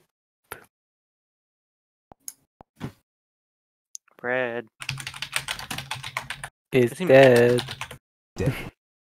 Go to someone else, I guess. The cat ate his throat out. Yeah. Jump to someone else. The church that worships nature throws the cat out. The cat will remember this as it will crescent it in holy flames. I mean, if he's not there, you might as well go to someone else for now, because we got like 24 minutes left. The cat makes the We can go late if we want, because I don't have anything to do tomorrow. Tomorrow? the cat makes the church Oh, yeah. nature explode. We'll see if my brain can survive. Alright. So then we will now move to Ember and Leaf. Leaf, do enter the Church of Light. Where was that again? It was here. Oh. Oh, no, I'm sorry. One building down. Incorrect. Oh. That church was the Church of Procreation. Oh! Not that one. Definitely the wrong one. I know. You see Artemis coming out of the Church of Appropriation? No. Weren't you at Pants the... unbuckled.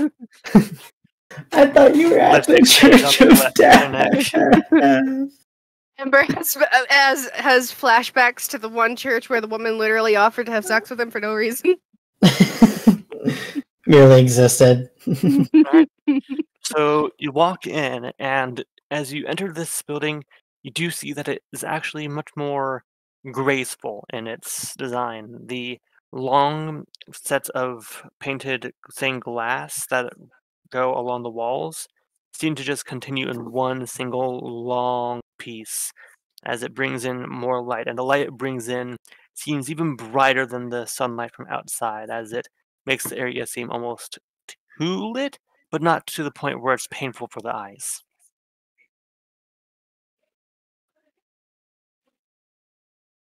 This is like when I stare at your hair.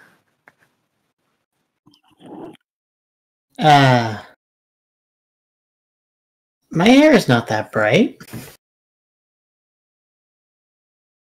Oh well. Okay, well, I meant only when I'm staring at your hair and I'm high. Along the areas, there are steps that kind of lead down to a more pocketed side where there is little indents in the floor. Each indent has another symbol of various gods that represent light and sun, such as uh, I can never say this name, such as Wihorthi and uh, I need to have a full list of gods Helm. and Belenus.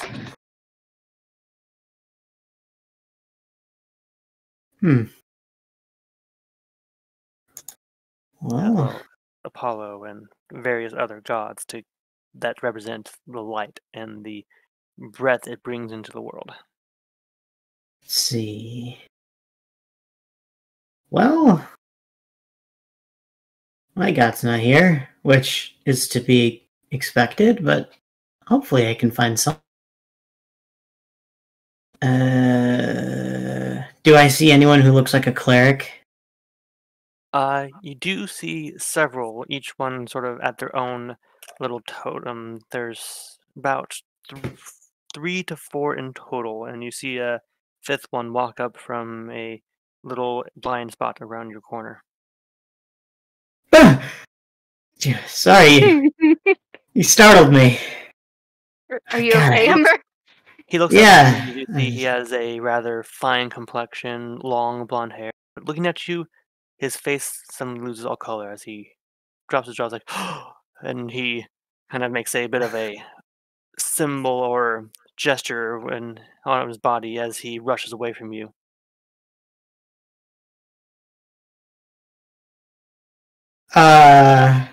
Leaf looks unamused. Is it my beard? Are you like Artemis was right? No, Artemis was wrong. This is racist right here. I mean, or religiousness. I don't know. Either way, but She said if you walk up, if I said you can walk down the street and if someone starts throwing gang signs up, you actually like you're the Antichrist thing, like the black spot or whatever.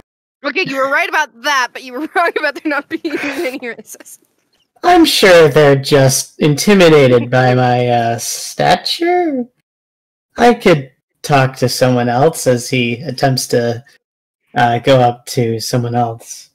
Leaf will stand really close to him, like almost protectively. Like she it's kind of like Chihuahua mode where she's very small, but she's trying to act intimidating. All right. So you go to another one that is praying to Isis. It's actually a god. I know. I know. And I was trying hard not to laugh. I was too. Anyways. The jihad joke gets kicked. No, never. What's his name? Isis. Her name is Isis. Oh, yeah. And when she looks up to you, she also stops, makes another symbol, and quickly steps away from you. Wait! Why are you running? Why are you running? After a moment, you do hear a voice from behind you. So we are going to have to ask that you leave. What? Why? You have the mark of Anubis. And? He is a being of death. Okay. Well, I don't get the correlation between light and death and why you guys are suddenly at odds. Anubis is a god of death. He snuffs out everything that the light touches. I mean, it's just sort of a position for him is all. He doesn't kill. He is, yes, a god of death, but more so of judgment. Listen, I'm not here for Anubis or anything. I'm here for different reasons. I need to know about. Well, are you familiar with Kirin? I know of its people. Yes, and do you know of the old religion of Kirin? Dawn. Yes. So, it turns out that I am a follower of the Dawn. And Gives you a skeptical look looking at the dot on your forehead again. listen, it's complicated. I can recite my entire code if I need to. Exactly. Now, I need to know about my god and if you know anything about my religion. The passing of your religion and its knowledge has been lost to time. Okay, well, riddle me this. How do you wake up a god? You would know, wouldn't you?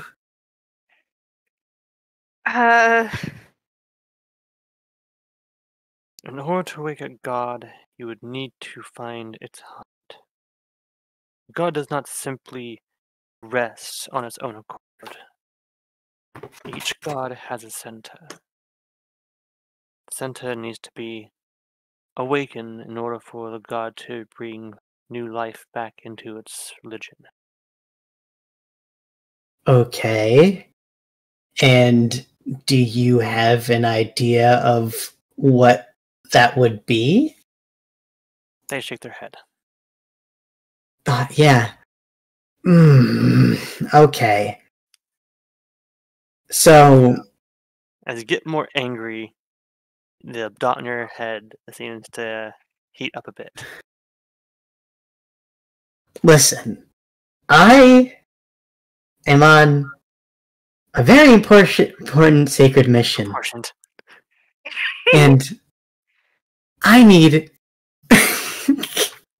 to know what generally one of those centers is. There has to be some sort of like history or something behind that, right?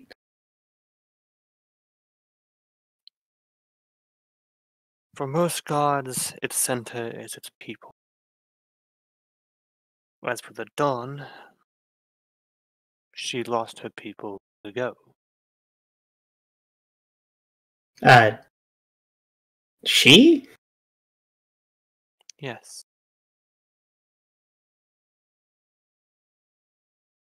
He. She. What do you mean she? He. She. No, I've been no, it's been he. It's been he for a long time.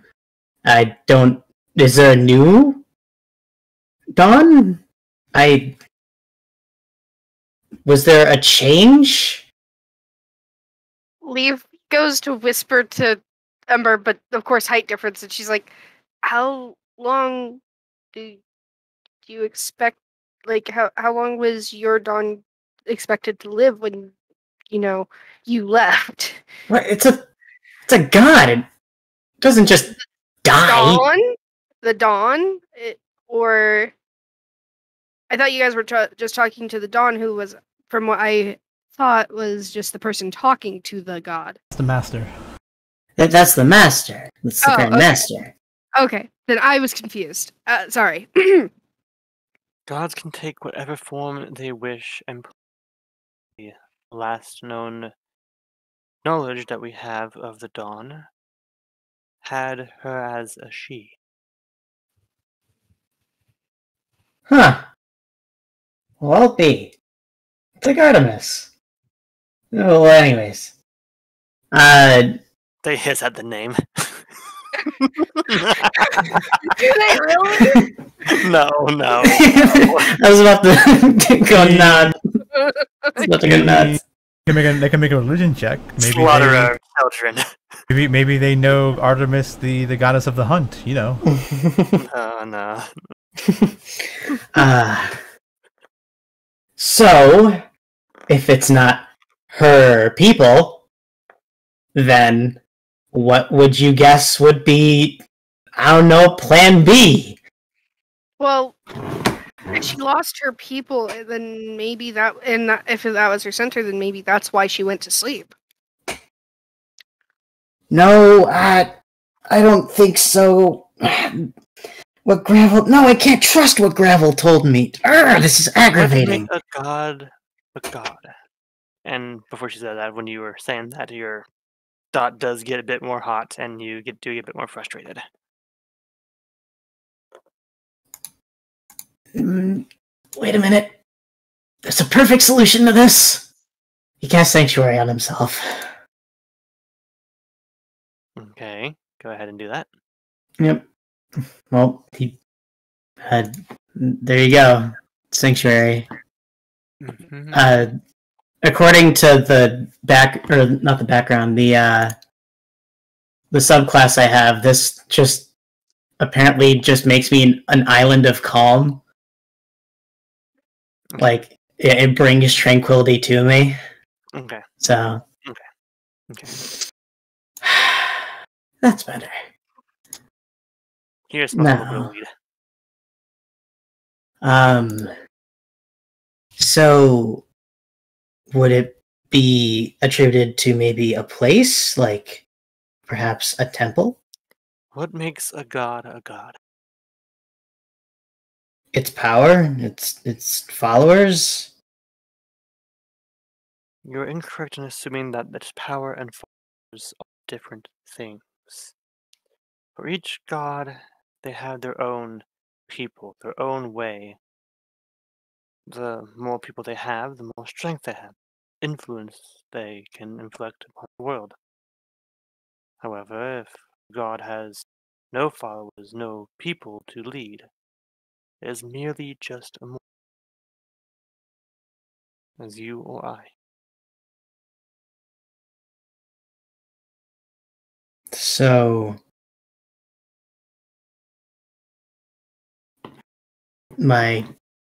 so the Dawn is mortal now? Is that what you're saying? No. Once achieved godhood, it can't be beseeched away so easily. But she does still rest because she has no one to lead, no one who has faith in her.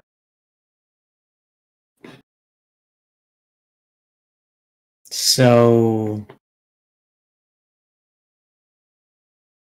I need Do you know how long she's been asleep? She has been asleep for some time after the unfortunate passing of one of its greatest followers. She had slowly went to sleep. So I need to get people to believe in her in order to wake her up? If you wish to have the dawn to be awakened and part of this church and world once more, yes. Ah. Yes, I need to revive a dead religion.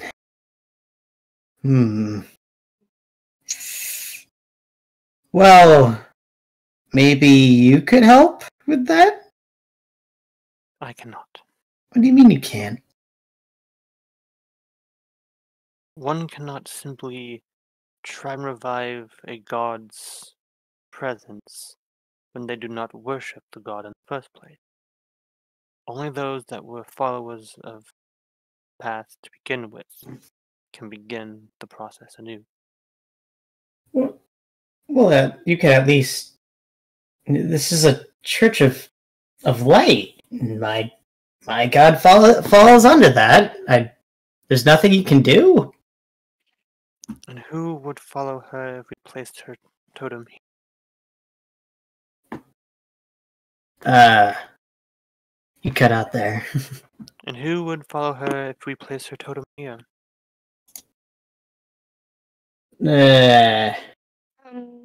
Well, that I was more saying, like, maybe you could, try to spread more information about the god. We've, Possibly. Gently tries to pull his hand back to try and talk to him privately for a second. Could you excuse us for just a moment? He nods. What? I know that this might seem like a bad time, but maybe going back to our time, you'd have a better chance of not necessarily having to revive, but just keeping it alive.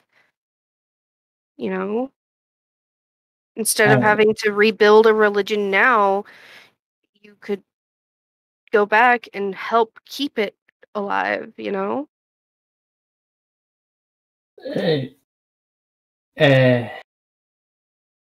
Well, I don't.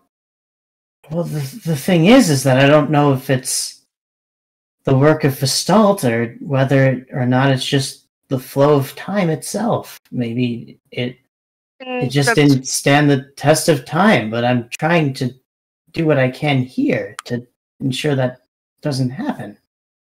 But it's already happened here, is what I'm saying. And that's why going back might be able to prevent this from happening. But there's no guarantee of that because we don't know if it was Gestalt's doing. It might not just be because of Gestalt. I'm saying that once this is all over, you can work to keep it alive. You could spread the message as much as you can when you come back. When you go back, keep making more people believe in her, and only for the first maybe. Only for the first maybe 70 years before I pass away, and then we're back at this situation. That difference might make the everything change. I don't. I know that there's no guarantee, but there's also no guarantee that you'll be able to revive a religion now within the short amount of time that we plan on being here, or the 70 years that you might be here. But I can't just leave my god in this slumber. I just can't. And I'm not saying that you have to absolutely give it up right now, but I'm saying that maybe the priority would be going back to help fix it before it gets to this.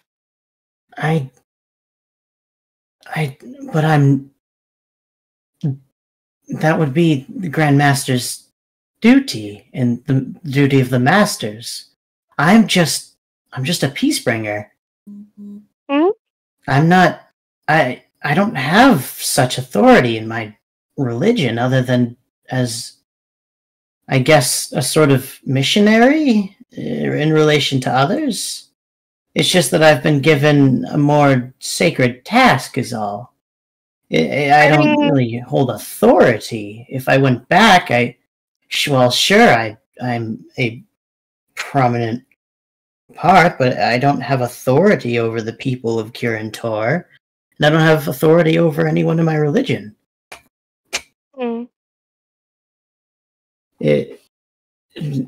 And even then, no matter what, something happened along the way that caused my god to fall asleep.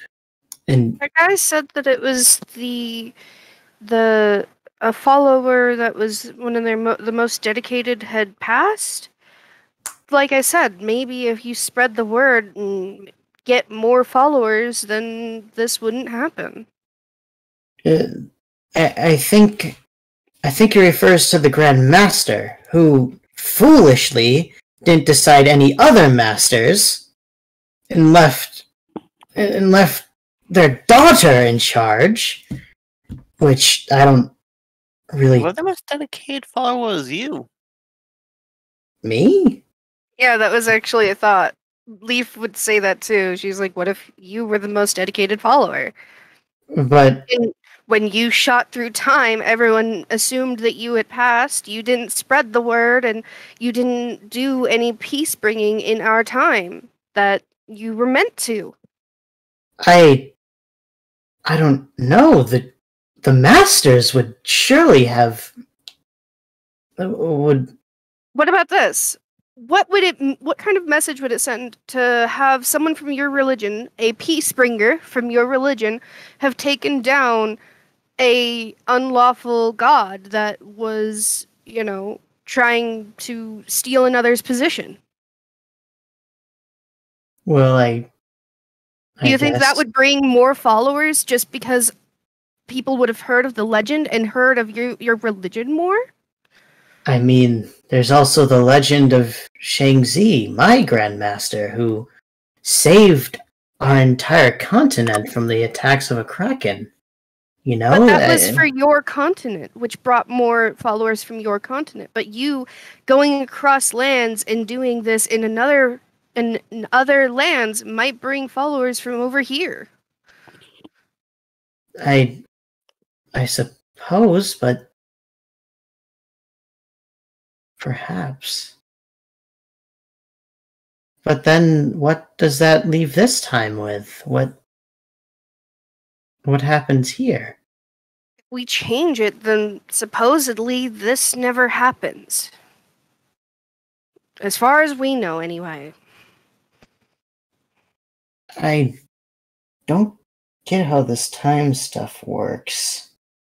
I barely understand it, and I only think I know what I do from other learnings of religion. And time is a very strange thing, and honestly, I'm hoping that the people in Mista that we're working with will find more answers, and maybe that when they do, you'll have more answers as to what to do.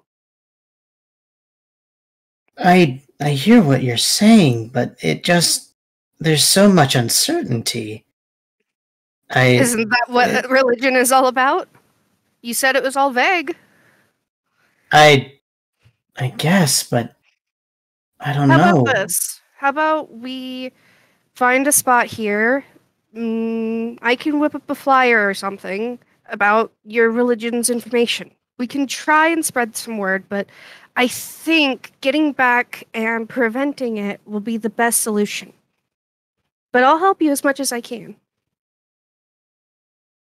I know this means a lot to you, and I want to help make you feel as certain as possible in this uncertain situation.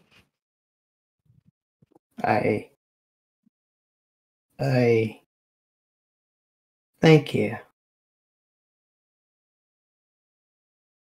Leaf smiles, and she pulls out her paper and her quill, and let's start writing out this information. You know a lot more than I do.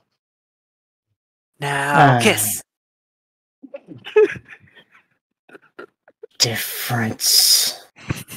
Enough. That dot's getting real hot. He was just saying it lowly, not angrily.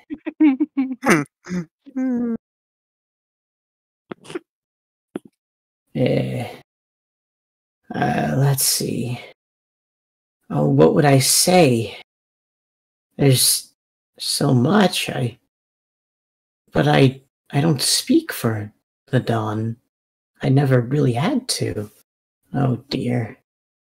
How about just some information about your god and what she believes in? Maybe a symbol. The symbol. He pulls out his wakizashi and He shows Leaf a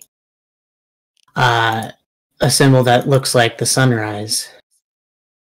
Leaf is going to attempt to draw it in the center of the page, making it the statement of it.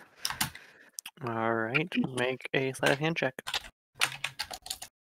Can I get advantage since I'm looking at it and trying to copy the symbol? You may.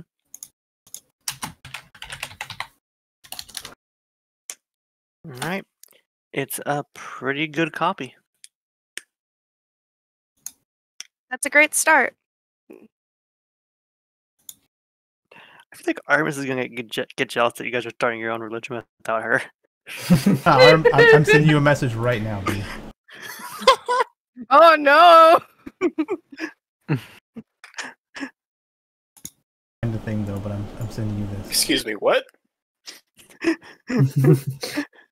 After Leaf is finished drawing it and having a good look at it, she says, "It's beautiful." Thanks.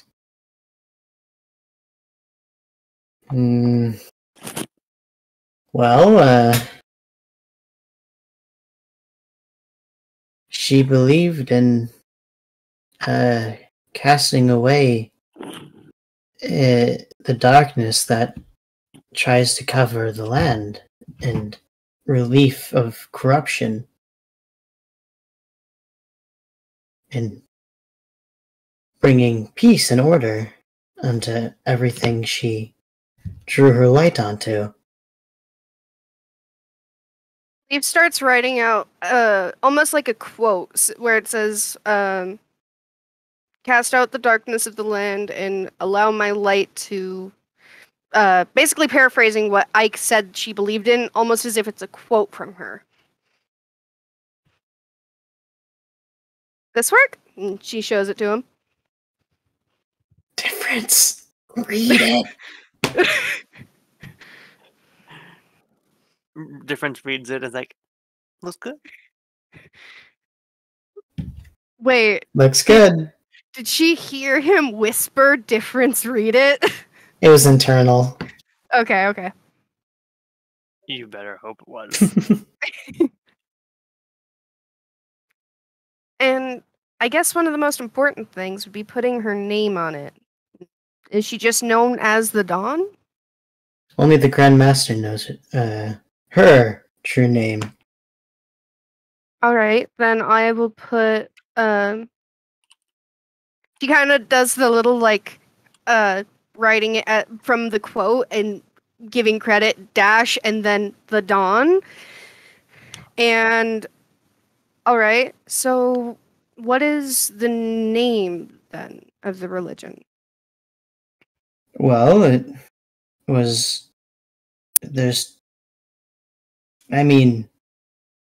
not really names to the light. I don't know what you mean. Like,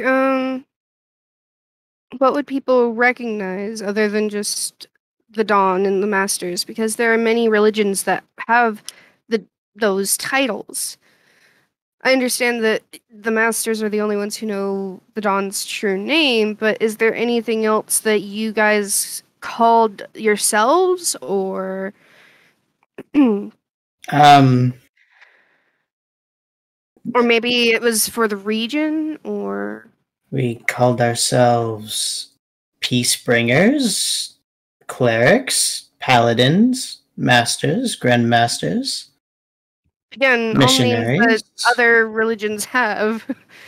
I don't really know what you're looking for. Well, you know how there's Norse, there's Christian, there's Egyptian. Is there anything that would lead people to look into this specifically? Any sort of name or title that is significant to this alone? The Dawn's Light. There we go. And she writes down the Dawn's Light as the like above the drawing. She makes it very pretty scripture and and that sort of thing. Well, it's a start. So now it's the dawn's light, the drawing of the sunrise, and then the quote of what she believed in. And she'll actually read out the quote once more. I can't say specifically because I am bad at this, and I want it to sound good. But like I said, she reads it out as a paraphrase of her beliefs, as if she was saying, "Let my light cast away the darkness" and stuff. Does that sound like a good start to let people know to look into her? I think so. Yeah. I'll read it. You repeat after I say. All right. It looks really good. I do appreciate the scripture. It looks really good. I do appreciate the scripture. I feel like the message goes through very well. And would you want to go on a date? I feel like the message goes through very well. Leaf smiles. And would you like to go on a Ember just stays silent. Okay. I was hoping it'd be like, and would you like to go on it? Lunch.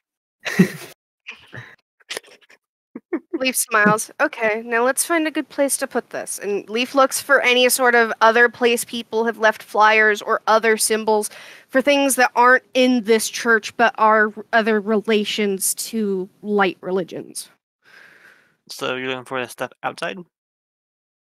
Specifically inside the church, if there is anything like a bulletin board or other places people have left drawings and things. Like I said, anywhere, any message board, then yeah, she'd go over and put it up on that.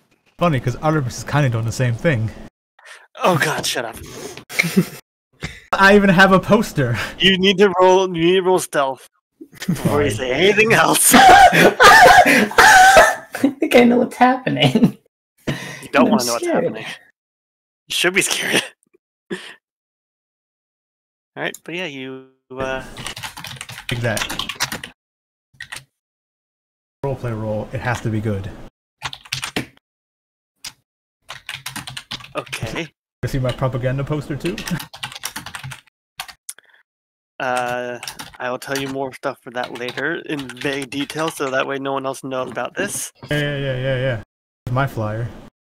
Yeah. But yeah, you find a message board and you do put it up on there. Artemis is, she's looking for someone to roof her house. It has leaks and stuff.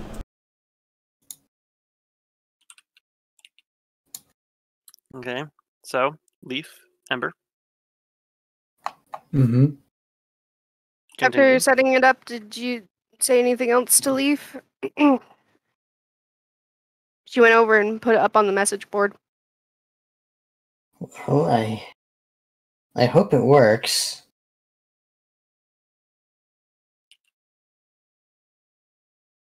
It does look nice. Well, I guess I have to go check out my forehead. Do you leave little tassels at the bottom so people can take tabs and be like, I too support this? I don't know. Normally the tassels have numbers on them. yeah, right? It gives you a number, There's sending stones right, attached. it says we meet up on Thursdays at this time, blah blah blah.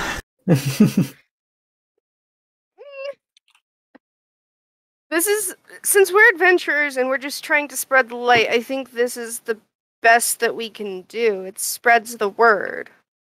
Yeah, it's that jerk of a cleric's job now.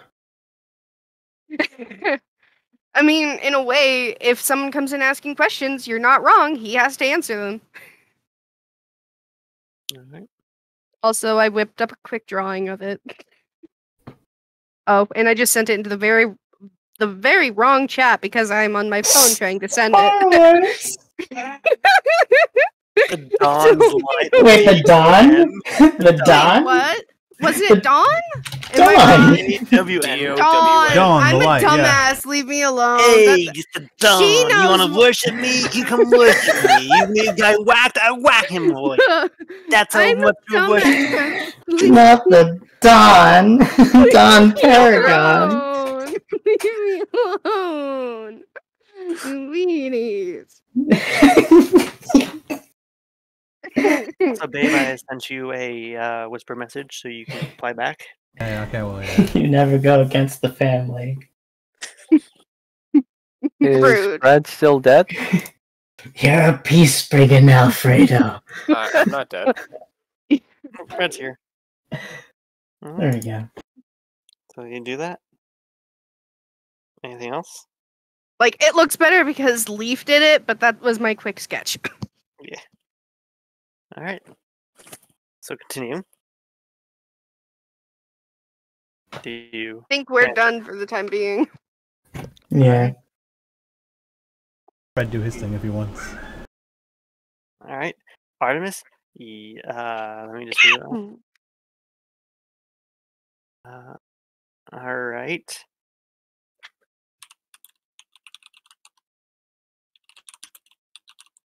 I figured my Alright. sneakiness or whatever, but yeah. Sure. Next up is Sheila.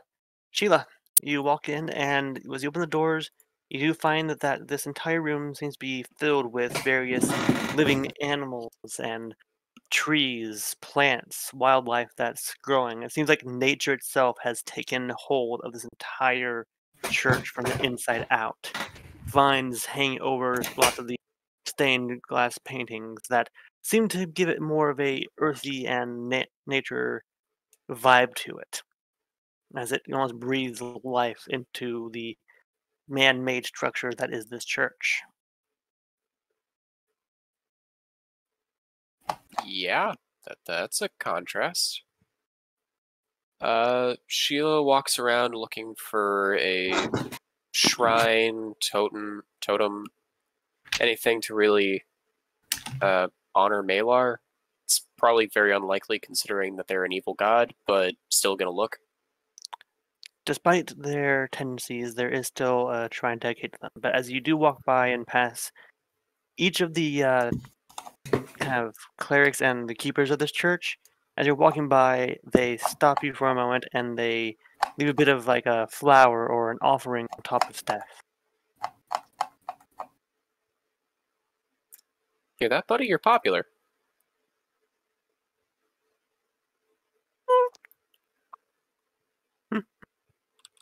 Continues walking around. Yeah, it's just looking confused, taking into all of the interesting, possibly delicious animals. And several of the animals I would consider you delicious. Listen, the cat knows what it's doing. The cat's on the top of the food chain and it knows it. They get the apex predators worshipping them. Yeah. But yeah, Sheila starts praying, starts talking about how they're doing decently well on their quest to rid the world of monsters. They mentioned how they managed to find a pack of wild dogs recently. Made the town a little bit safer because of it. And that they hope that they're honoring them. And it goes into more formality than that, but that's the gist. Okay. The cat is going to pretend to pray, or at least try to mimic it. Oh, cute kitty. Yeah, I was imagining it being like a kneel on one knee and then like just put the palms together.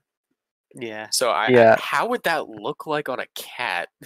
So it's using its wings as to help balance itself by putting it back, and trying to adjust its legs. So let's see how Steph is doing. He We start and end with an amazing dex check from Steph. Yep. Yes. That like Seth is mirroring you to an extent, maybe even a little bit better. All right. As you're doing this, and you do say your prayer and everything, every once in a while, a patron comes by and leaves another tribute at Steph's feet, be it a little piece of food, a small token of appreciation, perhaps a little bit of coin, and basically they give praise to all animals that enter this area.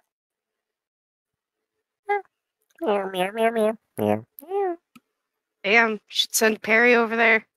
It's not a cat with wings, but it's a weasel. I am animal, give me bread. Exactly. Yeah, like it's just mimicking. Goodness, Steph is mimicking trying to say words, but only Sheila. meows comes out. Steph is mimicking Sheila. Yes, you mimicking. go. Yeah. In Jesus' name we pray, a meow. Aww.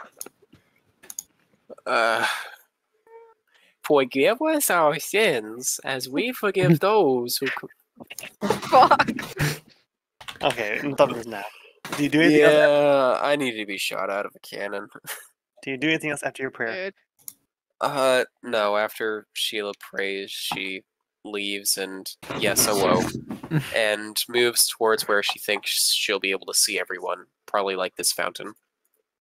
All right, you'll be waiting there while you wait for everyone else. Do we want to continue with Ember and Leaf to try and figure out what's the dot from Anubis, or should we cut to what Artemis is doing? Let's cut to Artemis. Me and I went for a while. I'd rather roleplay it all out because it's funnier that way for everyone. So, while all of you are doing like soul journeys and religious searching, Artemis at this point has snuck away from everyone and towards the Brown District. Orphan is safe. No. Managing to sneak past the guards and climb up the wall, and is currently looking down upon all of the prisoners that are currently mining away at what's like a marble quarry that have several guards and soldiers pretty much on constant guard and watching them. Yeah, so I'm gonna try to find some people. I assume everyone here has done evil things, but I'm gonna try to listen in to people that have like that seem like bullies, right? That seem like dicks, or that seem like they're actually evil people. Now we're trying to wait till no one's looking and just like fucking pull them into like a dark, shadowy place and kill them. Whenever there's this moment, I can just like yoink and they pull them behind like a wall or something and kill them. All right, since you're going to be looking at all of them, and it's a large area, and you are currently positioned, I will say, on top of one of the guard shacks, go ahead and make an investigation roll. So what I can do to make things easier is I can just turn into like a guard with a guard uniform, and then like when people, I assume like they're not just breaking rocks like 24/7. I assume there are constantly people coming in and out, like people having to use the bathroom or swapping for lunch or swapping out places. Like I can just watch that, get that kind of information, and then like, oh hey, yeah, you need to be swapped out, and right, and I take them away somewhere, and I just shank them in the back or something. I'm also trying to make this a whole big combat thing where I have to like fight fucking like, I don't know, warlord-esque tier people. I just want to kill some commoners basically, and just move on. I don't want to take up too much time.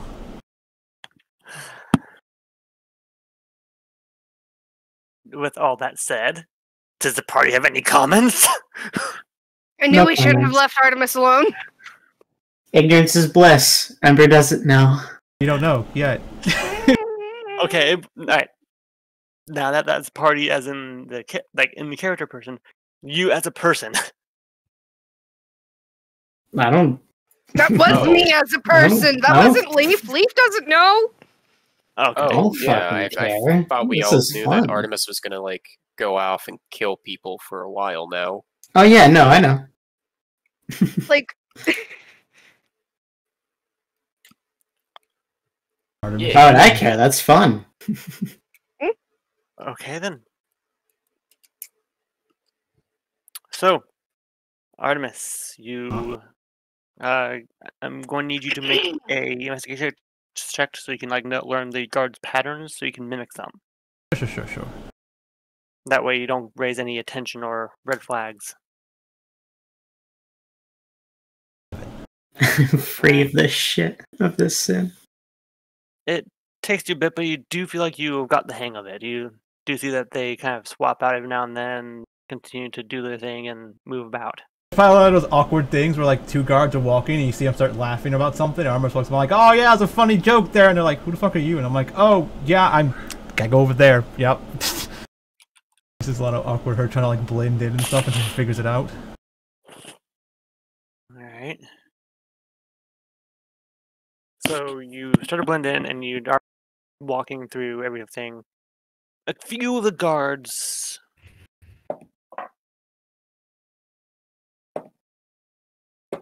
Yeah, so what I've done was like to make probably why it's weird is because I'm actually turning into people.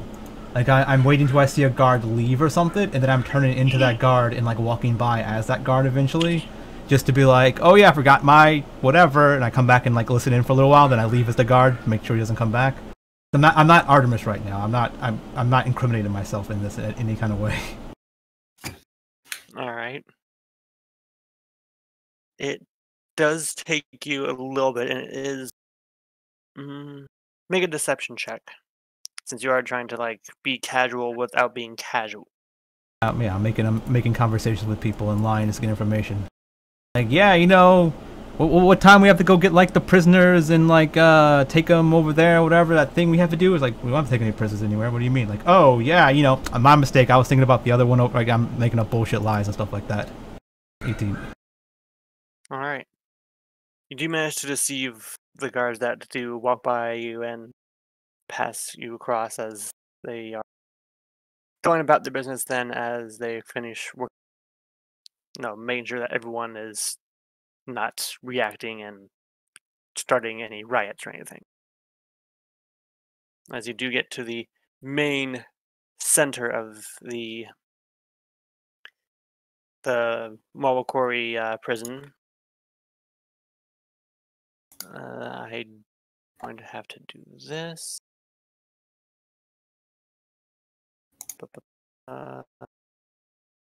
Trying to find like just a standard bandit thing that doesn't have any weapons.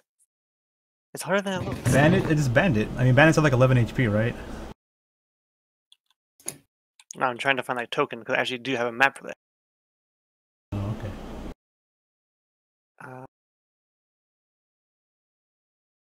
Okay. This will do, but just keep in mind that they do not actually have weapons. Yeah, that's fine.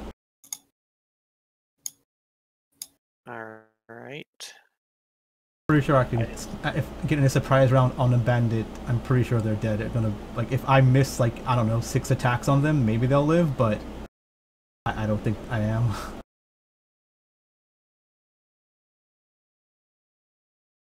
Alright. So here is the quarry map. Oh shit. What? You have a map for it. Yeah, I told you I did. Oh. Did you plan for us to come kill bandits in the quarry? I did not plan for that to happen. I just have pretty much maps on standby for a lot of things. I did not plan for you guys to actually, or one of you guys to go in here and start trying to kill people. Okay. You see, under contingency 35, where the party decides to establish anarchy, they need to release the prisoners. So I'm just gonna try to grab like 3 of them throughout the course of this time, like whenever I can. Alright. Yeah, Assassin's Creed this. Go ahead and place your token. This is a very awkward place for me to have a token. I mean, I don't know. I thought it was been a lot bigger than this. Well, this is you were looking for a more shadowy, secluded area where it wouldn't happen in my eyes. This is said shadowy, secluded area. Okay, so there's not really guards looking around in this area. They just throw people in this thing and they start mining, and whatever happens. There's a few guards, but not as many as where the rest of the area is. Okay, cool. So yeah, so I'm gonna listen in. So okay, so I'm gonna bullshit some guard. Here we go. So I gotta find a guard that looks. I'll make an insight check on this, I guess, because I'm looking for a guard that looks like something's wrong. Like maybe he's like stressed about something, or like something like, oh, his wife's pregnant and he's worried about her, or someone's sick and they're like, I'm looking for someone that's stressed, basically, like someone that looks like they're maybe like their shirt's not tucked in properly, or like something's up with them. Mm-hmm. Looking for one of those type of guards. Make an investigation. Investigation on it. Okay. Looking for a guard in specific. Yeah. I'm trying to like read their body language and stuff like that. So I'm thinking of insight, but I don't know. Maybe I'm good at investigation. I don't think I am, but let's check. 17. Okay, I'm pretty good. All right. You do find that there seems to be one or two guards that aren't exactly happy to be here, or just really want to go home. They seem a bit irritated and more so just annoyed. Yeah. So I walk up behind like one of them. I'm like, "You good? You okay?" I'm just tired of working here, man. Yeah, I got you. Yeah, I don't have anything to do today, but I was here, overtime stuff like that. If you want, I can cover your shift. You can go home. Got you, bro. Nah, That? Roll persuasion. Yeah, I'm like, I ain't gonna tell anyone you left. I'll just, do your shift for you.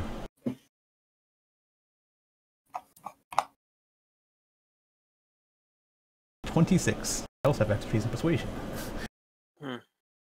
Well, not gonna lie, I would rather be able to just stay home right now. It's hot. These rioters keep on behaving the way they are. Yeah, I got you. You cover me should the boss come in and asking questions? I'll stand here and watch. Everything look normal. Thanks.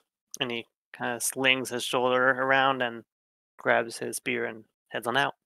So I'm a random guard from like another area, so he might know who I am. So he might be like, "Thanks, Tim," and I'm like, "Yeah, no problem."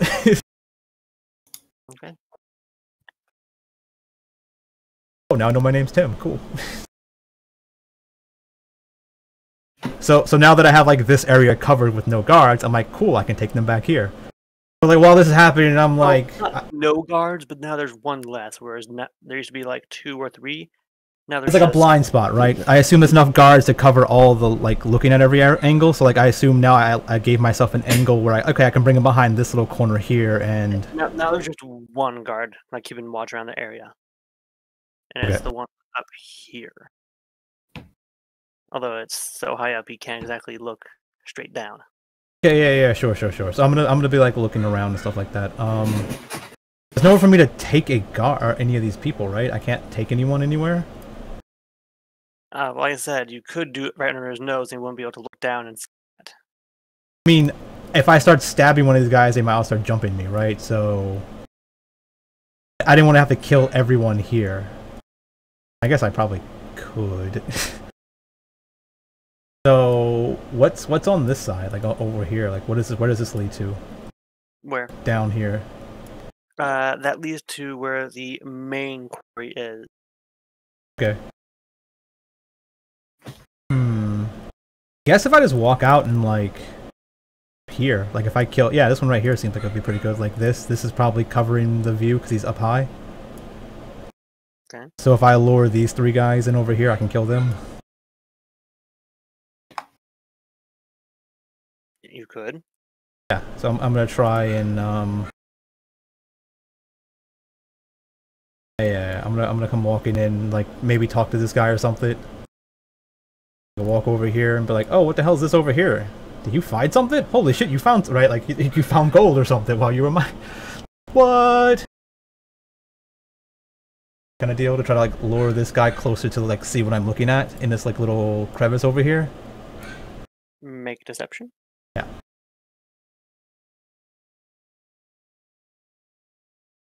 One. Alright. Confused and curious, he looks sort of, huh? I'm behind him and I just shank the shit out of this guy with all my attacks. Alright, main attack roll.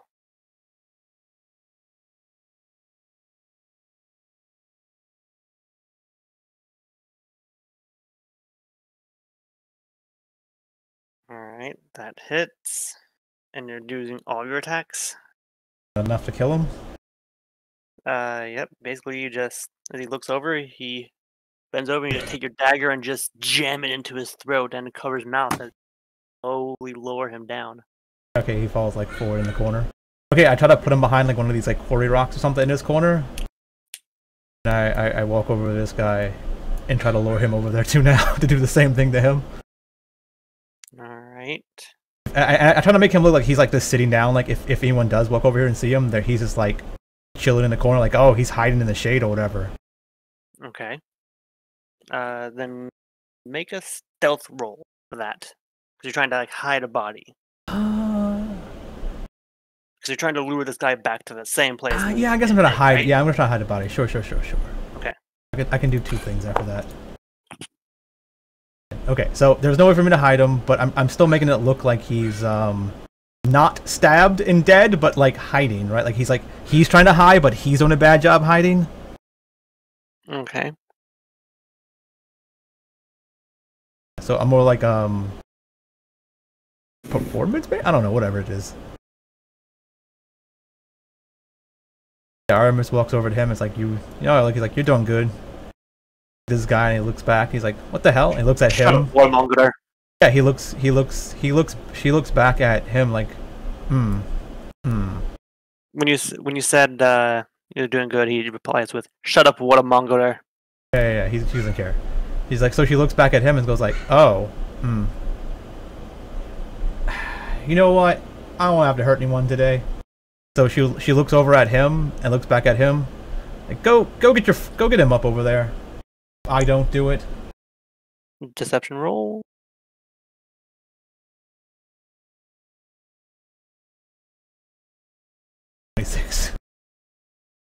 He looks over and he looks at you and just and he just kind of just slowly makes his way like, damn fucking bastards. Doop, bleh. What the fuck? I assume same thing.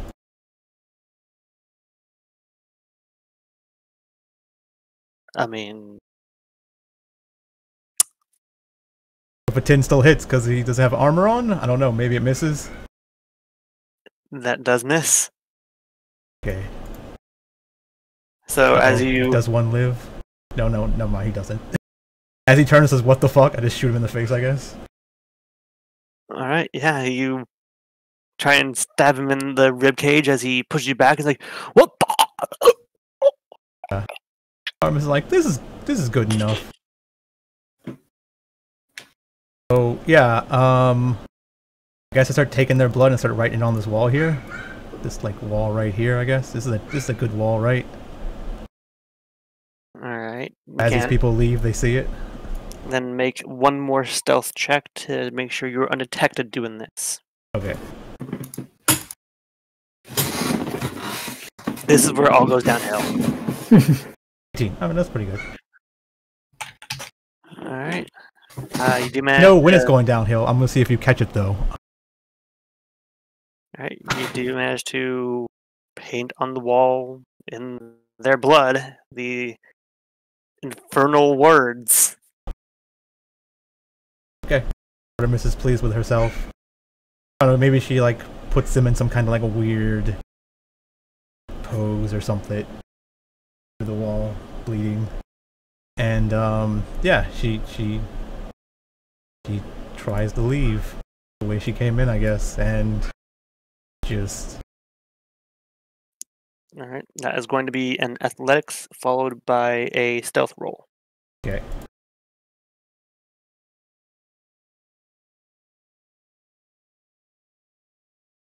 Ooh, okay, that was the one. That's where I was thinking that was gonna everything was gonna come downhill because I was like, I have a +0 on this. Let's see if my luck holds up. Like, bam, got it. This is Alright. roleplay stuff. And then last stealth. Okay, even if this one doesn't work, I really don't care who sees me when I'm leaving. Do I want to start yelling? But like, I have done it, and start screaming over the wall as I run. Now I'll let the dice decide what happens to me. Okay, they're saying I'm sneaking. I'm gonna sneak. They're saying 19 again. Yeah, it's fine. The dice, it's roleplay. Come on. I like to roleplay. It's a role-playing game. They're like, here you go, have fun. I'm like, hell yeah, I'm gonna have fun. Artemis just goes up and kills 2 political prisoners. He killed Korg and Meeg from freaking from taking the war. Poor Korg and me. Hey, Korg was awesome. Yeah, and you just killed him. Yeah, well, maybe. I mean, to be fair, the guy, the second guy, did say some mean words to me, but you know, whatever. He called you a pig. Yeah, it's mean words. Because you're a pig. He called you he called you a warmonger. Yeah. I heard watermonger. Yeah, I heard watermonger too. I didn't even care. I was like, I don't care. They're not talking to me. They're talking to whoever this person is. Yeah. Well, like, that's the coding, though, isn't it? Like, oh, you're propping up a unethical institution by enforcing these laws. We're trying to live. I told B I was specifically looking for evil people, so these people were evil.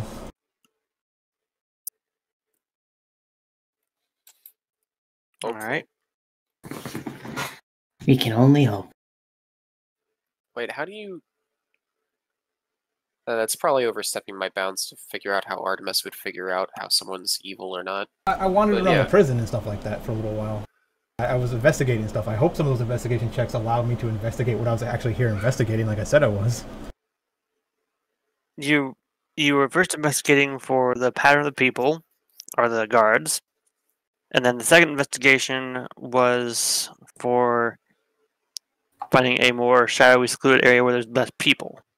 He had also told you that he was specifically looking for evil people in the prison. Oh, okay.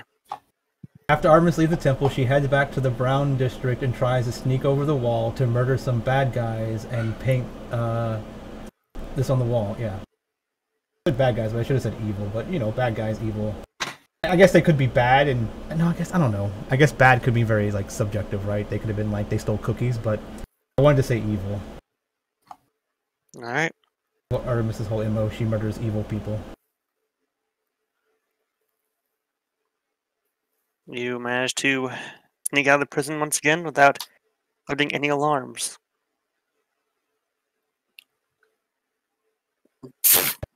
Okay. No, Artemis isn't butter. Or butters. After a moment, you do hear very loud war horns echoing throughout the entirety of Scarab Wings. What? Does everyone suddenly hear these? And this is when Artemis is doing the scene from Dark Knight where she's walking away from the hospital, pressing the button on the thing. Yeah. Kermit's banjo is better than the war horns. He's matching the tune and showing the war horn how to play a note.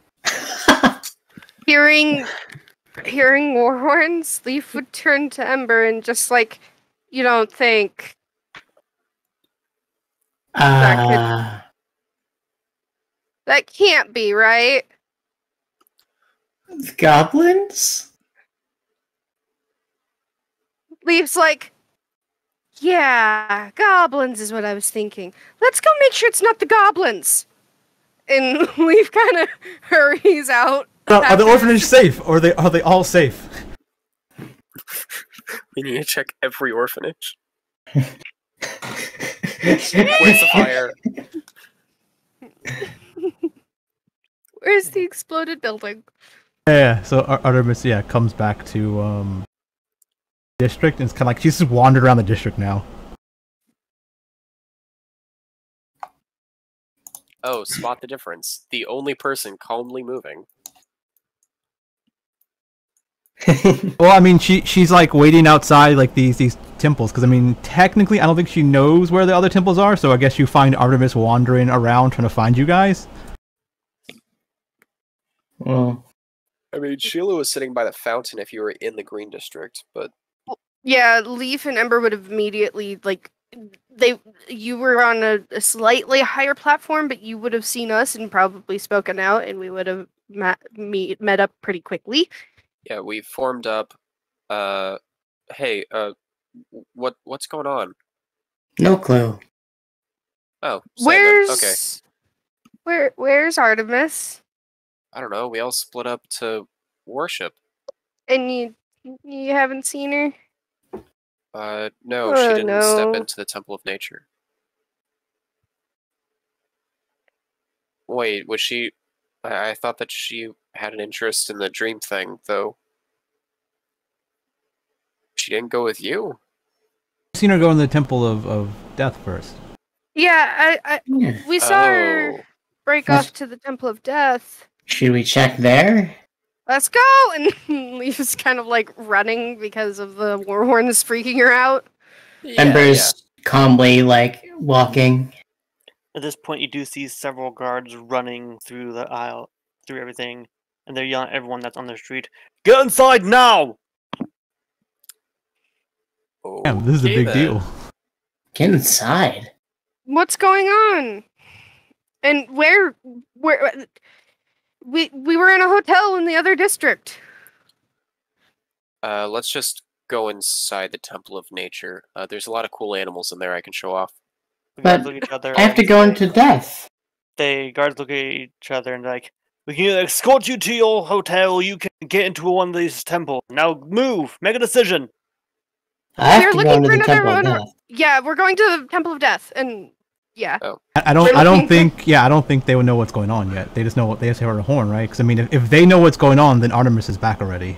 Yeah, they. Well, Yeah.